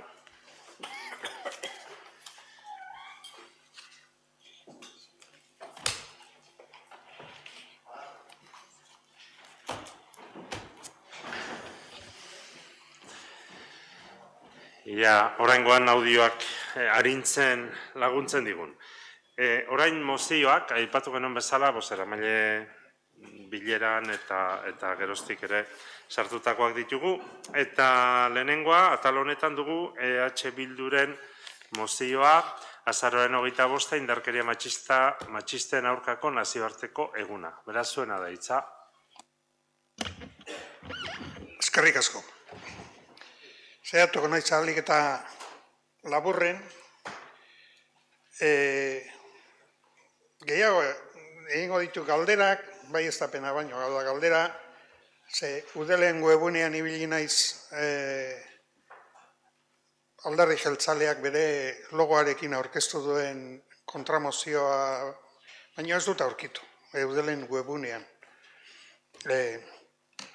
Bueno, edozein kasutan, guk aurkeztu duguna eta horrela bere momentuan aurkeztu genuenean ez zegoen eudeleko moziorik gure artean, eta hau aurkeztu egiten dugu, pentsatzen dugulako Hondarribiari dagokion proposamena dela.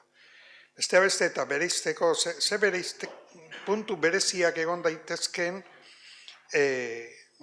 ondoren alderdi jeltzaleak edo talde jeltzaleak aurkeztutako mozioarekiko, puntu bakarra aipatzearren, berdintasun unitateak sortzeko eta indartzeko konpromiso hartzeko, eta gero agertzen dan jaigiroan ematen diren arazoi mugimendu feministarekin eta jai batzordeekin, hainbat baina batez ere hori aipatuko genuken. Gure betiko aldarrikapena gaur agertu izan da, hau da berdintasun saila eskatzen dugula, eta hori, eta egun egokia hasieran egiten dugu Euskal Herrian hildako emakumeen izenen aipamena, iruditzen zaigu importantea aitorpen hori egitea, eta besterik gabe gu geureari eutsiko diogu, eta pena ematen digu, aukera ez izateak geure proposamenetik bertatik negoziatu alizateko, ezta? Baina, gauzak olakoziak izaten dira, eta seguru gaude lortuko dugula egunen batean berdintasun saila eta berdintasun teknikaria, eta egunen batean emakumeen kontrako violentzia nazkagarri hori amaituko dela betiko. Ez dugu polemizatu nahi, eskerrik asko. Nik bat ere polemizatzeko asmori gabe, Xabier, alderdi jeltzalea, EH Bildu eta PSE daude eudelen. Eta batzordera gileak bilera egin zuen, orain dela 15 egun, eta zabaldu zen. Beraz, alderdi jeltzalearekin filatzen balen bai, guri proposamena edo pasarazteko guk ez du bate problemarik. Nire etxean ere, badaukak behintzat referentzia. Ze, hau batez onartu zen? Hau batez, besterik gabe, eta bat ere polemika tan zertu nahi izan gabe. Ez dakit, Gotzonek bazuen azaltzeko asmoa, baina nik hori bai zehaztekoa. Bai, eskerrik asko. Guk esan dugun bezala, eudelek proposatutako adierazpena eta talde guztiak onartuta proposatzen dugu. Orduan, irakurriko dizuet. Azaroaren 25ean, emakumeen beraien eskubidea aldarrikatu nahi dugu. Espazio publikoa berdintasun baldintzetan erabiltzeko eta horiez gozatzeko. Herritartasun osoari dagokien eskubideak bermatze aldera. Hitz batez, norberaren askatasun individual eta kolektiboaren garapena bermatzea. Emakume askok aurrerapenak lortu dituzte, banaka egindako ahalegin tematiaren bidez. Bai eta mugimendu feministik eta beste erakunde batzuek egindako lanaren bidez ere. Espazio publikoak eta pribatuak gizonen eta emakumeen arteko banatzeko dikotomia gainditzeko helburuarekin. Hala ere, bi aldeen arteko desberdintasuna agerikoa da orain. Batzuek eta besteak bizitza publikoan parte hartzeko izan dezaketen erabileran. Bai eta gure hirietako eta herrietako kalez gozatzeko eta ies jabetzeko orduan ere. Berdintasunezko erabilera hori murritzen duten mekanismo anitzen artean, sexo indarkeriaren jarri dugu fokua. Izan ere, mundu osoko emakumeak eta neskatilak espazio publikoan sufritzen ari dira. Emakumeen eta nesken aurkako sexo indarkeria, indarkeria matxista normalizatuaren testuinguruan helburu argia du. Funtzio sozial zehatz bat, emakumeak kontrolatzea eta haien askatasuna murriztea hain zuzen ere. Zehazki, jai eta zialde testuinguretan gertatzen den sexu indarkeriak emakumeen sexualitatea kontrolatzeko funtzio hori betetzen du. Era berean, haien nahia, gorputza, mugikortasuna, espazio publiko okupazioa, gizarte harremanak eta berdintasun baldintzetan gozatzeko eskubideak kontrolatzen ere. Beraz, euskal politika publikoen eta administrazioen bete beharra eta helburua da eskura dituen estrategia eta mekanismo guztiak sustatzea. Emakumeek eta neskek bere herritartasun osoa gauzatu izateko gure hiri eta herritako espazio fisikoan eta horiek erabiltzea berdintasun baldintzak bermatuta. Kontuan izan behar dugu, erreklamatutako eskubidea ez dela segurtasunera mugatzen, baizik eta espazio batean bizitzeko sarbidea eta askatasunetara zabaltzen dela. Sozializatzeko, bere egiteko eta eraldatzeko emakumeen eta nesken interesen nahia eta beharren arabera. Toki administrazioei dagokie bere politika publikoen eta hiri plangintzaren bidez espazio publikoak emakumeen aurkako indarkerik gabeko leku lagunkoi bihurtzea. Nazio Batuen erakunden ekimenak hiri seguruak eta espazio publiko seguruak. Espazio publiko seguruak eta alduntzaileak sustatzen du emakumeentzat eta neskantzat, sexu jasarpenik eta bestelako sexu indarkeririk gabe, berdintasunaren aldeko eta emakumeen aurkako indarkeririk gabe, bizitzen aldeko irritunaren ildotik. Hondarribiko udalak horrela agertzen du beraien konpromisoak. Bere gain hartzen ditu konpromiso hauek. Erasakonean ezagutzea emakumei espazio publikoa ukatzeko moduan hitzak tokiko politikoe diseinuan eta garapen kontuan hartzeko, lege eta politikoa integraren ezarpenak eraginkorra bultzatzea espazio publikoetan sexu indarkeriari aurrera hartzeko eta erantzuteko, eta era berean gaitasunak, sensibilizazioa, komunitate, mobilizazioa eta beste estrategia batzuk garatzea. Aldaketak bultzatzea, jarreretan eta portaeretan, emakumeek eta neskatoek indarkeririk gabeko espazioek gozatzeko dituzten eskubideak bermatze aldera. Hori gauzatzeko, errespetuzko genero harremana, genero berdintasuna eta segurtasuna sustatzeko espazio publikoetan. Inbertsioak sustatzea espazio publikoetan, haute emandako segurtasun errealari dagokionez, genero ikuspegia ziurtatzea, hiri plangintzan, emakumeen beharrizanak kontuan har daitezen. Berdinzarea tokiko jardunbide sare gisa indartzea, ekimenei eta jardunbide egoki buruzko ezagutza truke errasteko, eta hiri seguru eta inklusioak lortzeko emakumeentzat eta neskentzat. Eta bukatzeko, beste erakunde eta administrazio batzuekin lankidetzan aritzea, emakunde eta foru aldundiekin besteak beste, gizarte taldekin, feministekin eta emakumeek eta neskek aukera izan dezaten espazio publikoak segurtasunez eta berdintasunez gozatzeko. Eskerrik asko. Barkatu uste dut prozedurazko kontu bat, bereziki mozio bat aurkeztu duela EH Bilduk eta nolabait esateko erantzun mozio modura gero bestia, esan dezagun orain gotzonek irakurri duena proposatu da, ez dakit bestek bat eta bestia lotuta daude, besten parte hartzia ere, hitz hartzia. Bai, eskerrik asko. Bueno, gaurko gaia, edo gaietako bat da berdintasuna eta indarkeria matxista. Lehen aipatu dugun bezala, botere desoreka horren adierazpen bortitzena da violentzia matxista hau. Hain da fina, askotan ez garela konstiente, jasaten ari garenik ere, hain da egiturazkoa, gaur egun oraindik ez dugula gure muturren aurrean ikusten. Horregatik da garrantzitsua indarkeria honen alderdi eta maila ezberdinak identifikatzen ikasi behar dugu oraindik eta horre egiteko kontzientziazioa eta heziketa programak martxan jartzea. EH Bilduri bezala guri ere kezkatzen gaitu atzerakada ekonomikoak ekar ditzaken ondorioak eta ez bakarrik atzerakada ekonomikoak, baizik eta ultraeskuindar mugimenduek duten gorakada eta konservadurismoak duen gorakada ere bai. Batez ere, edo kezkagarriagoa iruditzen zaigu, Eusko Jaurlaritzara ere iritsi dela jarrera atzerakoi hori. Artolazabalen zuzendaritzapean, Emakunde lehendakaritzatik atera zuten, eta herenegun Izaskun Landaidari tokatu zitzaion, bere postua ustea. Eta mugimendu feminista askok esaten digute ez dela inolako testu inguru lagungarria beraientzako. Guzti honi feminismo gehiagorekin erantzun behar diogula uste dugu eta horregatik EH Bilduren mozioari alde egingo diogu.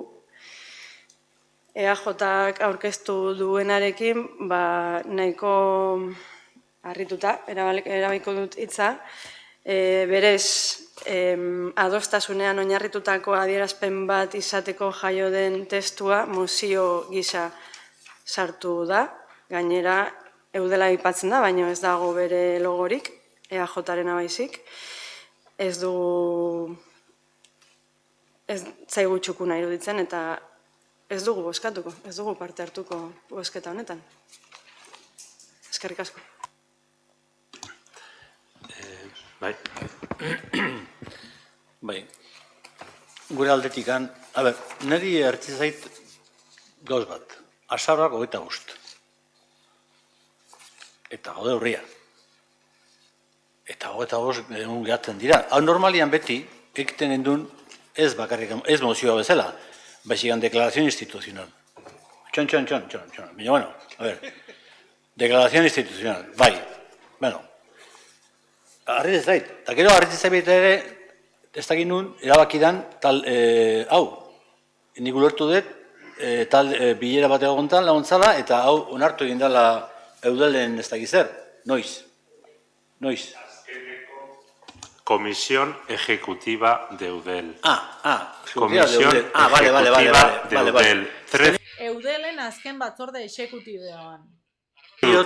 Bai, harrapotiot udaletxean, harrapotiot, vale, de acuerdo, eudelen. Akatsa, EAJaren jartzia proposamenak egiten direnetan, bakoitzak horrelaxe jartzen duela. Bueno, orduan, nire propuesta da, hau, mai gainean ustea, eta datorren hilean, hau da, azaroa iristen danean, adostea dokumento bat, dano batea.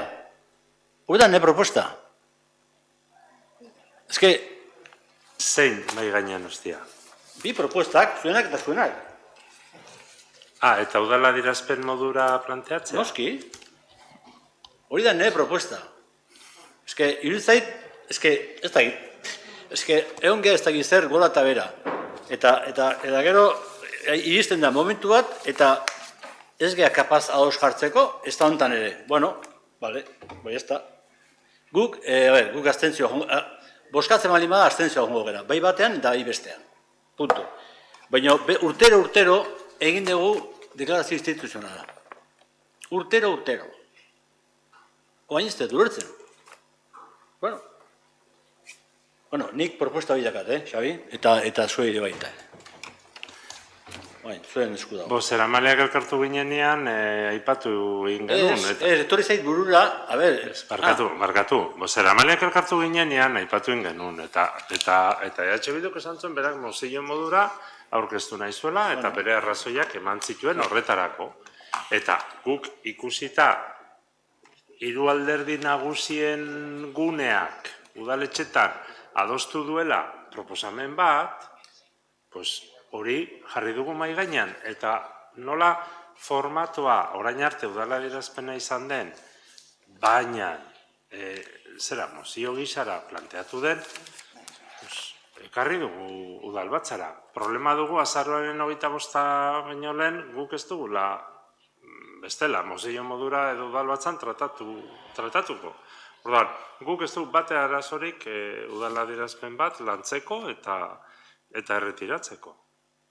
Ez dugu, eta batez ere adostasuna topatzen bali badugu, bentaja. Bueno, guk ere Josuke proposatzen duenarekin bat egiten du, orduan ondo iruditzen baldin zaizue, bozeramalen eskoetan, hau da, bertan bera usten dugu proposamena, baldin eta udalbatzen adierazpen instituzionala egiteko konpromisoa hartzen bada. Urtero egin dugunez, gure aldetik, zalantzarik gabe. Ados? Orduan, erretiratuko ditugu 8-6 zazpi sarrera eta 8-8 2 sarrera. Eta pasako gara, orain, barkatu,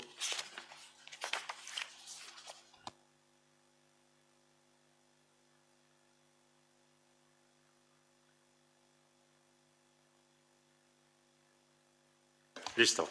8-6 zazpi 6, barkatu zenbaki jokua, Hondarribiko udal zerbitzuetako lanpostuen auzilaz. Eta hemen Agotxanitzek, PSek eta EH Bilduk aurkeztutako mozioa da, zeinek hartuko du honen aurkezteko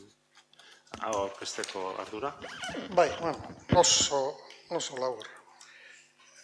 Okerrez banaiz aurreko ohiko udalbatzan ikamikak izan genituen, gai hau zela eta orduan jaso berria izan genuen, gizarte zerbitzuetako langile guztiek sinatutako ordainsari mailaren igoera orain eskatzen zutela, eta ez dut esango zer esaten zuten, eta guk eskertu nahi dugu oposizioko taldeen jarrera, berehala lortu genuen adostasuna mozio bat aurkezteko gai honen inguruan. Saiatu gara labur biltzen eta oso luzea da gizarte langileen eskaera dokumentua, eta gu bi puntutara langileen zerrendan RPT behar den aldaketak egin ditzala, gizarte zerbitzuetako lanpostuak euren mailetan eta lan baldintzetan egokitzeko, eta bigarrena gizarte zerbitzuetako langilei dagozkien lanpostuen mailen araberako diruzaiak eman dakizkiela. Langile komitearekin hitz egin dugu, eta guk jakin izan dugu eskaera zabaldu izan dela beste sektore batzuetan, batzuk egon izan direla idazkari jaunarekin izketan ia zer egin daiteken, eta uste dugu sortu den giroa dela eta ez dakit talde nagusiak zer esango duen, baina nik uste zentzuzkoa da oposiziotik egiten dugun proposamena begiratzeko eta batez ere giro nazi hori gainditzeko. Borondate honez eta fede honez eta egingarria izan daitekela hau proposatzen dugu. Eskerrik asko. Eskerrik asko, Xabier. Txizune emango diotitza.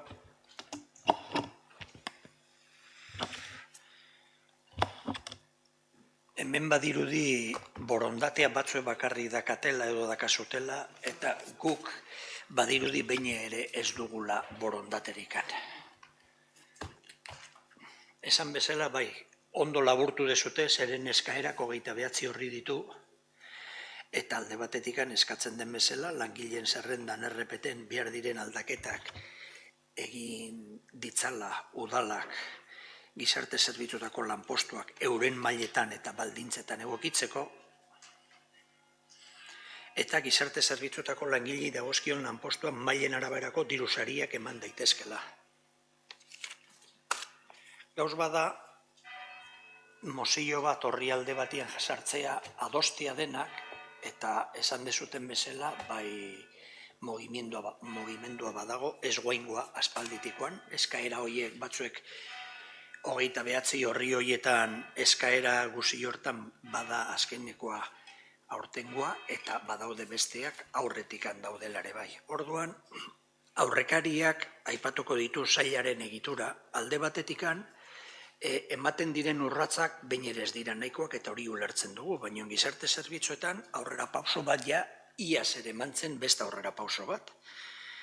Azken boladan bezala, izan ere 2021an udalbatzan, udara iritsi baino lehenago, maiatzean hain zuzen ere, aldi baterako programa bitartez betetzen ziren lanpostuak bai plantilla organikoan, zein lanpostuen zerrendan barneratu egin ziren.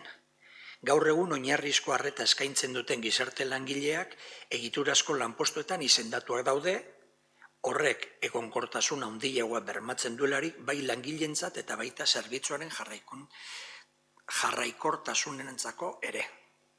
Horrela gaur egun, iaz arte gizarte zerbitzuetan errepeten 4 langile ziren, arduradun bat lanpostutan, 2 teknikari eta administrari laguntzaile bat, 4.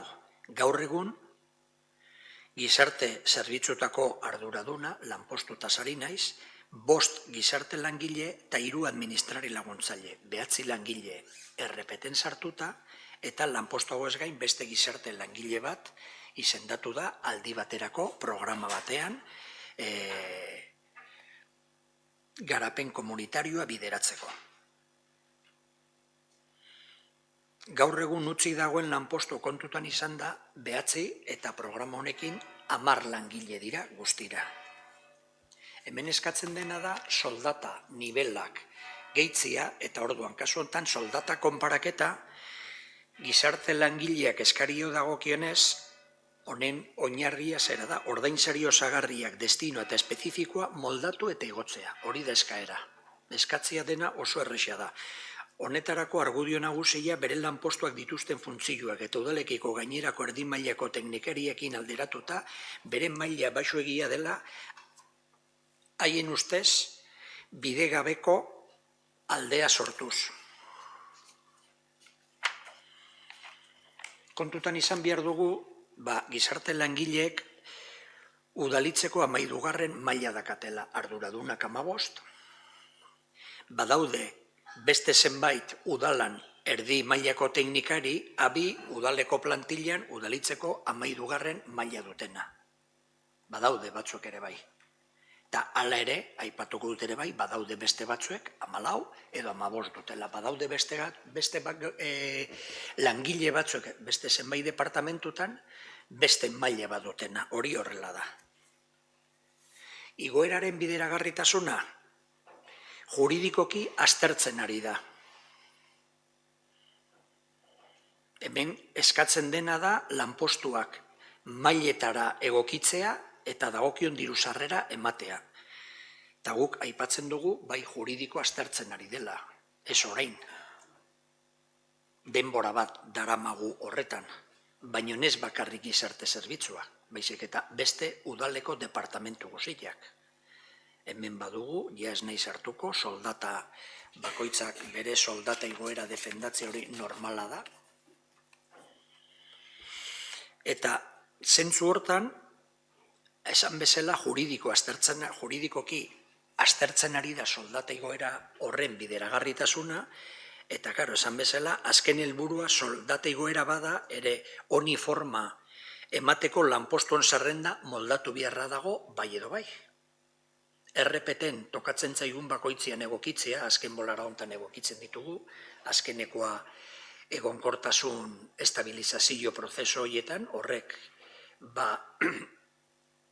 departamentuko lanan porcentaia haundila ematen du, eta ordan departamentua eta dena gaude, lan horretan, eta orduan lanpostuen zerrendan moldatu bihar horretan, gizarte langile lanpostuen destino osagarria eta osagarri espezifiko aldatuz, aldaketa hauek aztertzeko, aztertu ondoren bi zailtasun tekniko ditu.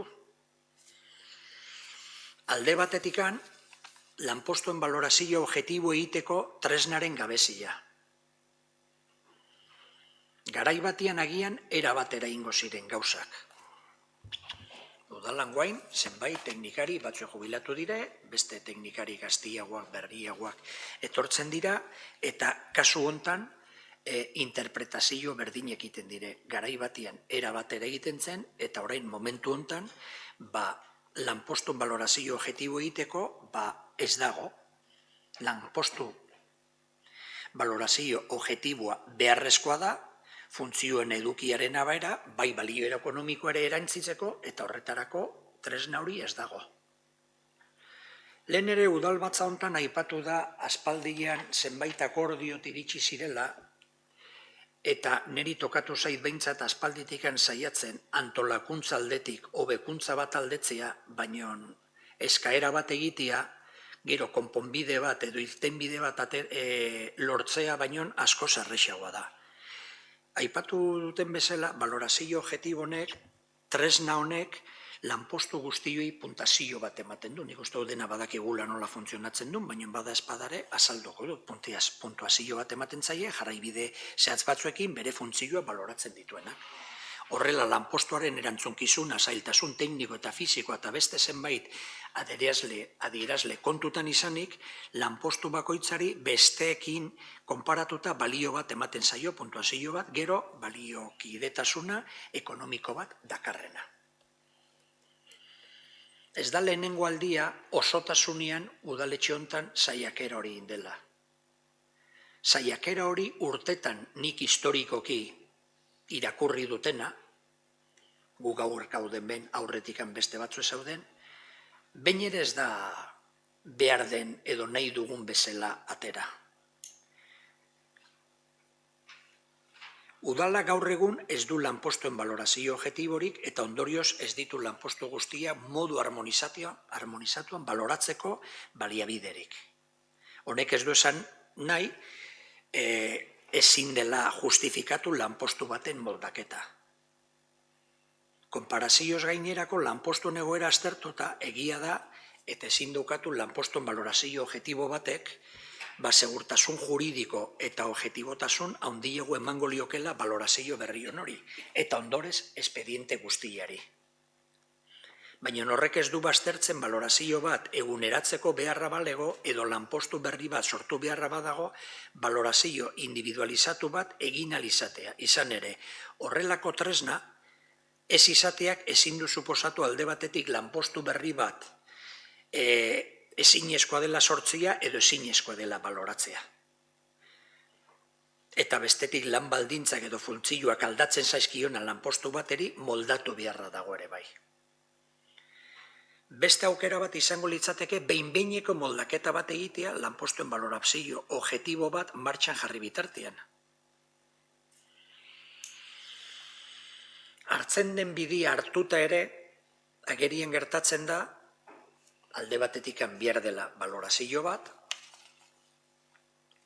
eta lehen aipatu bezala bat lanpostuen balorazio objektiboa beharrezkoa dela, bi, estatuko aurrekontuek soldatak igotzeko jartzen dituen mugak, 2022ko urterako estatutako aurrekontu orokorrak onartzen dituen 22/24 legeak esartzen du funtzionarioen eta laboralen gastuak ezin dituela esarritako igoera baino handiagoa jasan, gaur egun 2022 urtean hasiera batean 2% bazen, aurreko astetik aurrera 1,5 gehitu da, 3,5 gelditzen da, ondorio soldatak ezingo dira diru aurrekontuek esarritako muga baino gehiago handitu bere orokortasunean. Halere, arauak ere esaten du salbuespeneko moldaketa individualizatzeak albideatzen ditu, ordainsaria lanpostuaren edukiari egokitzeko beharra baldin badago. Eta behar hori baldin badago hitz bat individualizazioa dena. Baina kasu honetan gizarte zerbitzuan, individualizazioa da bat arduradunana. Noski denak ados gaudela eta ulertzen dugula dakan maila gehiago beharrezko izango dela. Baina bat egiten bada gizarte zerbitzuan langile guztiak denak individualizatuta egiten dira, banakaka astero hilabetero, hori ez da individualizazioa. Azkenien kolektibotasun bat konsideratzen baldin bada gizarte zerbitzu osoa. Momentuz, aipatu duzun bezala, Xavier, arlo juridikoa bai idazkaritza eta pertsonal sailean gaia aztertzen ari dira. Orduan guk esandako eskaerari, igoera horreri gaur egun ezinezkoa da juridikoki momentu hontan gaur egun mozio honeri baiezko ematea. Bai aztertzen ari dela eta bestalde batetik zuek hau sartu dezuten bezala, bigarrere posible dezute sartu udaletxe guziari soldata igo bihartzaiela. Eta hori esatea, gauzatzea, aztertzea eta egitea baino asko errazagoa da. Eta eskaerakin bere mamilan ados gaude. Lanketa bat egiten ari da eta ikusiko dugu nondik ateratzen den. Baina ez bakarrik gizarte zerbitzutako departamentua. Eskerrik asko. Bai, beste, bai. Bueno. Bai, bale. Mi esker. Bueno, gu gizarte langilek bidalitako txostenetik esaldi batekin gelditu gara, eta Hondarribiko udaleko gizarte langileak dira, Gipuzkoa osoko soldatarik baxuenak dituztenak. Irunen bertan eskatzen duten maila dute, eta, oraintxe bertan, Txisunek luze azaldu digu zein izan daitekeen, horren arrazoia, bi zailtasun aipatu dituzu, batez ere. Bata tresnaren gabezia, lanpostuen balorazioa egiteko, eta bestea estatuko aurrekontuen legeaz aritu gara. Baina, susmatzen dugu horren atzean ere badagoela beste arrazoien bat, ez? Eta gaur nahiko pelma gaude tema honekin, baina berriz ere berdintasun planera jungara. Eta berdintasun planaren diagnostikoan agertzen zen, alde batetik, emakume gehiago daudela soldata txikiaren tartean, eta emakume gutxiago soldata handien tartean. Hau da, emakumeak soldata txikiagoak, eta gizonak soldata altuagoak, basikamente. Diagnostikoak ere esaten du, udaltzai eta zerbitzu batzuk feminizatuta daudela. Eta feminizazio horrek harreman zuzena duela historikoki emakumeari egotzi zaizkion bete beharrekin. Hala nola, gizarte zerbitzuak eta idazkaritza. Badaude beste batzuk maskulinizatuak daudenak, hala nola, udaltzaingoa. Eta batek esango dit, tranpaiten ari zera, ze kontu hartzaietza ere feminizatuta dago, eta egia da, 80% emakumeak dira. Orduan, zein da arrazoia, zein da ezberdintasuna gizarte zerbitzu eta kontu hartzaietzaren artean? Bueno, kontu hartzaietzak ingresuak eta gastuak fiskalizatzen dituen bitartean, udaletxeko gauza serioak egiten dituen bitartean, gizarte zerbitzuak, pobreak, migranteak, elbarriak, zaharrak, violentziaren biktimak, guraso separatuak, langabetuak familiak, alkoholikoak, babesgabeko haurrak, baztertuak, pertsona zaurgarriekin egiten du lan. Eta beste gauzen artean, haiek atenditu, diagnostikatu, jarraipena egin, beste administrazio batzukin koordinatu, epaiketetara joan, ardura beraiengan hartu, lagundu, babestu, zaindu egiten dituzte. Orduan batzuk fiskalizatzen duten bitartean, beste batzuk zaindu egiten dute, eta zaintzak etxekoek egiten dituzte, normalean. Guk uste dugu gizarte zerbitzuen beharra eta garrantzia errekonozitu behar zaiola, ez dutela karidadea egiten duten lana zerbitzu publikoa dela, eta hori bere garrantzia errekonozitu behar zaiola, eta gainera ikusi behar dugu egiten duten lan mota horiek ansiedadea, estresa, presioa, prekarietatea, arriskoa, segurtasuneza sortzen diela langilei. Eta beraz, langile hauen lana ere errekonozitu behar dugula eta eskatzen duten 17. mailara igotzearen eskaria zilegia dela, uste dugu.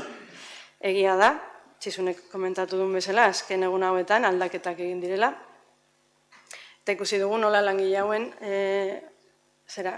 interino izatera pasa direla. Horrek ere aipatu du, horrek ere jaso duela bere erreparan txostena, eta bukatzeko esango dugu, espero dezagun luzapen hau ez izatea egoera honen luzapen bat. Mila esker.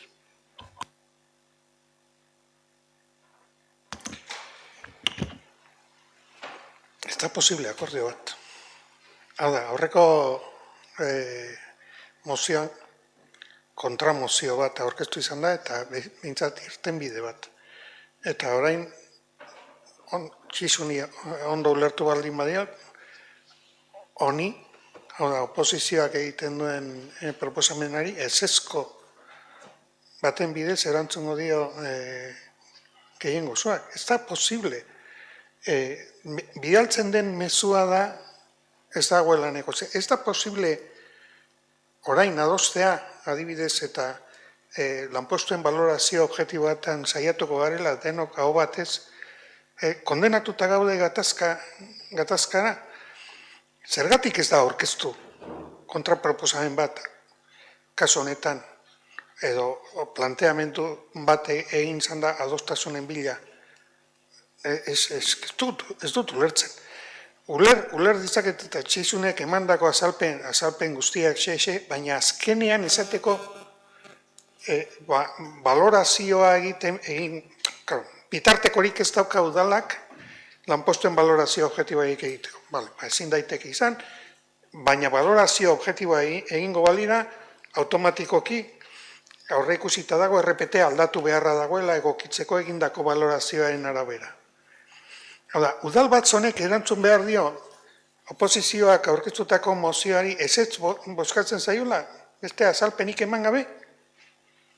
Nik ez dut ulertzen.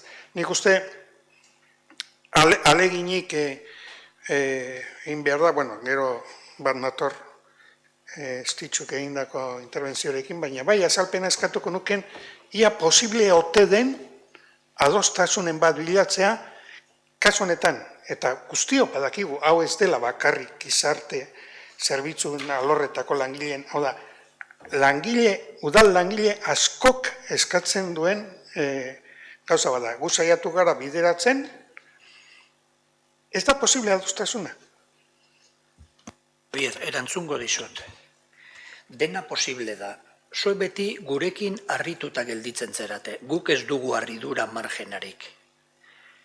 Gai hau, beste gai batzuekin batera, estabilizazioa aipatu dut, baita beste departamentuen biharrak, landuta daude bilera tekniko-politikoan arduradun teknikoekin, hemen, areto hontan, bilera teknikoetan. Zuek esan dezute gizarte zerbitzuko arduradunekin langilekin egondu zeratela.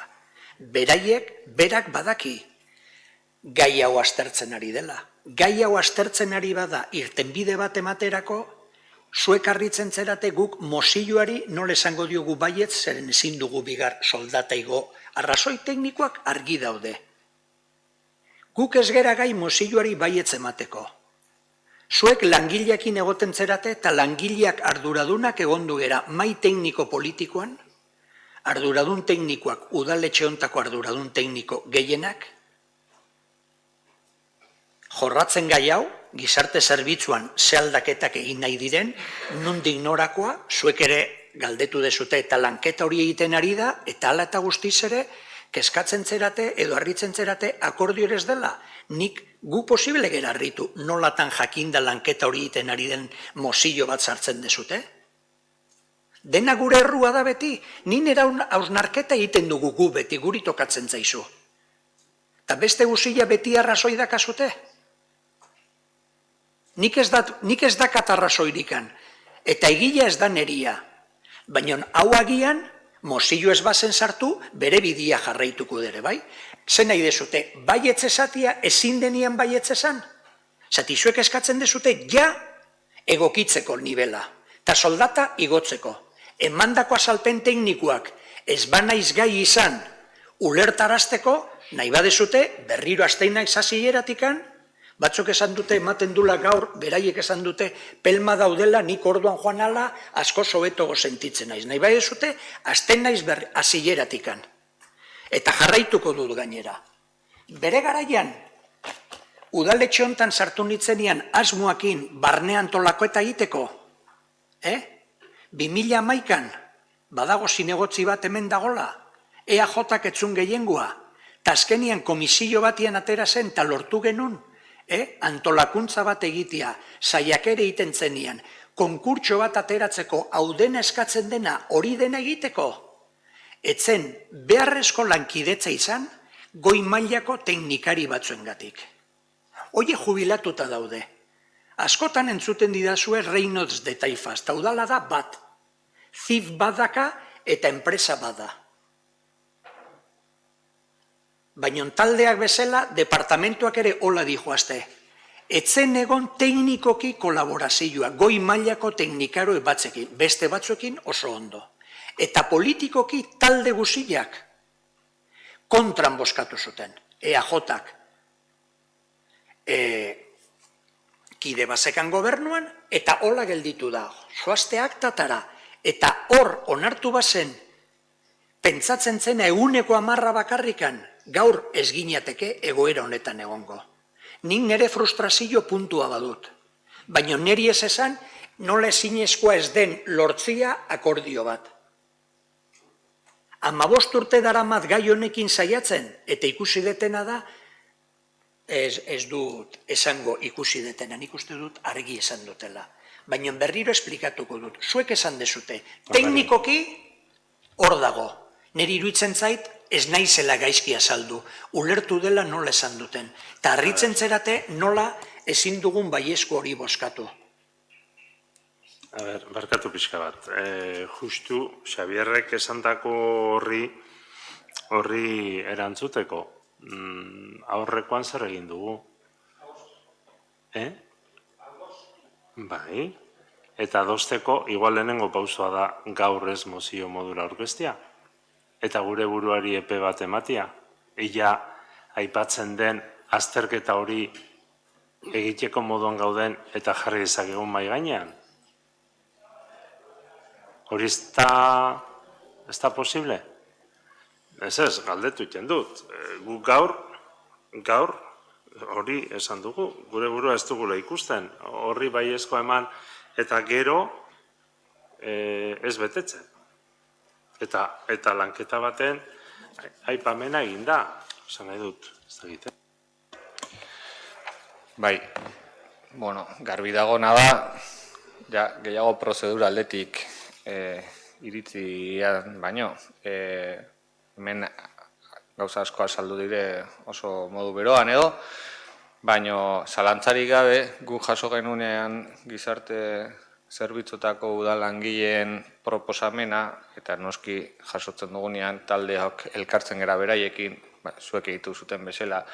Baina hemen gako bat aipatu da oso garbi gaur guk ez geneukan informazio bati buruzkoa. Gai hauek lantzen ari direla mai tekniko politikoan. Mai tekniko politikoan lantzen ari dira gai batzuk guk informaziorik ez dugunak. Agian informazioa izango bagenu ez genuke mozioa aurkezteko beharrik ikusiko, eukiko genulako informazioa eta eukiko genulako elkarrizketarako aukera mai tekniko politikoan.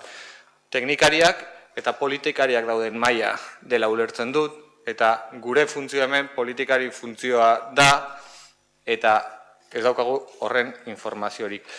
Bai gustatuko litzaiguke, gonbidatzen etze, barkatu denak ondo?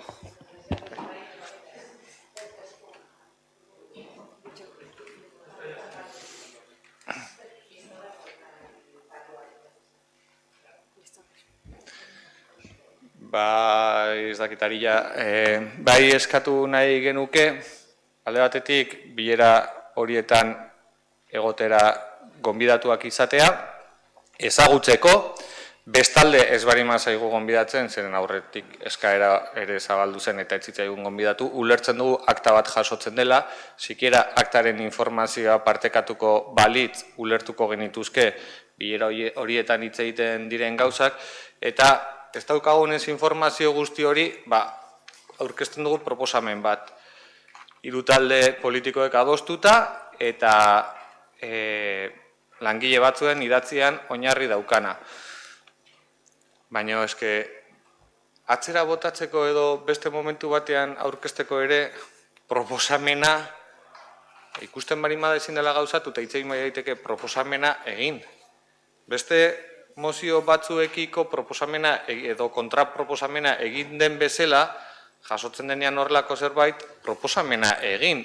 Eztabaidatuko dugu eta hurrengorako eramango dugu alba dela behintzat guztien artean adostutako proposamen bat, gauzagarria dena edo gauzagarriagoa izan daitekena teknikarien txostena atxikita daukana, ez soilik langileen eskaerarekin bakarrik. Hitz egin.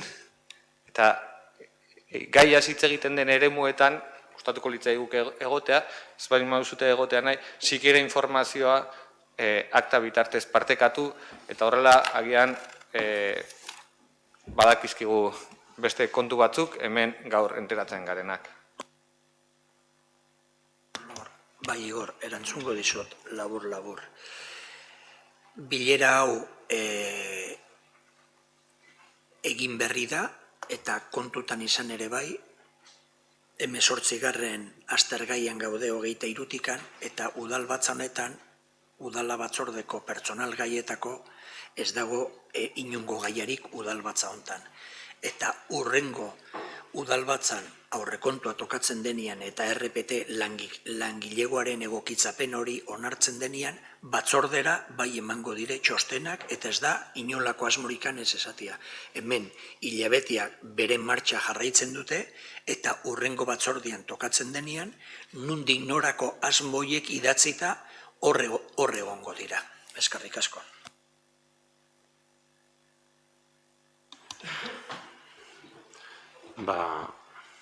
Mozioa bere horretan aurkeztu balin bada eta bozkatu behar balin badugu, egingo dugu.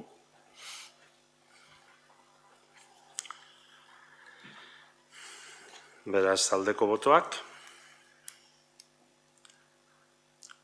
kontrako botoak,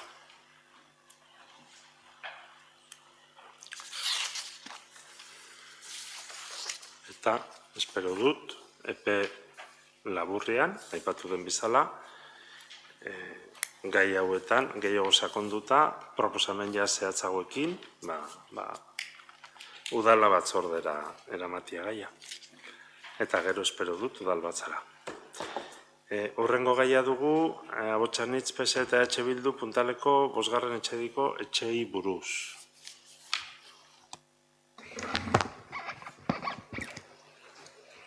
Vale. Tardo un poco porque es que estoy escuchando la traducción, lo siento, voy con retraso. Ante la solicitud de derribo presentada por el Ayuntamiento...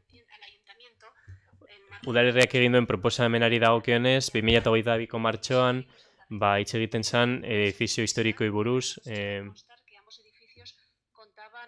Hondarribiko eraikin historikoak eristeko bidea aurkeztu zen, Udaltalde Sozialistak jakinarazten du biraikinek orroinarrizko babesa zutela 2017ko apon, gaur egun indarrean dauden arau subsidiarioetan ez dutena. Hondarribiko hiri ondarean bi eraikin adierazgarri dira, lehenengoa Villa Iria 1929an eraiki zuten eta Gerra Zibilean Manuel Pérez Treviño Mexikoko enbasadorearen bizilekua izan zen. Eta Alfonso Sastre dramaturgoaren 50. hamarkadako Belanueldeiko kidea zenaren eta bere emaztea Genoveva Foresten bizilekua. Bigarrena Billainara Ramon Díaz Burgete enpresaburu nafarrak enkargatu doa.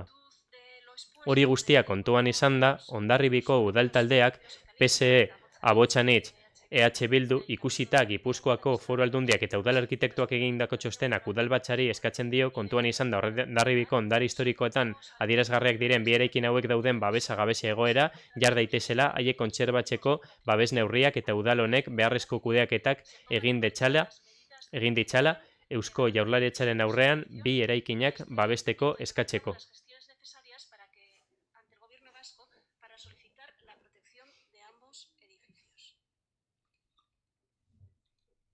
Votar que sí, porque, como bien sabéis y como bien has mencionado, hay un informe del 19 de septiembre en el que ya se ha solicitado.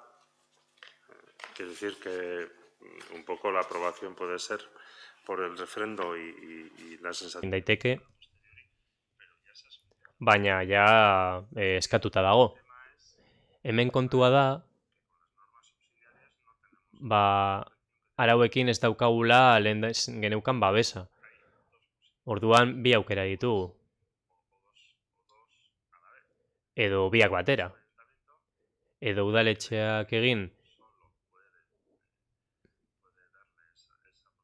eta udaletxeak soilik emanaldie babesa plan orokorraren bitartez, eta gero ikusiko dugu zein tramitazio fasetan gauden, orduan momentu honetan ez da bideragarria, etzaigu balio.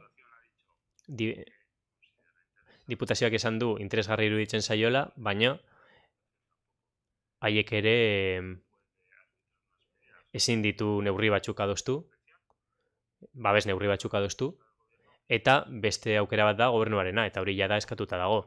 Orduan, gure aldetik, akordioa badaukagu, hau batez, eta orduan hori ja martxan jarri da, eta ikusiko dugu. Orduan, zailtasun objektibo horiek ditugu, eta nik eskertuko nizueke edozein sugerentzia, kreatiboa, imaginatiboa, ez dakit, baina hildo horretatik jarraitu behar bada, ez da erraza izango. Baina, nik ez daukat erantzuna,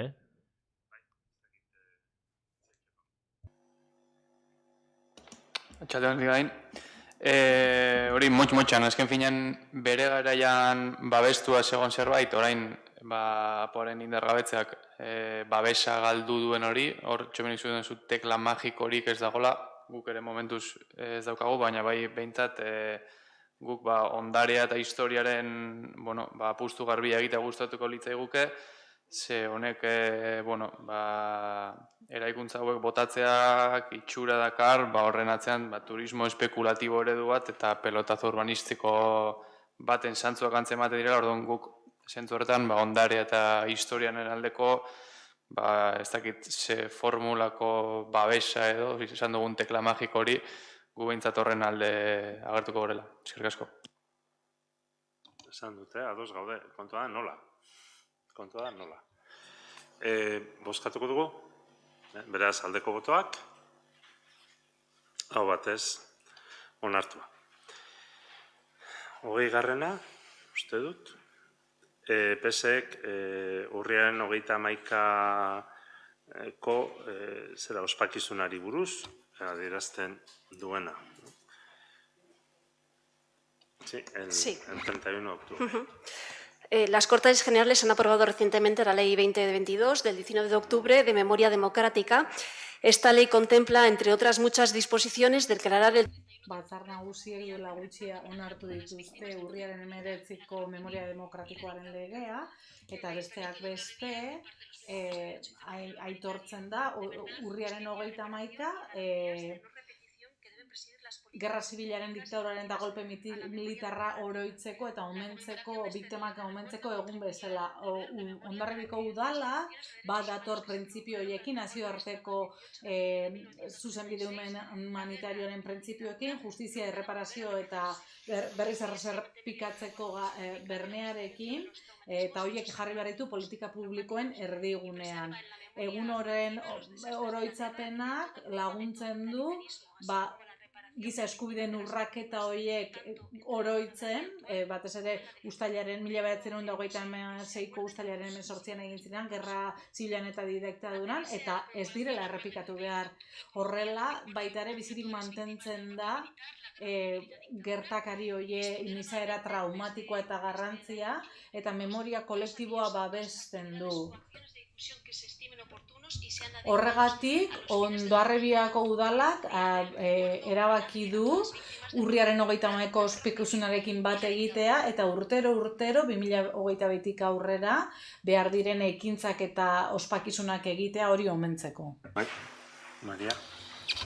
Bueno, nik lehen Josuk hartu duen harridura berdinarekin hartu dugu mozio hau, ze egia da gure udal honek badaukala bizikidetza batzorde bat, eta uste dugu gai hau tratatzeko foroa hori dela. Oso interesgarria iruditzen zaigu mozioa, oso interesgarria iruditzen zaizu horrelako legeak aurrera eramatea eta onartzea. Guk zuek ekarritako mozioari ekarpen bat egin diogu, Euskadiko memoria historikoaren inguruan, onara ekarri dugu, baina berriro ere fokoa jarri nahi dut bizikidetza batzorde horretan.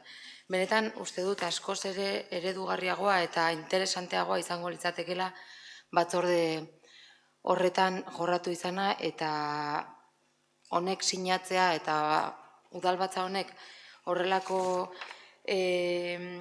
adierazpen instituzional bat onartzeak ondo dago, egin beharreko zerbait, zalantzari gabe, baina pentsatzen dugu batzordeak beste zerbait proposatzeko aukera emango duela. Guk esan bezala, proposatu genuen aldaketa edo parrafo bat gehitzea, pentsatzen dugulako gurera ekarri behar dugula, eta Euskadiko memoria lantzen ari den horretan hori sartu nahi genuen,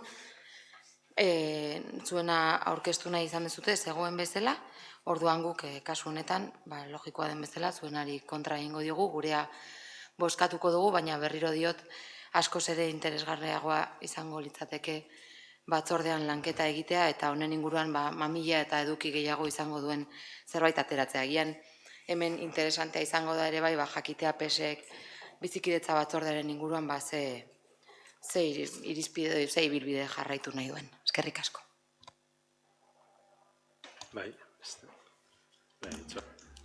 Bai, nik, detaile txiki bat, lehen Josuk eta esan duten bezala, guk, puntu honetan, eskatuko genioke igual alderdi sozialistari, gai diren mozio hau erretiratzeko, eta aukera baldin badago hau, lankidetzan edo eman komunean guztion artean erabakitzeko, eta horretarako gure ustez ere foro bat badagoenez, guk zentzu horretan behintzat gure eskaera hori izango zen erretiratzea, egia da guri legeak esarri duen egunak ez digula asebetetzen, ze azken finean proposatzen den eguna izan zen 1978an Kongresuan konstituzioa onartu zenekoa, eta biktima guztiei omenaldia eta aitortza egiteko pentsatzen dugu, adibidez Hondarribiko kasuan egon litezkela beste egun batzuk, kasurako aurreko urteetan iraiak lauan egin genuen egun proposa, edo Sasetaren edo Jesus Karrean erailketaren egunak baliatuz, nik uste dut beste karga bat edo izanak dela, baina berriz ere hori guk behintzat eskatuko genioke alderdi sozialistari mozio hau erretiratu eta lankidetzan zerbait adosteko aukera sustatzea. Eskerrik asko.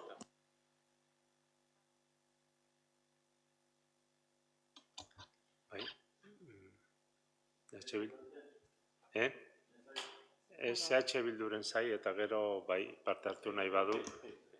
Barkatu txomin ez dut. Guk egia esan hemen aipatzen da alderdi sozialistarenean recuerdo y homenaje, ari gara de las víctimas del frankismo edo jeltzalenean oroimena eta omentzea, ez? Maria Leno esan du gurera ekartzea, eta gurera ekarrita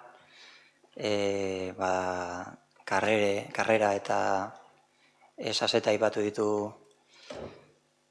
dituzuek, eta baita ere Josu Zabala dago horrez. Karrera eta eta saseta frankismo, gerrakoak esango genuke direla, Josu Zabala 76an frankismoa, Franco bukatuta, zakit. Baina hemen baditugu Roque Mendez Villada eta Jose Luis Mondragon Elortza, frankismoaren eta fasismoaren biktimak. Ez dira onartuak, ez dira rekonozituak, ez dira omenduak, eta ez dira gogoratuak. Beraz guk ez dugu zuriketa honetan parte hartuko eta kontra bozkatuko dugu.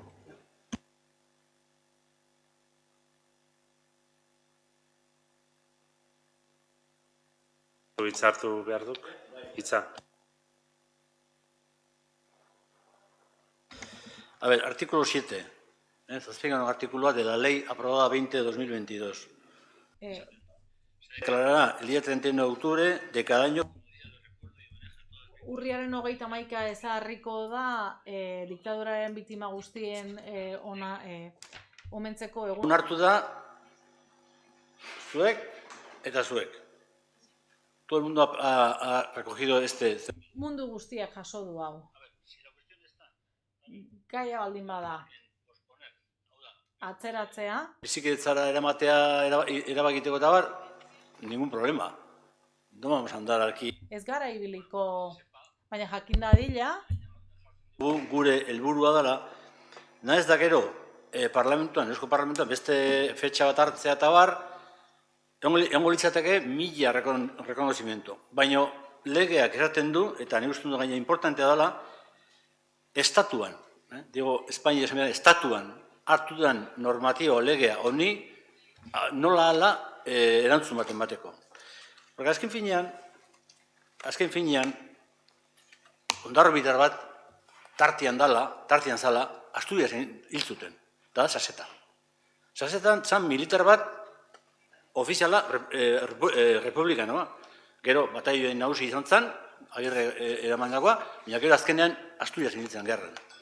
Orduan, persona batzuek egon ziren defensa batean, Espainio estatuko defensa, republikan. Orduan, nik uste du, lege honet daukela bere garrantzia. Jarri nahi dela beste fetxa bat parlamentuan, ez da ize fetxa jarriko dan, ez dakit. Zeingo dan, ez dakit. Baina gure helburua hemendikan joango da. Nik ez dago problematik bizikidetza eramateko. Porque azken finean... Zer? Bueno, hori beste problema da. Hori urringoako lako jau. Hori urringoako lako jau. Baina, eskertuko nuke. Kuestioa da, ez dago problemarikan bizikidetza eramateko. Baina, ya hablando en plata, nos vamos a encontrar seguramente con un problema. Arazo bat tekin egingo dugu aurrez aurre?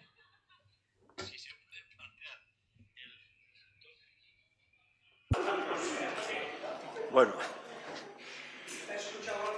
Vale, a ver, kuestioa bali bada. Eskatzen bali badute taldeak hori izateko, por nuestra parte, ningún problema. Pero que sepáis que nos vamos a encontrar...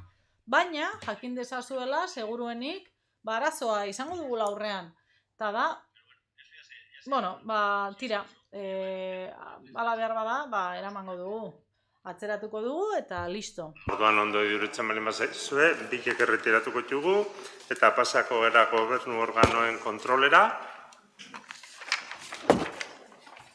Eta hor dugu, 22. puntua 2022ko dekretuak, alkate dekretuen berri emateari buruz, ez dakit baden galderarik edo konturik, aipatu nahi denik. Ez? Bai? Bai, Txomin, zure baimenakin, guk galdetu nahi genuke 2022/2012 irailak 2an Alarde Fundazioak Hondarribiko alarde antolatzeko baimenan dekretuaren inguruan. 25 urte ez da dekretua aztertu, beraz, utziko diazue behar den denborarekin zalantzak eta galdetzen, gainera, gaur egia da, ez dugula hitza gehiegi hartu, neurri batean baita ere tartetxo hau edukitzeko. Eta dekretua aztertzen sartu baino lehen, igual ikuspegi orokor bat euskararen inguruko erabileraren inguruan, ez? Ez da dekretu bakarra akatsak eta ikusi dituguna, baina benetan lotxatu gaitu honek. Ekarriko dut adibidez, dekretuan bertan testualki euskaraz kontuan izan da 2019ko abuztuaren 12an eta 58.08.03 zenbakiarekin, horrela jartzen du. Baina espainolez aldiz, resultando que con fecha de 29 de julio de 2022, R. 62.59, ezberdina da. Euskaraz 2019ko alardearen antolaketa hitz egiten du, eta espainolez organización del alarde desde el 2022. Eta, asko daude. Gipuzkoako gobernu ordezkaritzaren 2019ko uztailaren 15ko ez dakiz zer. Bazakit. Egia esan, data guztiak mantendu gaizki daudela, o behintzat asko bai. Hor, pentsatzen dut, teknikariak ez direla finibili edo hankasartu dutela, baina hala ere uste dugu zuk sinatu duzula zera hau, dekretu hau, alkate jauna, eta behintzat egokia irutiko litzaioke hurrengoetan ere jarraitzea pixka bat euskararen erabilera hori. Beraz, hori euskararen alorrari begiratuta orain sartuko gara edukietan. Eta edukietan, aztertu dugu xe eta ikusten dugu ez dela dekretu batere neutroa. Baimenak emateko testu neutro bat, testu eta hitz egiteko esapide eta kontestu neutro batean ematen dira baimenak, baina ez da batere neutroa eta gatazka hontan matxisten alde egiten duen dekretua dela uste dugu. Udalaren txostenean jasotzen diren aipu batzuk ekarriko ditugu esan dako hau ilustratzeko. Beraz, aipatzen den denboran eta tokian, aipua eginda, alardeak eta Jaizkibel konpainiak egiten dutela, eta hori ekidin behar dela ordena publikoa zaintzeko. Urteak dira, konpainia eta alardeak kaletan bat egiten dutela, eta hori ikusi dugu gu behintzat eta haien artean ez da sekulara arazorik egon. Erasoak espaloitatik etorri dira, eta hori ertzaintzak ere badaki ongi. Eta beraz, horregatik egiten du udalak erabakitzen duenaren kontra. Beste gauza bat ere badio, parte hartzaile kopuru alde handia dagoela Alarde Fundazioa alardearen eta Jaizkibel konpainia desfilearen artean. Hori ekartzen du dekretuan. Eta hemen gauden guztiok badakigu Jaizkibel konpainia bat besterik ez dela. Ez duela sekula alarde bat antolatzeko asmorik izan, eta gehiago esango dizuet, alardeko konpainioa handiena da. Eta urtetatik urtera handitzen doa. Laster arazo bat izango da, horrelako konpainia handia bat eukitzea, kudeatzeko musikaren aldetik, arduradunen korpuru aldetik, hala ere, konpainia handiena izan da ere, irakurri behar dugu, ez direla nahikoa. Hau ere badio. Askoz lehenago, milaka ikuslek okupatzen dituzte hiriko kaleak, Alarde Fundazioa alardea pasatzen den tokietan. Ikusle horietako gehienek, alarde tradizionala deiturikoaren antzezpena ikusi nahi dute. Ordu berean, eskatzen dutela, ikusle gehienek ikusi nahi dutenaren kontrako desfilea. Beharrezkoa ez den irtenbide erraza duen arriskua ekarriz. Eta hau da, baimen bat emateko erabiltzen den, ez dakit, hitz egiteko modua. Orduan, honen inguruan, 3 gauzatxo nahiko genituzke aztertu. Lehenengoa da, ea noiz demontre ekingo dion udalak, 2 edo 3 egun lehenago, kale gazterretan, egun eta gau espaloietan, espaloiaren erabilgarritasuna ekiditen duten gaztetxoen aferari. Bigarrena, zergatik deitzen diozue kontrako desfilea.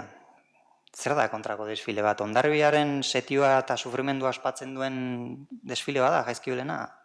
Du, oso ongi ulertzen. Eta 3, Jaizkibel konpainiaren desfilea, kale nagusian ikusi nahi dutenak, ze hoiekin zer gertatzen da, besteen eskubidea baino gutxiago dituzte? Ez dakit, gainera ez da hor bukatzen, kontua, eta hau ere irakurri behar dugu. Alarde tradizionaleko partaideek goizean 2 alarde egiten dituzte, bat Hiriko kaleetan, zehar, eta bestea Guadalupeko santutegiko belardegietan. Han Ama Birjinari hitzemandako botoa egiten da meza eta bar, eginez, denbora tarte eskasa izanik 2 alarden artean. Deno badakigu hemen gaudenok, Jaizkibel konpainia ere aspalditik bertaratzen dela Guadalupera, orduan, bazakitezu oso ongi ulertzen zertara datozen horrelako hitzak. Ez dakit. Zentzuak guri guzti hau, gure udalak asmatu du, Jaizkibel konpainiari eskatzen duen ordutegiaren kontra egiteko. Azkenean, ertzaintzaren txosten batek ordutegiaren afera zuzentzen du, eta berean arte ezarritako ordutegia ezartzen da, ez? Hori bai, euskaraz abuztuaren 23an bidaltzen da txostena barren saietik, baina espainolez abuztuaren 31an. Pixka bat teknikoa jarrita, eta jake abenduaren 23ko 10/2025 legea aipatzen dela, eta ez naiz hemen gehiagik luzatuko, baina batez ere lege honen inguruko irakurketa egin dugulako udalbatza honetan, baina aipatzearren 2 puntu, 12.2 eine, bertan esaten du errespetatu egin behar dela gizon eta emakumeen berdintasunari buruzko araudia, eta 22.2 artikulua, ez? Baldintza horiek edo sarrera ukatzeko eskubideaz baliatzea, ostera, ez dira aitzakia izango, bereizketak egiteko erabiltzaileen jatorria, jaiolekua, arraza, sexua. Kasu honetan hori da dagokiguna. Beraz, ezakit ongi baliatzen den lege hori. Eta, plano propositiboago batean edo aipu hau ere egiten da. Konpainia edo unitateen konposaketa legeak agintzen duen moduan eratutako elkarte pribatua izanik, udal administrazionek ez du horien konposaketa fiskalizatzeko ahalmenik. Zehazten dutela antolatzaiek gizonezkoak soldaduen paperean eta emakumezkoak kantinerenean. Eta hori, gertakari historikoari egokituta dagoela, non milizia foralen kidea gizonezkoak izaten baziren, milizia foralak edo botoa betetzea ulertu, interpretatu eta antzesteko egon daitezkeen beste moduak errespetatuz. Gertaera historikoen ikamika horretan ez gara sartuko, baina udal dekretuak aditzera eman nahi du ez, udaletik ezin dela ezer ez egin. Hor dago, adibidez, Donostiako adibidea ez, Donostian elkarteekin sortu zen gatazka edo arazoa, eta modu ausart eta arduratxo batean ekin zioten. Gaur egun Donostian denak ezagutzen dugun danborra da elegante hori ospatzen dute, herritar guztiok konten eta elkarrekin. Eta, ez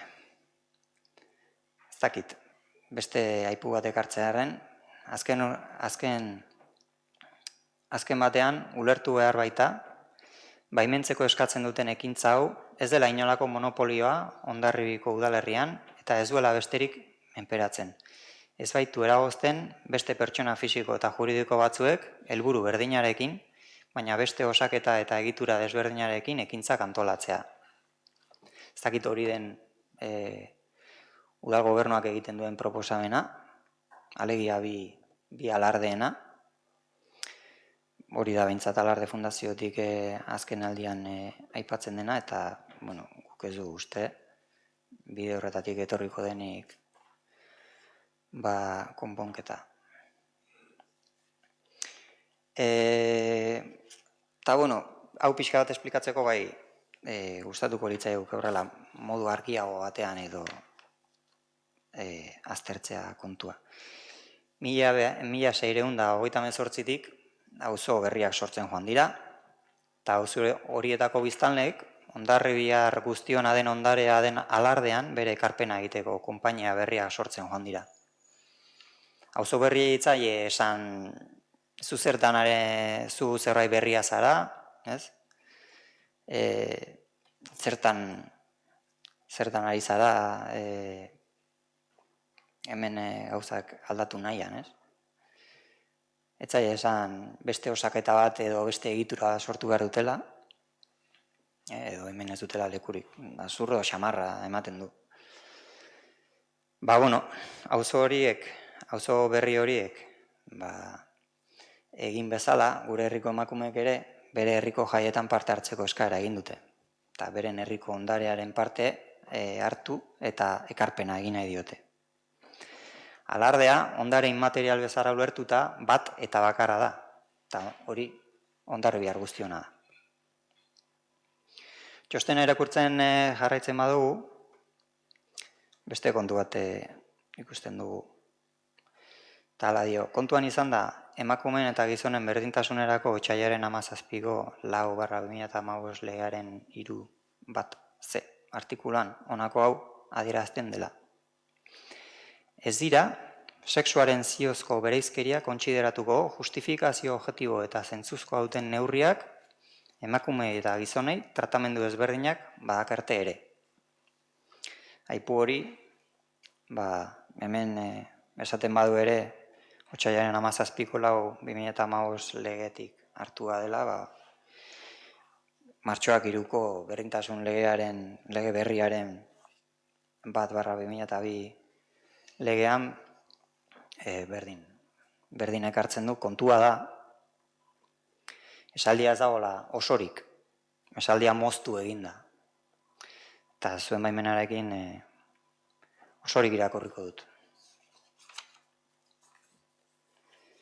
Hala dio, ez dira sexuan oinarritutako diskriminaziotzat joko, justifikazio objektiboa eta zentzuzkoa duten neurriak emakumei eta gizonen tratamendu ezberdina ematea badakarte ere. Hori da dekertuan egiten den aipua, baina jarraitzen du. Neurri horien artean, helburu hauek dituztenak sartuko dira. Emakumeentzako ekintza positiboa. Sexuei arrazoi biologikoengatik babes berezia eman beharra. Eta gizonezkoek etxeko lanetan, pertsonen zaintza eta tratu eta aukera berdintasunaren aldeko lanean parte hartu dezaten sustatzea. Hemen artikuluak jarraitzen du, ez dut osorik irakurriko, baina eskatuko dut baiaktan jasota edukitzea, zeren bialduko dugu kopia bat. Eta, hemen ikusitakoa, uste dugu behintzat 3.1c artikulu horretan kalean arinkeriaz diskriminazio positiboa deitzen zaion horretaz ari dela. Guri lotxagarria egiten zaigu artikulua modu horretan eta leku horretan moztea, zeren ezakit uste duzuen Alarde Fundazioak emakumerekiko diskriminazio positiboz jokatzen duela, baina gu behintzat ez dugu lertzen zerratik txertatu den legearen aipamena. Eta, neutrala ez dela ondorioztatzeko azken aipu bat. Kontuan izan da kale nagusiko bereizkeria Jaizkibel konpainiaren partartzailetza alarde tradizionalaren ikusleen arteko denbora lerroan aldiberekotasuna ordena publikoaren gorabera ezberdinen iturri izan dela, ulertuz, denbora aldiberekotasun hau saiesteko balitz, esaterako goizean 2022ko abuztuaren 31ko datarekin udaltzain buruak bere txostenean jasotako proposamenaren arabera, goraberak izateko aukerak nabarmen gutxituko lirateke. Beraz, hemen egiten zaiona da, azkenean ertzaintzari hor bat bialdu. Barne sailak ez du kasurik egin eta bere bere txostena eman du, baina hala ere, badekretuan ekarri nahi izan da, batza dutela dos. Bueno, ez dakit. Ez da oso elegantea edo. Bueno, eta bukatzeko galdera pare bat egin nahiko genituzke. Urtero Gernikako arbolatik pasatzean ikusten dugu alardea formatzen. Baina badirudi, alarde fundazioak 25 urte eman dituela formatu nahian eta ez duela lortu. 25 urte, baimenak, aseguruak, kontu korronteak, aurrekontuak, segurtasun planak, eta dekretuan alarde fundazioa osatzen, edo espainolez, Fundación en Formación. Jaurlaritzaren fundazioen erregistroran galdetu dugu, eta ez dela existitzen esan digute. Hementxe dago. Berdina egin dugu Nafarroako fundazioen erregistroan, eta berdina esan digute, Nafarroako fundazioen erregistroan dauden datuen arabera, ez dago inskribatuta alarde fundazio Hondarribia izena duen fundaziorik, hemen daude bi txostenak. Orduan ezakit, 25 urte hauetan egindakoa legezkoa den edo ez, erabakitzen ari dira, dirudienez, Bilboko auzitegi batean. Beraz, bi galderak. Zeinen esku utzi du Hondarribiko udalako 25 urte hauetan bere ondare nagusietako bat, zergatik utzi du jaia esku pribatuetan, eta hau alda, etorkizunean udalak antolatu behar duen elkarrizketa mahai batera eraman beharreko jarrera. Hondarribiko Bilduk ez du gatazka zaharretan blokeatzeko inolako asmorik, beraz, hau zerbaiten bukaera baino, jai berri batian hasiera izan behar du, eta horretarako lan egiten jarraituko dugu. Mila esker.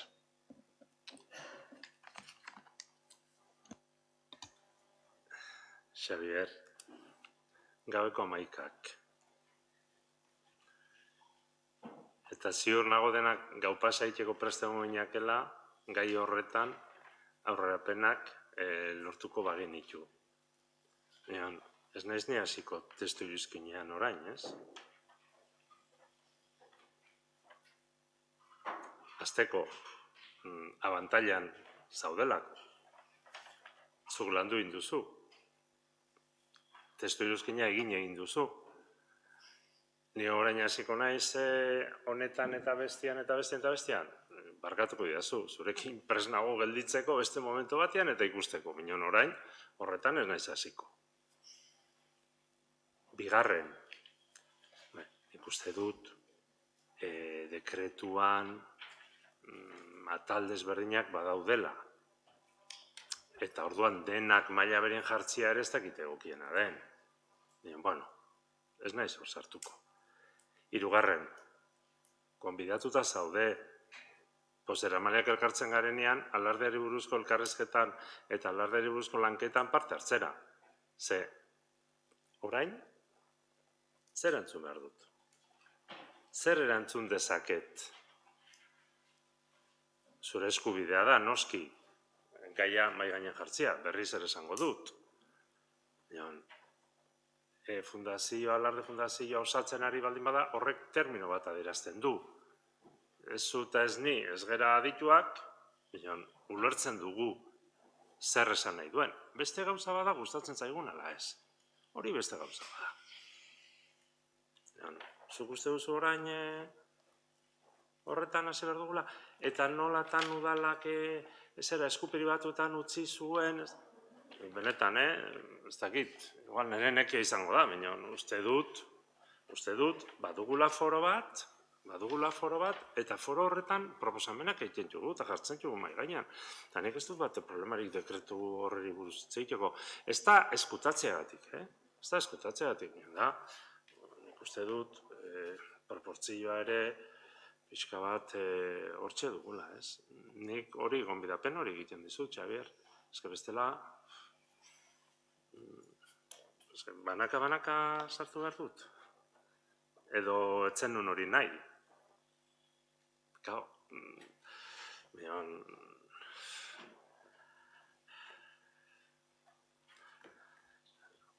orain behintzat esaten dut, eta nahi duzunean elkartzeko prest, eta nik uste dut foro horretan ere dekretuari buruz hitz egiteko arazorik ez. Bestetan proposatzen dugu gaia, orduan landuko dugu. Ajola espadizue, pasako gara galdera entzunetara, edo erreguta galderetara. Ze uste dut 12 lehen bukatu beharko dugula gaur.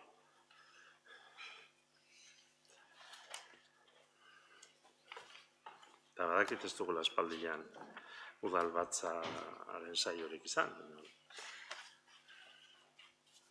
5 ordu daramagu.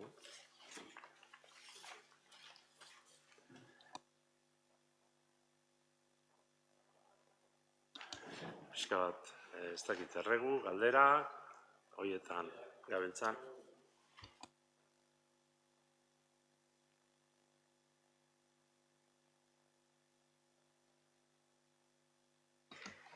La primera de las preguntas es en relación con el tráfico en Costa Calea. Nosotros en... Lehenengo galdera Kosta taldeari buruzkoa da, beste bilera bat egin behar dugula uste dugu, taldeko bizilagunek eskatu dutelako bilera bat, udaletxearekin, eta jakin nahi dugu zer pentsatu etxen duzuen horren inguruan. Bai, eskerrik asko, ondo entzuten da, ez? Bueno, primero de todo, recordar que la ejecución de la obra... Bueno, lehenik eta behin, obra hau ez da bukatuta. Oraindik geratzen dira 3 seinale jartzeko, 3 seinale handi, eta horrela sartzeko portu bat sortu nahi dugu, edo sentsazio hori daukana, eta seinale batzuk jarri nahi ditugu txirrindularientzat, bide osotik zehar. Era berean, beste seinale batzuk geratzen dira jartzeke, zirkulaziorako, aluminio hornikuntzarekin ere arazoak daude, enpresek ez daukate estokik, eta horrek mina eman digu, edo kaltea egin digu. Irailean egin behar zen hau, baina enpresak ez da epeak betetzen ari. Horregatik, tirabirazko egon dira enpresarekin, eta azkenan udaletxeak behin-behineko seinale batzuk jarri ditu, 3 puntu klabeetan, Santangrazian, Bajada de Llobregaten eta Yamunten. Eta esango dizuet zein izan dan prosedimendua Kosta Kaleko proiektu osoan. Hasiera batetik erabilitako plana aurrekontuak egitea zen, eta diseinu horretan diagnostiko tekniko bat zegoen, parte hartze saio bat zegoen, arazoak eta beharrak lantzeko, proposamen estrategikoak lantzeko, elkarrizketak egoteko, agente klabeekin, prestakuntza saioak egoteko, aurre proiektuaren lan egiteko, eta bilerak egitea horren inguruan. Eta gero, obraren gauzatzea etorriko zen. 3. puntua, sentsibilizazio kanpaina izango zen, hori hasi egin genuen, eta orain 4. puntuan gaude. Eta hori da, proiektuaren azterketa ebaluatua. 5. izango da, emaitzen garapena, 6. zuzenketa neurriak, eta 7. erabaki dena edatzea. Orduan, pasuen artean, badago sentsibilizazio kanpaina azpimarratzea, eta saio monografiko bat egiteko Kosta Kalea ebaluatzeko zuek eskatzen duzuen legez. Kanpainak eskatzen dau, informazio puntuak jartzea, ezberdintasun ezberdinak jartzen eragiten duena jartzea, eta elkarrekin kalea gurutzatu halko dugu, eta dauden arazoa konpondu ahal izango ditugu. Saio hau urrengo mugikortasun asterako dago zegoen aurreikusia, baina bertan bera geratzeko notifikazio bat jaso genuen, enpresak ezin izan zituelako epeak bete, eta kontsideratzen dugu zentzugabea zela hau ebaluatzea obra bukatuta egon gabe. Saio honen ondoren erabakitzen bada neurri berriak jartzea, udaletxeak egin beharrekoa egingo du, eta dudari gabe kostak aldaketa handia suposatu du gure kaleak ulertzeko moduan. Lehen, hasieran kotxeek eta bizikletek euren espazio zuten, eta orain elkarkidetza bat daukagu kotxeen eta bizikleten artean. Baina, hala ere, pazientzia eta konfiatza eskatzen dugu diseinuan, uste dugulako garraio ezberdinetako elkarri bizitza posiblea dela. Aurreko astean, 2 saio izan genituen garraioari dagokionez lehenengoa, 19an, asteazkenean, osoko bilkuren aretoan, eta han mugikortasuna hitz egin zen. Hurrengo egunean, borradore bat aurkeztu genuen, alai buruz, Talai Institutuko ekintza-aretoan, eta beste guztietan bezala, gonbidatuta zeundeten, etortxeera. Epe musun hartu zunetik lan egiten ari gara, oso gogor lan egiten ari gara, mugikortasun jasangarriaren alde. Ez ditut proiektu guztiak esango, berandu delako, baina mugikortasun jasangarrian sinesten dugu, eta hau gure lanarekin demostratzen ari gara. Kosta Kaleko proiektua ez da holan pentsatu gaiko ideia bat, baizik eta behar bat. Parte hartze saioak behar dira, helburuak betetzen ari dira, eta batez ere kontrastea eta lan handia dauka atzean. Egia da, bilera bat eskatu digutela bizilagunek, eta eman diegu egun bat biltzeko prozesua salduko diegu, eta azalduko dizkiegu obra bukatzeko zein pausu geratzen diren. Elkarlana eskatzen dizuet, pazientzia eskatzen dizuet, eta elkarrekin biltzeko, eta proiektu honetan guztiok joan behar gara elkarrekin, hori ona izango delako guztiontzat, eta emaitza hobeak izango dituelako. Espero dut zuen galderari erantzun izatea, eta hala ez bada, erantzungo dizuet berriro. Eskerrik asko. Acudir a los centros escolares. Mugikortasunari buruz ari zara, eta guraso askok ez diete umei usten bizikleta zibiltzea bidegorritik, beldurra ematen dietelako. Kosta Kaletik, hobeto esan da. Datuak biltzen ari gara, konteoak egingo ditugu, askotan gertatu zaigu, denoi gertatu zaigu. Uste dut bizikletek gehiago erabiltzen dutela, amute kostako elkarte hori, eta segurazki egia izango da, guraso batzuek beldurra izatea, baina baita ere ikusi ditugu familia batzuk eta abiadura murrizgailuak 20 km/h, orduan esan dakoa, pazientzia, eta egin aldituzuen proposamen guztiak oso pozik entzungo ditugu, eta lanean jarraitzeko. Eskerrik asko. Minutu bat, minutu bat ez, 10 segundu. Gogoratu soilik, lotuta behar lukela, edo denok ondorioztatu genuela, lotuta behar lukela Kosta Kalearen lanketarekin aireportuko bidearen zabaltzearen eskaera eta horren garapena. Eta hori ere mahai gainean jarri nahi genuke, eta ez dut erantzun bat hain zehatza behar bestearena bezala, baina hori mahai gainean jarri nahiko nuke, iruditzen zaidalako oso garrantzizkoa dela beste errepide horren zabaltze bat, segurtasunean areagotzeko eta mugikortasunean hobetzeko. Ados, zurekin. Eskerrik asko, Igor. Eskerrik asko. Bai.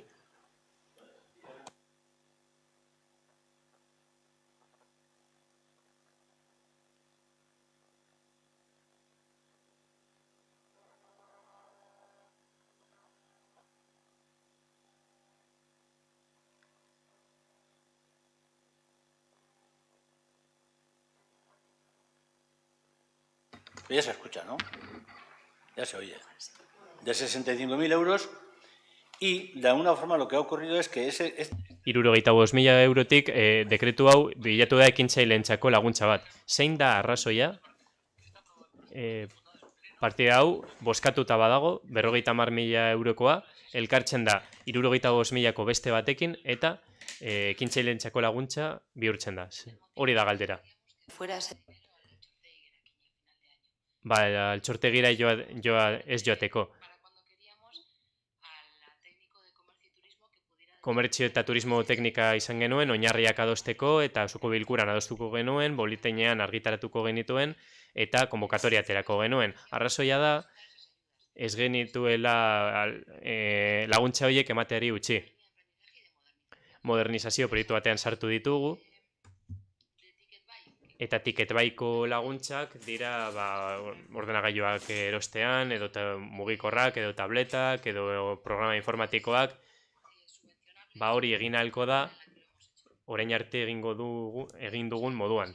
Esan nahi dut. Orain arte egin diren inbertsioak Ticket Buy proiektua dendetan martxan jartzeko, gure dirulaguntzen bidez ordaindu ahal izango da. Ez bagenituen atera, protestatuko zenuten, atera ez ditugulako. Erantzuna hori da. Partida ekonomiko hori atera nahi genuen eta baimena eman ziguten. Bestela, ez ginen garaiz iritsiko eta diru hori ez dut uste beste horrek balio dutenik. Orduan, interventorearekin etxau da doz, ez nirekin. Horrela geratuko da. Queríamos saber también... Baita jakin nahi genuen zer berri dagoen, prentsaurrekoa egon delako astelenean, eta jakin nahi genuen ze eduki egon den, konserje bat egongo den, arraro egin zitzigun argazkian juntako pertsona batzuk ez ikustea, batzordeko jende batzuk etxeuden argazki horretan. Erantzungo dizut, Noemi. Printzipioz, egia da, astelenean prentsaurrekoa dagoela, baina egia da, irailean beste prentsaurreko bat egon zela, eta han komentatu genuela, urri bitartean, kasino irekiko genuela, zegoen proiektu hori irekitzeko obrak bukatzen zirenean, segurtasun obrak eta sentsibilitate obrak. Behin obrak bukatuta irekiko genuen kasinoa. Areto batzuk berreskuratu ditugu, beko partean batez ere, eta altzariak zahar berritu ditugu.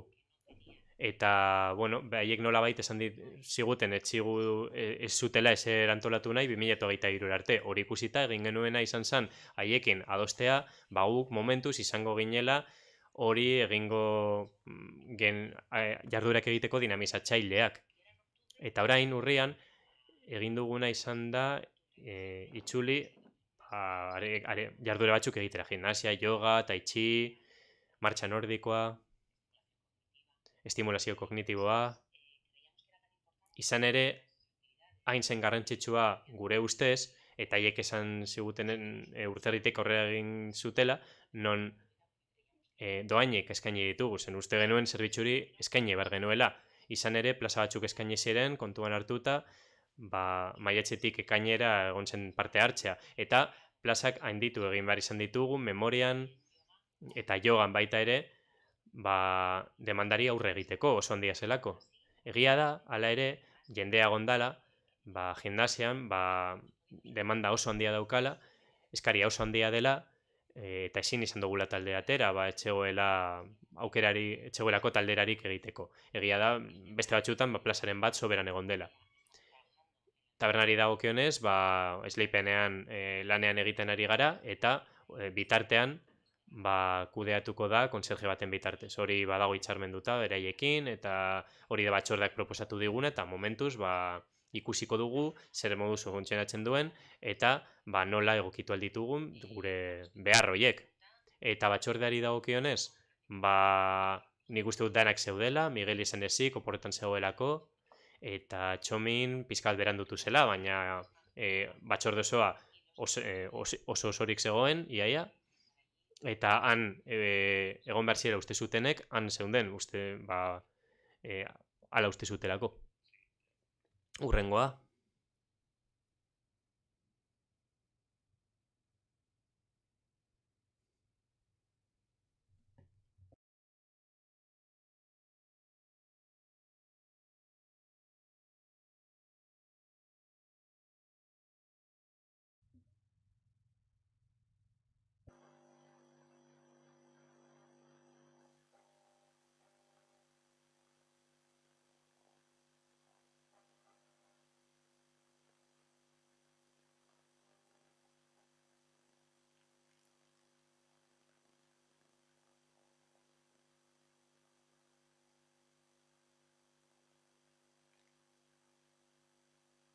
Zanaskite problema handi batekin. Están en la muga, es una familia o dos que están. Yo que es... Baserri bat da, bi etxe bizitzekin, eta oso egoera larrian daramatzate 2 urte. Golfeko partera doan mendizkan, badauz 5 etxe, eta 5 etxe horietan sarrerak blokeatuta daude. Uholdeak daudenean, oso argi ikusten da, etortzen da ur jauzea, eta etxe horietara iristen dela, eta azkenean eta elkartean bukatzen den errekara doala ur guzti hori. Badauz ur fekalak, hori ja aztertu egin da, eta horretaz gain badau arazo bat, elkarri bizitza arazo bat, badauz familia batzuk, egoera oso zaila bizitzen ari direnak, eta gaur egun dauden arazo larriagatik, ur fekal hauengatik, 2 urte daramatzate horrela, gora eta bera arazo berdinarekin. Eta azkenean, dena delakoagatik, enteratzen gara, bai Igor, bai nik eta gehiagok, arazo hori zegoela, eta ara hurbildu ginen, hiritar bezala. Eta egia esan, familiak daude guztiz etxita. Udalerrian egon dira, eta etxaile kasurek egin, edo beste alde batera begiratu du udaletxeak. Hemen arazoa zera da, arazoa golfarena dela. Vale? Ados, baina norbaitik erantzun behar izango duen aurrean, golfak edo dena delakoak. Baina udaletxeak erabaki bat hartu behar du, etxe horiek izteko, bakoitzak bera irekitzeko, edo irtenbidera bat aurkitzeko. Bada elemento biz, txorienerekin gertatu zelako, gero ja astu zelako. Plan orokorrean beste modu batean bideratu delako, baina momentu honetan arazo hori daukagu. Familia horiek egoera horretan daude, eta egoera oso larria da.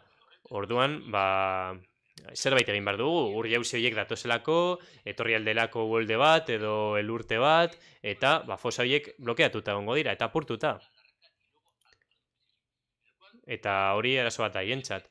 Orduan galdera da, zer egingo du udaletxeak honen aurrean? Zer egingo dute? Nolabait, berehala,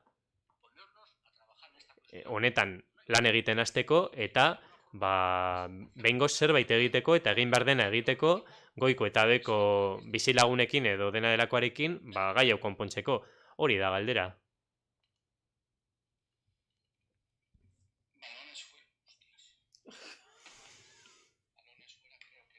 Ez dut uste beste aldera begiratzea esapideo onena denik.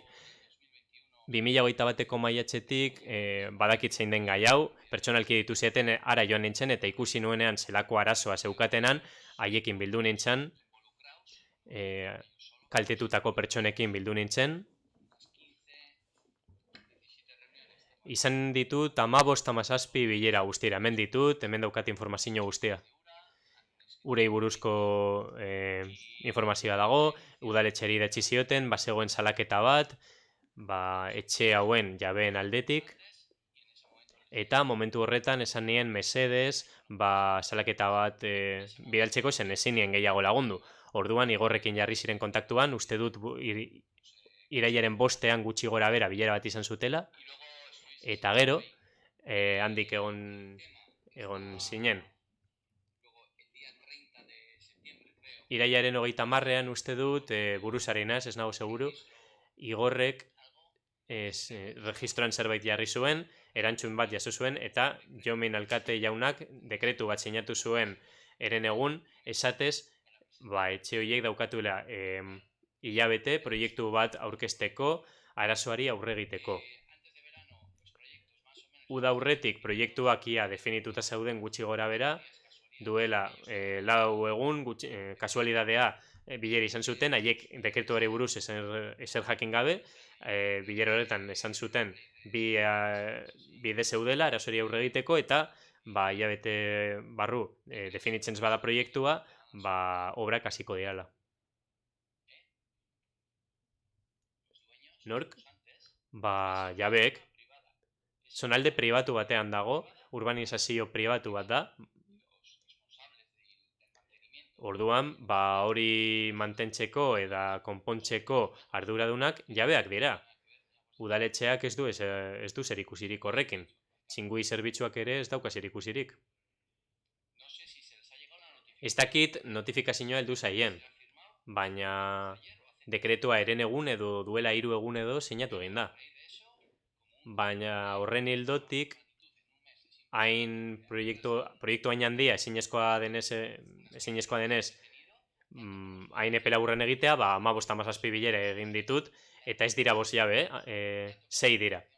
Kaltetuekin, Jaizkibel elkartearekin, 2 elkarteekin, bilerak izan ditut, konponbideak aurkitzeko, eta azkenean da, bizilagun guztien arteko bizikidetza arazo bat, eta ez bakarrik zeioien arteko, baizik eta bizilagun guztiena. Erantzun horrek balio badizu, primeran. Bueno, bai, momentuz balio dit, ikusiko dugu etorkizunean. Idatziz behintzat, eta dekretua, ez dakit ikustea gustatuko litzaidake, nik azken egunetan ezin izan ditugu dekretuak ikusi, baino dekretu hori helarazi eskertuko nuke. Bialdeko izut mobilera barantxe betan. Lasai, nire bilerak ere egite ditudan jendeakin ere ez dakit eta elkarrizketak eta ez ditut mobilez edo behaltzerik behar, baino jasotzea eta eukitzea informazioa asko. Eta gustatuko lehitzaideake, ja basenekin erekin egon ziela, niri galdetu eskero, egingo nizkizu, nera salpen guztiak, ze bilerak eta ze bide hartu zen. Eta haren arira, nahi zunean, aldizut esplikatu. Bai, oso ondo, baina niri egiten diatenean, edo talde guzti hori bialtzen dutenean idatzizko informazio bat, nik egingo ditut, kontsideratzen ditudan bilerak eta kontsideratzen ditudan idatziak udalera, eta horren arabera nahi gauzu deituko diazu, edo ez, edo baino nik egiten dudana da konsulta formal bat udalera dagokigun moduan, eta hori ez daukat inolako arazorik defendatzeko, eta Igor, ez zizu txarra esaten dizut, nahi izan ezkero, informazioa, alduzunean nahi aldizut tartekatu, bai zuri, bai EH Bildu eta zoeri baitari, arazoi gabe. Oso ondo, aurrera ingo dugu, eta 25 ditugulako, Sí, el otro día en comisión planteé un tema que habíamos visto en redes, tanto nosotros... Planteatu nuen arazo bat, saretan ikusi genuena, aparkalekuei dagokionez, alokairuko aparkalekuei dagokionez, aireportuan, debiteri enpresari da honen inguruan, eta jakin nahi dugu, denbora horretan, informazioa lortu baduzue, zergatik dauden hainbeste alokairu etxe, eta pizkanaka badoaz kentzen, gruekin edo trailerrekin, kamioiekin. Zergatik gertatzen da hau?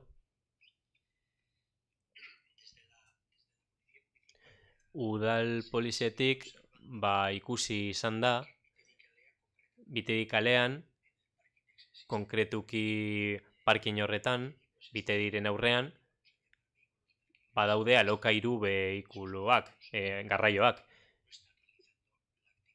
Egia esan, ez daude euren jarduera gauzatzen, baizik eta aparkatuta daude. Beste edozein ibilgailu bezala. Bai egia da, gai hori juridikoki tratatzen ari dela, arazoari konponbidea emateko, badago artikulu bat, 58/8 artikulua, aparkamenduei buruzkoa, esaten duena, ezin direla kale publikoan negozioetarako aparkamentuak egin, baina egia da, jendeak alokatuta hartuko ditu, han utziko ditu, edo han hartuko dituzte, baina aparkatuta daude besterik gabe. Negozioa ez da gure udalerrian egiten, berez, enpresarekin hitz egin izan da honi buruz, eta garraio hauek gure udalerrian aparkatzen dute, konkretuki parkin horretan, eta agindua eman gabe, ja detektatu egin dute arazoa, eta kamioi bat etortzekotan ez da hor sartuko. Ezin izango da hor sartu, eta saiatuko da kilikola aparkatzen kalean multa bat jarriko zaio, eta etxaio utziko trafikoa oztopatzea. Badakit aste honetan bilera bat egon dela, udal poliziarekin,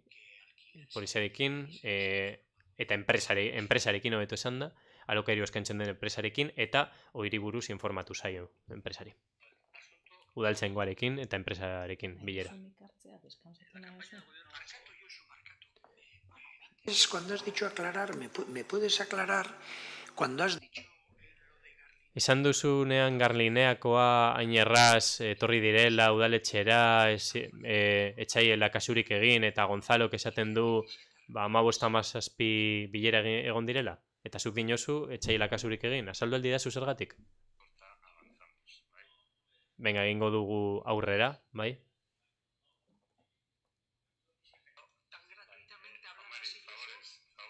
Hain holan esaten duzu, eta zergatik? Están.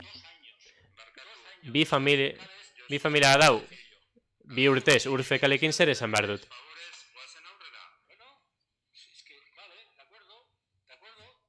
Pues no te cabres por eso. Bai, bueno, bai. Bonodenda. A ver, el tema de la bonodenda. Hace poco, a ver, una campaña. Una en primavera y otra ahora en la parte de otoño. Gutxi, Eusko Jaurlaritza bi kanpaina atera zituen kalera, udazkenean eta udaberrian 40.000 euro jarri zituzten bonodendarako.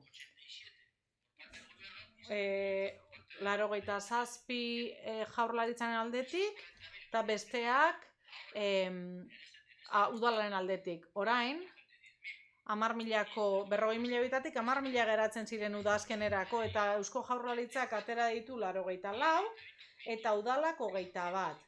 Guztira 105. Eta galdera da, gauza dauden bezala egonda. Planteatzen ari garen egoerarekin, hasieran plenoaren lehenengo zatian egin dugun eztabaidarekin, egoera energetikoarekin. Udalak zergatik ez du diru gehixeago jartzen eta 21 izan beharrean parekatu egiten da, aurrekoan egintzen bezala, ze dendariei oso ondo datorkie laguntza hau eta herritarrei ere bai. Zergatikan ez gara gai horren gainean egon, zergatikan egin dugu paso gai honetaz. Ze iruditzen zaitez garela adi egon. Oso errazari gara esaten hemen gauzak, ez da? Nik ez zaitut ikusi bonodendaren batzordeetan, ni bilera guztietan egon naiz. Ezin dira gauzak horrelako harin esan, Josu, ezin da horrela hitz egin. Ez dugu paso egin. Hemen irizpide bat egon da, esku hartze irizpide bat, eta esku kontu hartzailetzak pentsatzen du hau kanpaina bat dela, eta kanpainaren hasieratik egiten dela ekarpena, eta kanpainaren hasieran maiatzan ekainan izan zen, gero Eusko Jaurlaritzak beste konpromiso bat hartu zuen, ez? Partida hori zabaltzekoa, eta guk ez dugu aukera hori bediragarritzat jo, eta nire gonbitea da, bonodendaren azkeneko bileran egin nuen bezala, turismo saila animatzea, Eusko Jaurlaritzaren turismo saila, 3. kanpaina bat atera dezaten, urrengo hilabeteetan, eta gu guztiok egongo gara oso eskertuta. Baina ez da kanpainak ateratzea. Baina kanpainak ateratzen bai dituzte gu horregoteko balitzatan egon gaitezela. Bai, noski baietz, esan dizudan bezala, aurtengo kanpaina 2 fasetan banatu da. Eta kontu hartzailetzak erabaki zuen ekarpen bakarra egingo zela. Eta orduan egintzen banaketa, ez? Fase bakoitzen nola banatuko zen dirua. Beste gauza bada, Eusko Jaurlaritzaren merkataritza sailak erabakitzea, beste luzatzea hori edo zabaltzea, eta guk ez dugu aukera hori ikusi. Beraz, turismo eta merkataritza sailburua animatu ezazu, ez da? 3. kanpaina bat ateratzera, hori da nire gomita. Hemendikan luzatzen dizudana. Mendelu, orain Mendeluko gaia.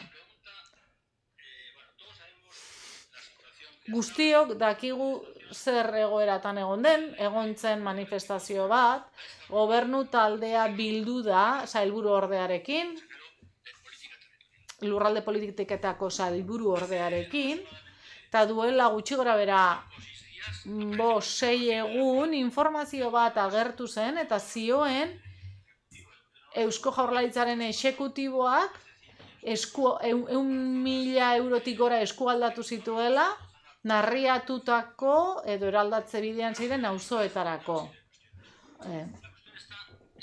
Gauza da, zein da gaur egun Mendeluren gaiarei buruz gobernu taldeak duen jarrera? eskema horretan sartuko gara, posible da hor sartzea, eta kasu honetan sailburu ordeak ze jarrera du udalak honi buruz. Hori da nire galdera. Egia da, bilera hori izan genuela, zuzendariarekin, galderan, adieraztetiko galderarekin, eta sailburu ordearekin. Gobernu taldeak gogo eta prozesu bat egin du, eta pentsatu dugu Eusko Jaurlaritzari ze leheneratze proiektu aurkeztu diezaiokegun, ez dago araudirik honen atzean. Ez ditugu desglosatuta edo xeakatuta arau horretan ekintzak.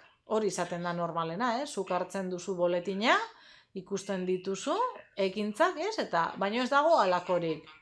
Baina bai izan zen garrantzitsua, eta asko eskertzen dut bilera, rehabilitazio integraleko proiektu espezifiko horretan, irisgarritasuna, energia eraginkortasuna eta gizarte joerako ekintzak hartu behar dira kontuan, labur esan da. Eta izenak dioen bezala birgaitzea da. Hau da, aldez aurretik dagoenaren gaineko ekintza bat, edo jardun bat. Eta guk ikusten dugu, baietz egin ahal izango dugula aurrera horretan, baina ez dugu proiektua landuta. Kontuan izan dezagun, ez dela programa arautu bat, araudi orokorra duen programa bat, eta zentzu horretan, proiektuaren gainean lan egin behar dugu, egin beharreko kontraste guztiak egin, eta gero sailari esleitu. Gure bisitak bazuen beste bigarren helburu bat. Hau da, Mogondoko etxeen gaiari heltzea. Sailburu ordearen aurkezpena ere eskertzen dut, esan zidan txomin, etxe bizitzako sailburu ordearekin hitz egingo dut, arekin jorratu ezazuen gai hau. Eta gu laster bilduko gara arekin, aurrera egingo dugu proiektu horretan, jakingo duzue zertan egingo dugun aurrera, ze hortan lankidetzan aritu behar dugu, eta horretaz gain, Menduen Luzarra auzo elkartearekin bildu ginenean ikusi genuen gai asko planteatzen dituztela batzuk, lurralde plangintzarekin, hirigintza plangintzarekin daude lotuta, beste batzu zerbitzuekin, beste gai askorekin. Orduan diseinu hori egingo dugu, guk egingo dugu. Eta zure galderara itzulita, proiektu bat aurkeztuko dugu eta gero ikusiko dugu. Datarik badaukazue? Pentsatzen dut zuei ere esango zitzaizuela, udalerriek aurkezturiko proiektuen gainean egiten dutela lan, eta horregatik auzoko bulegoa hori dana, gai hori guztiak kantuan izan behar dira. Ze data dauzkazue buruan? Esaten duzue proiektu bat aurkeztuko duzuela, jakin dezakegu naiz? Josu, orain ezin dizut erantzun. Hauteskundeen aurretik, gustatzen zaizu erantzuna? Ez da? Bien, ondo da. Nik ere badakit ironia erabiltzen, baina uste ez dela unea. Ez da ironia kontua, une honetan. 23-27 besterik ez dizuet esaten.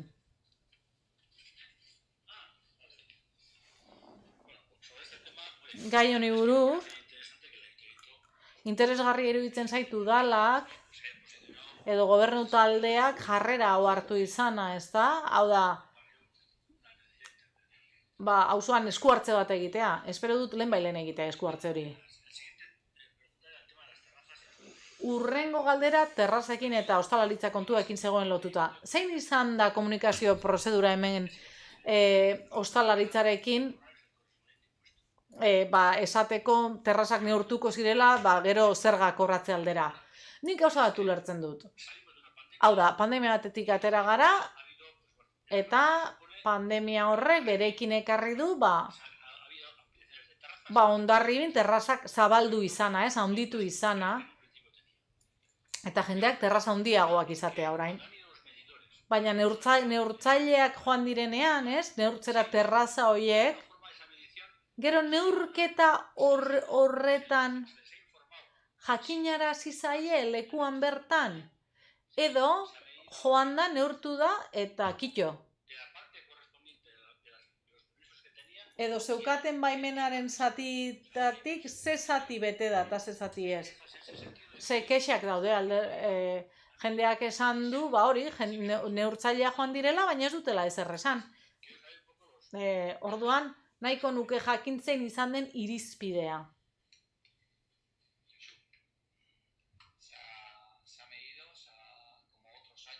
Neurtu da, beste urteetan egin den bezala, nik dakidela azkeneko 10 urteetan, zinta metrikoarekin joan da, ikusi da zenbat okupatzen hasi zen, eta hori jaso da.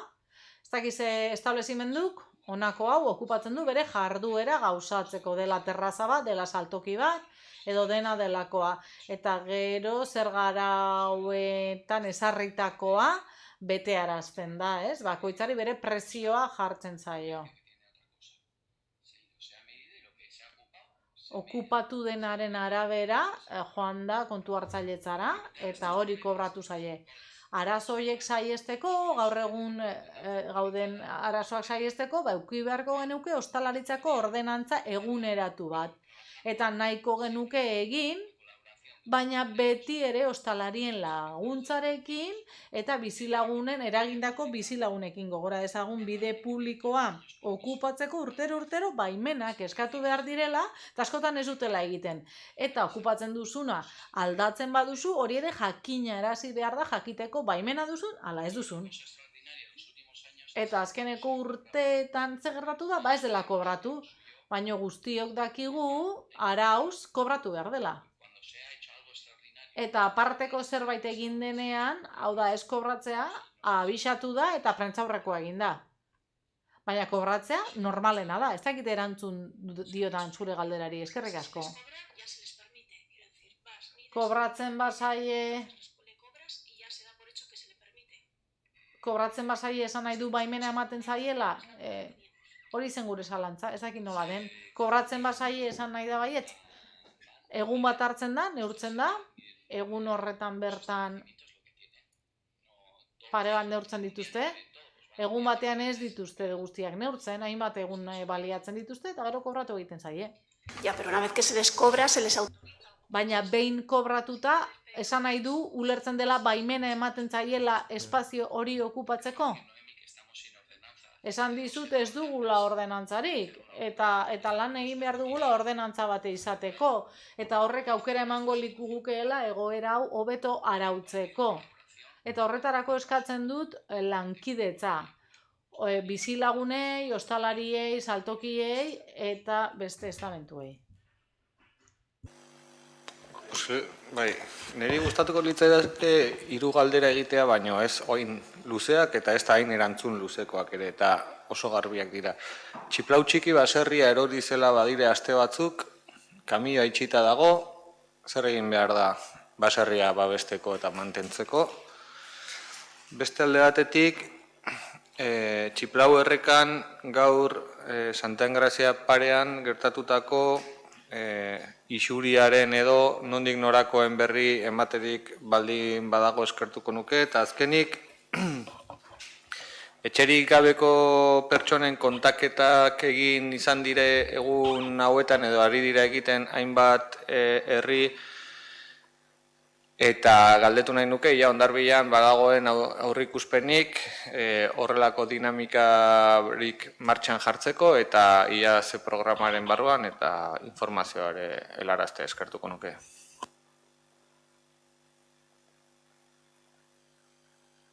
Ezin dizut informazio askorik eman, Egia esango dut zertan ibili nahi zen egun guztia, ez dakit gure artean ze informazio dago, nik ez dut nire ganez da erligatu. Nik Txiplau errekagoren isuritaz aldizut dakitena esan. Goizean uste eta 12 aldera o 11 aldera argazkia sartu zute abisu moduan. Txingui zerbitzuari eta urari deitu diogu. Bertaratu dire ordo batak eta 4 aldera, han egon ez ni beraiekin eta egon geharketa guztiak irekitzen. Ez dugu ikusi nondikan datorren, guandikan jarraituko dute aztertzen, baina bai esan dezaket, ura, kolorante moduko goren bat zela urarekin nahastua, eta arraiak eta hori momentuz goizen lehenen guardiko ordu behiek aldera, guandikan bizi zeuden, eta ez dagoela ematen du kutsadura ez dela. Baina bai koloranteren bat indula asko zabaldura. Hau bakarrik handakit.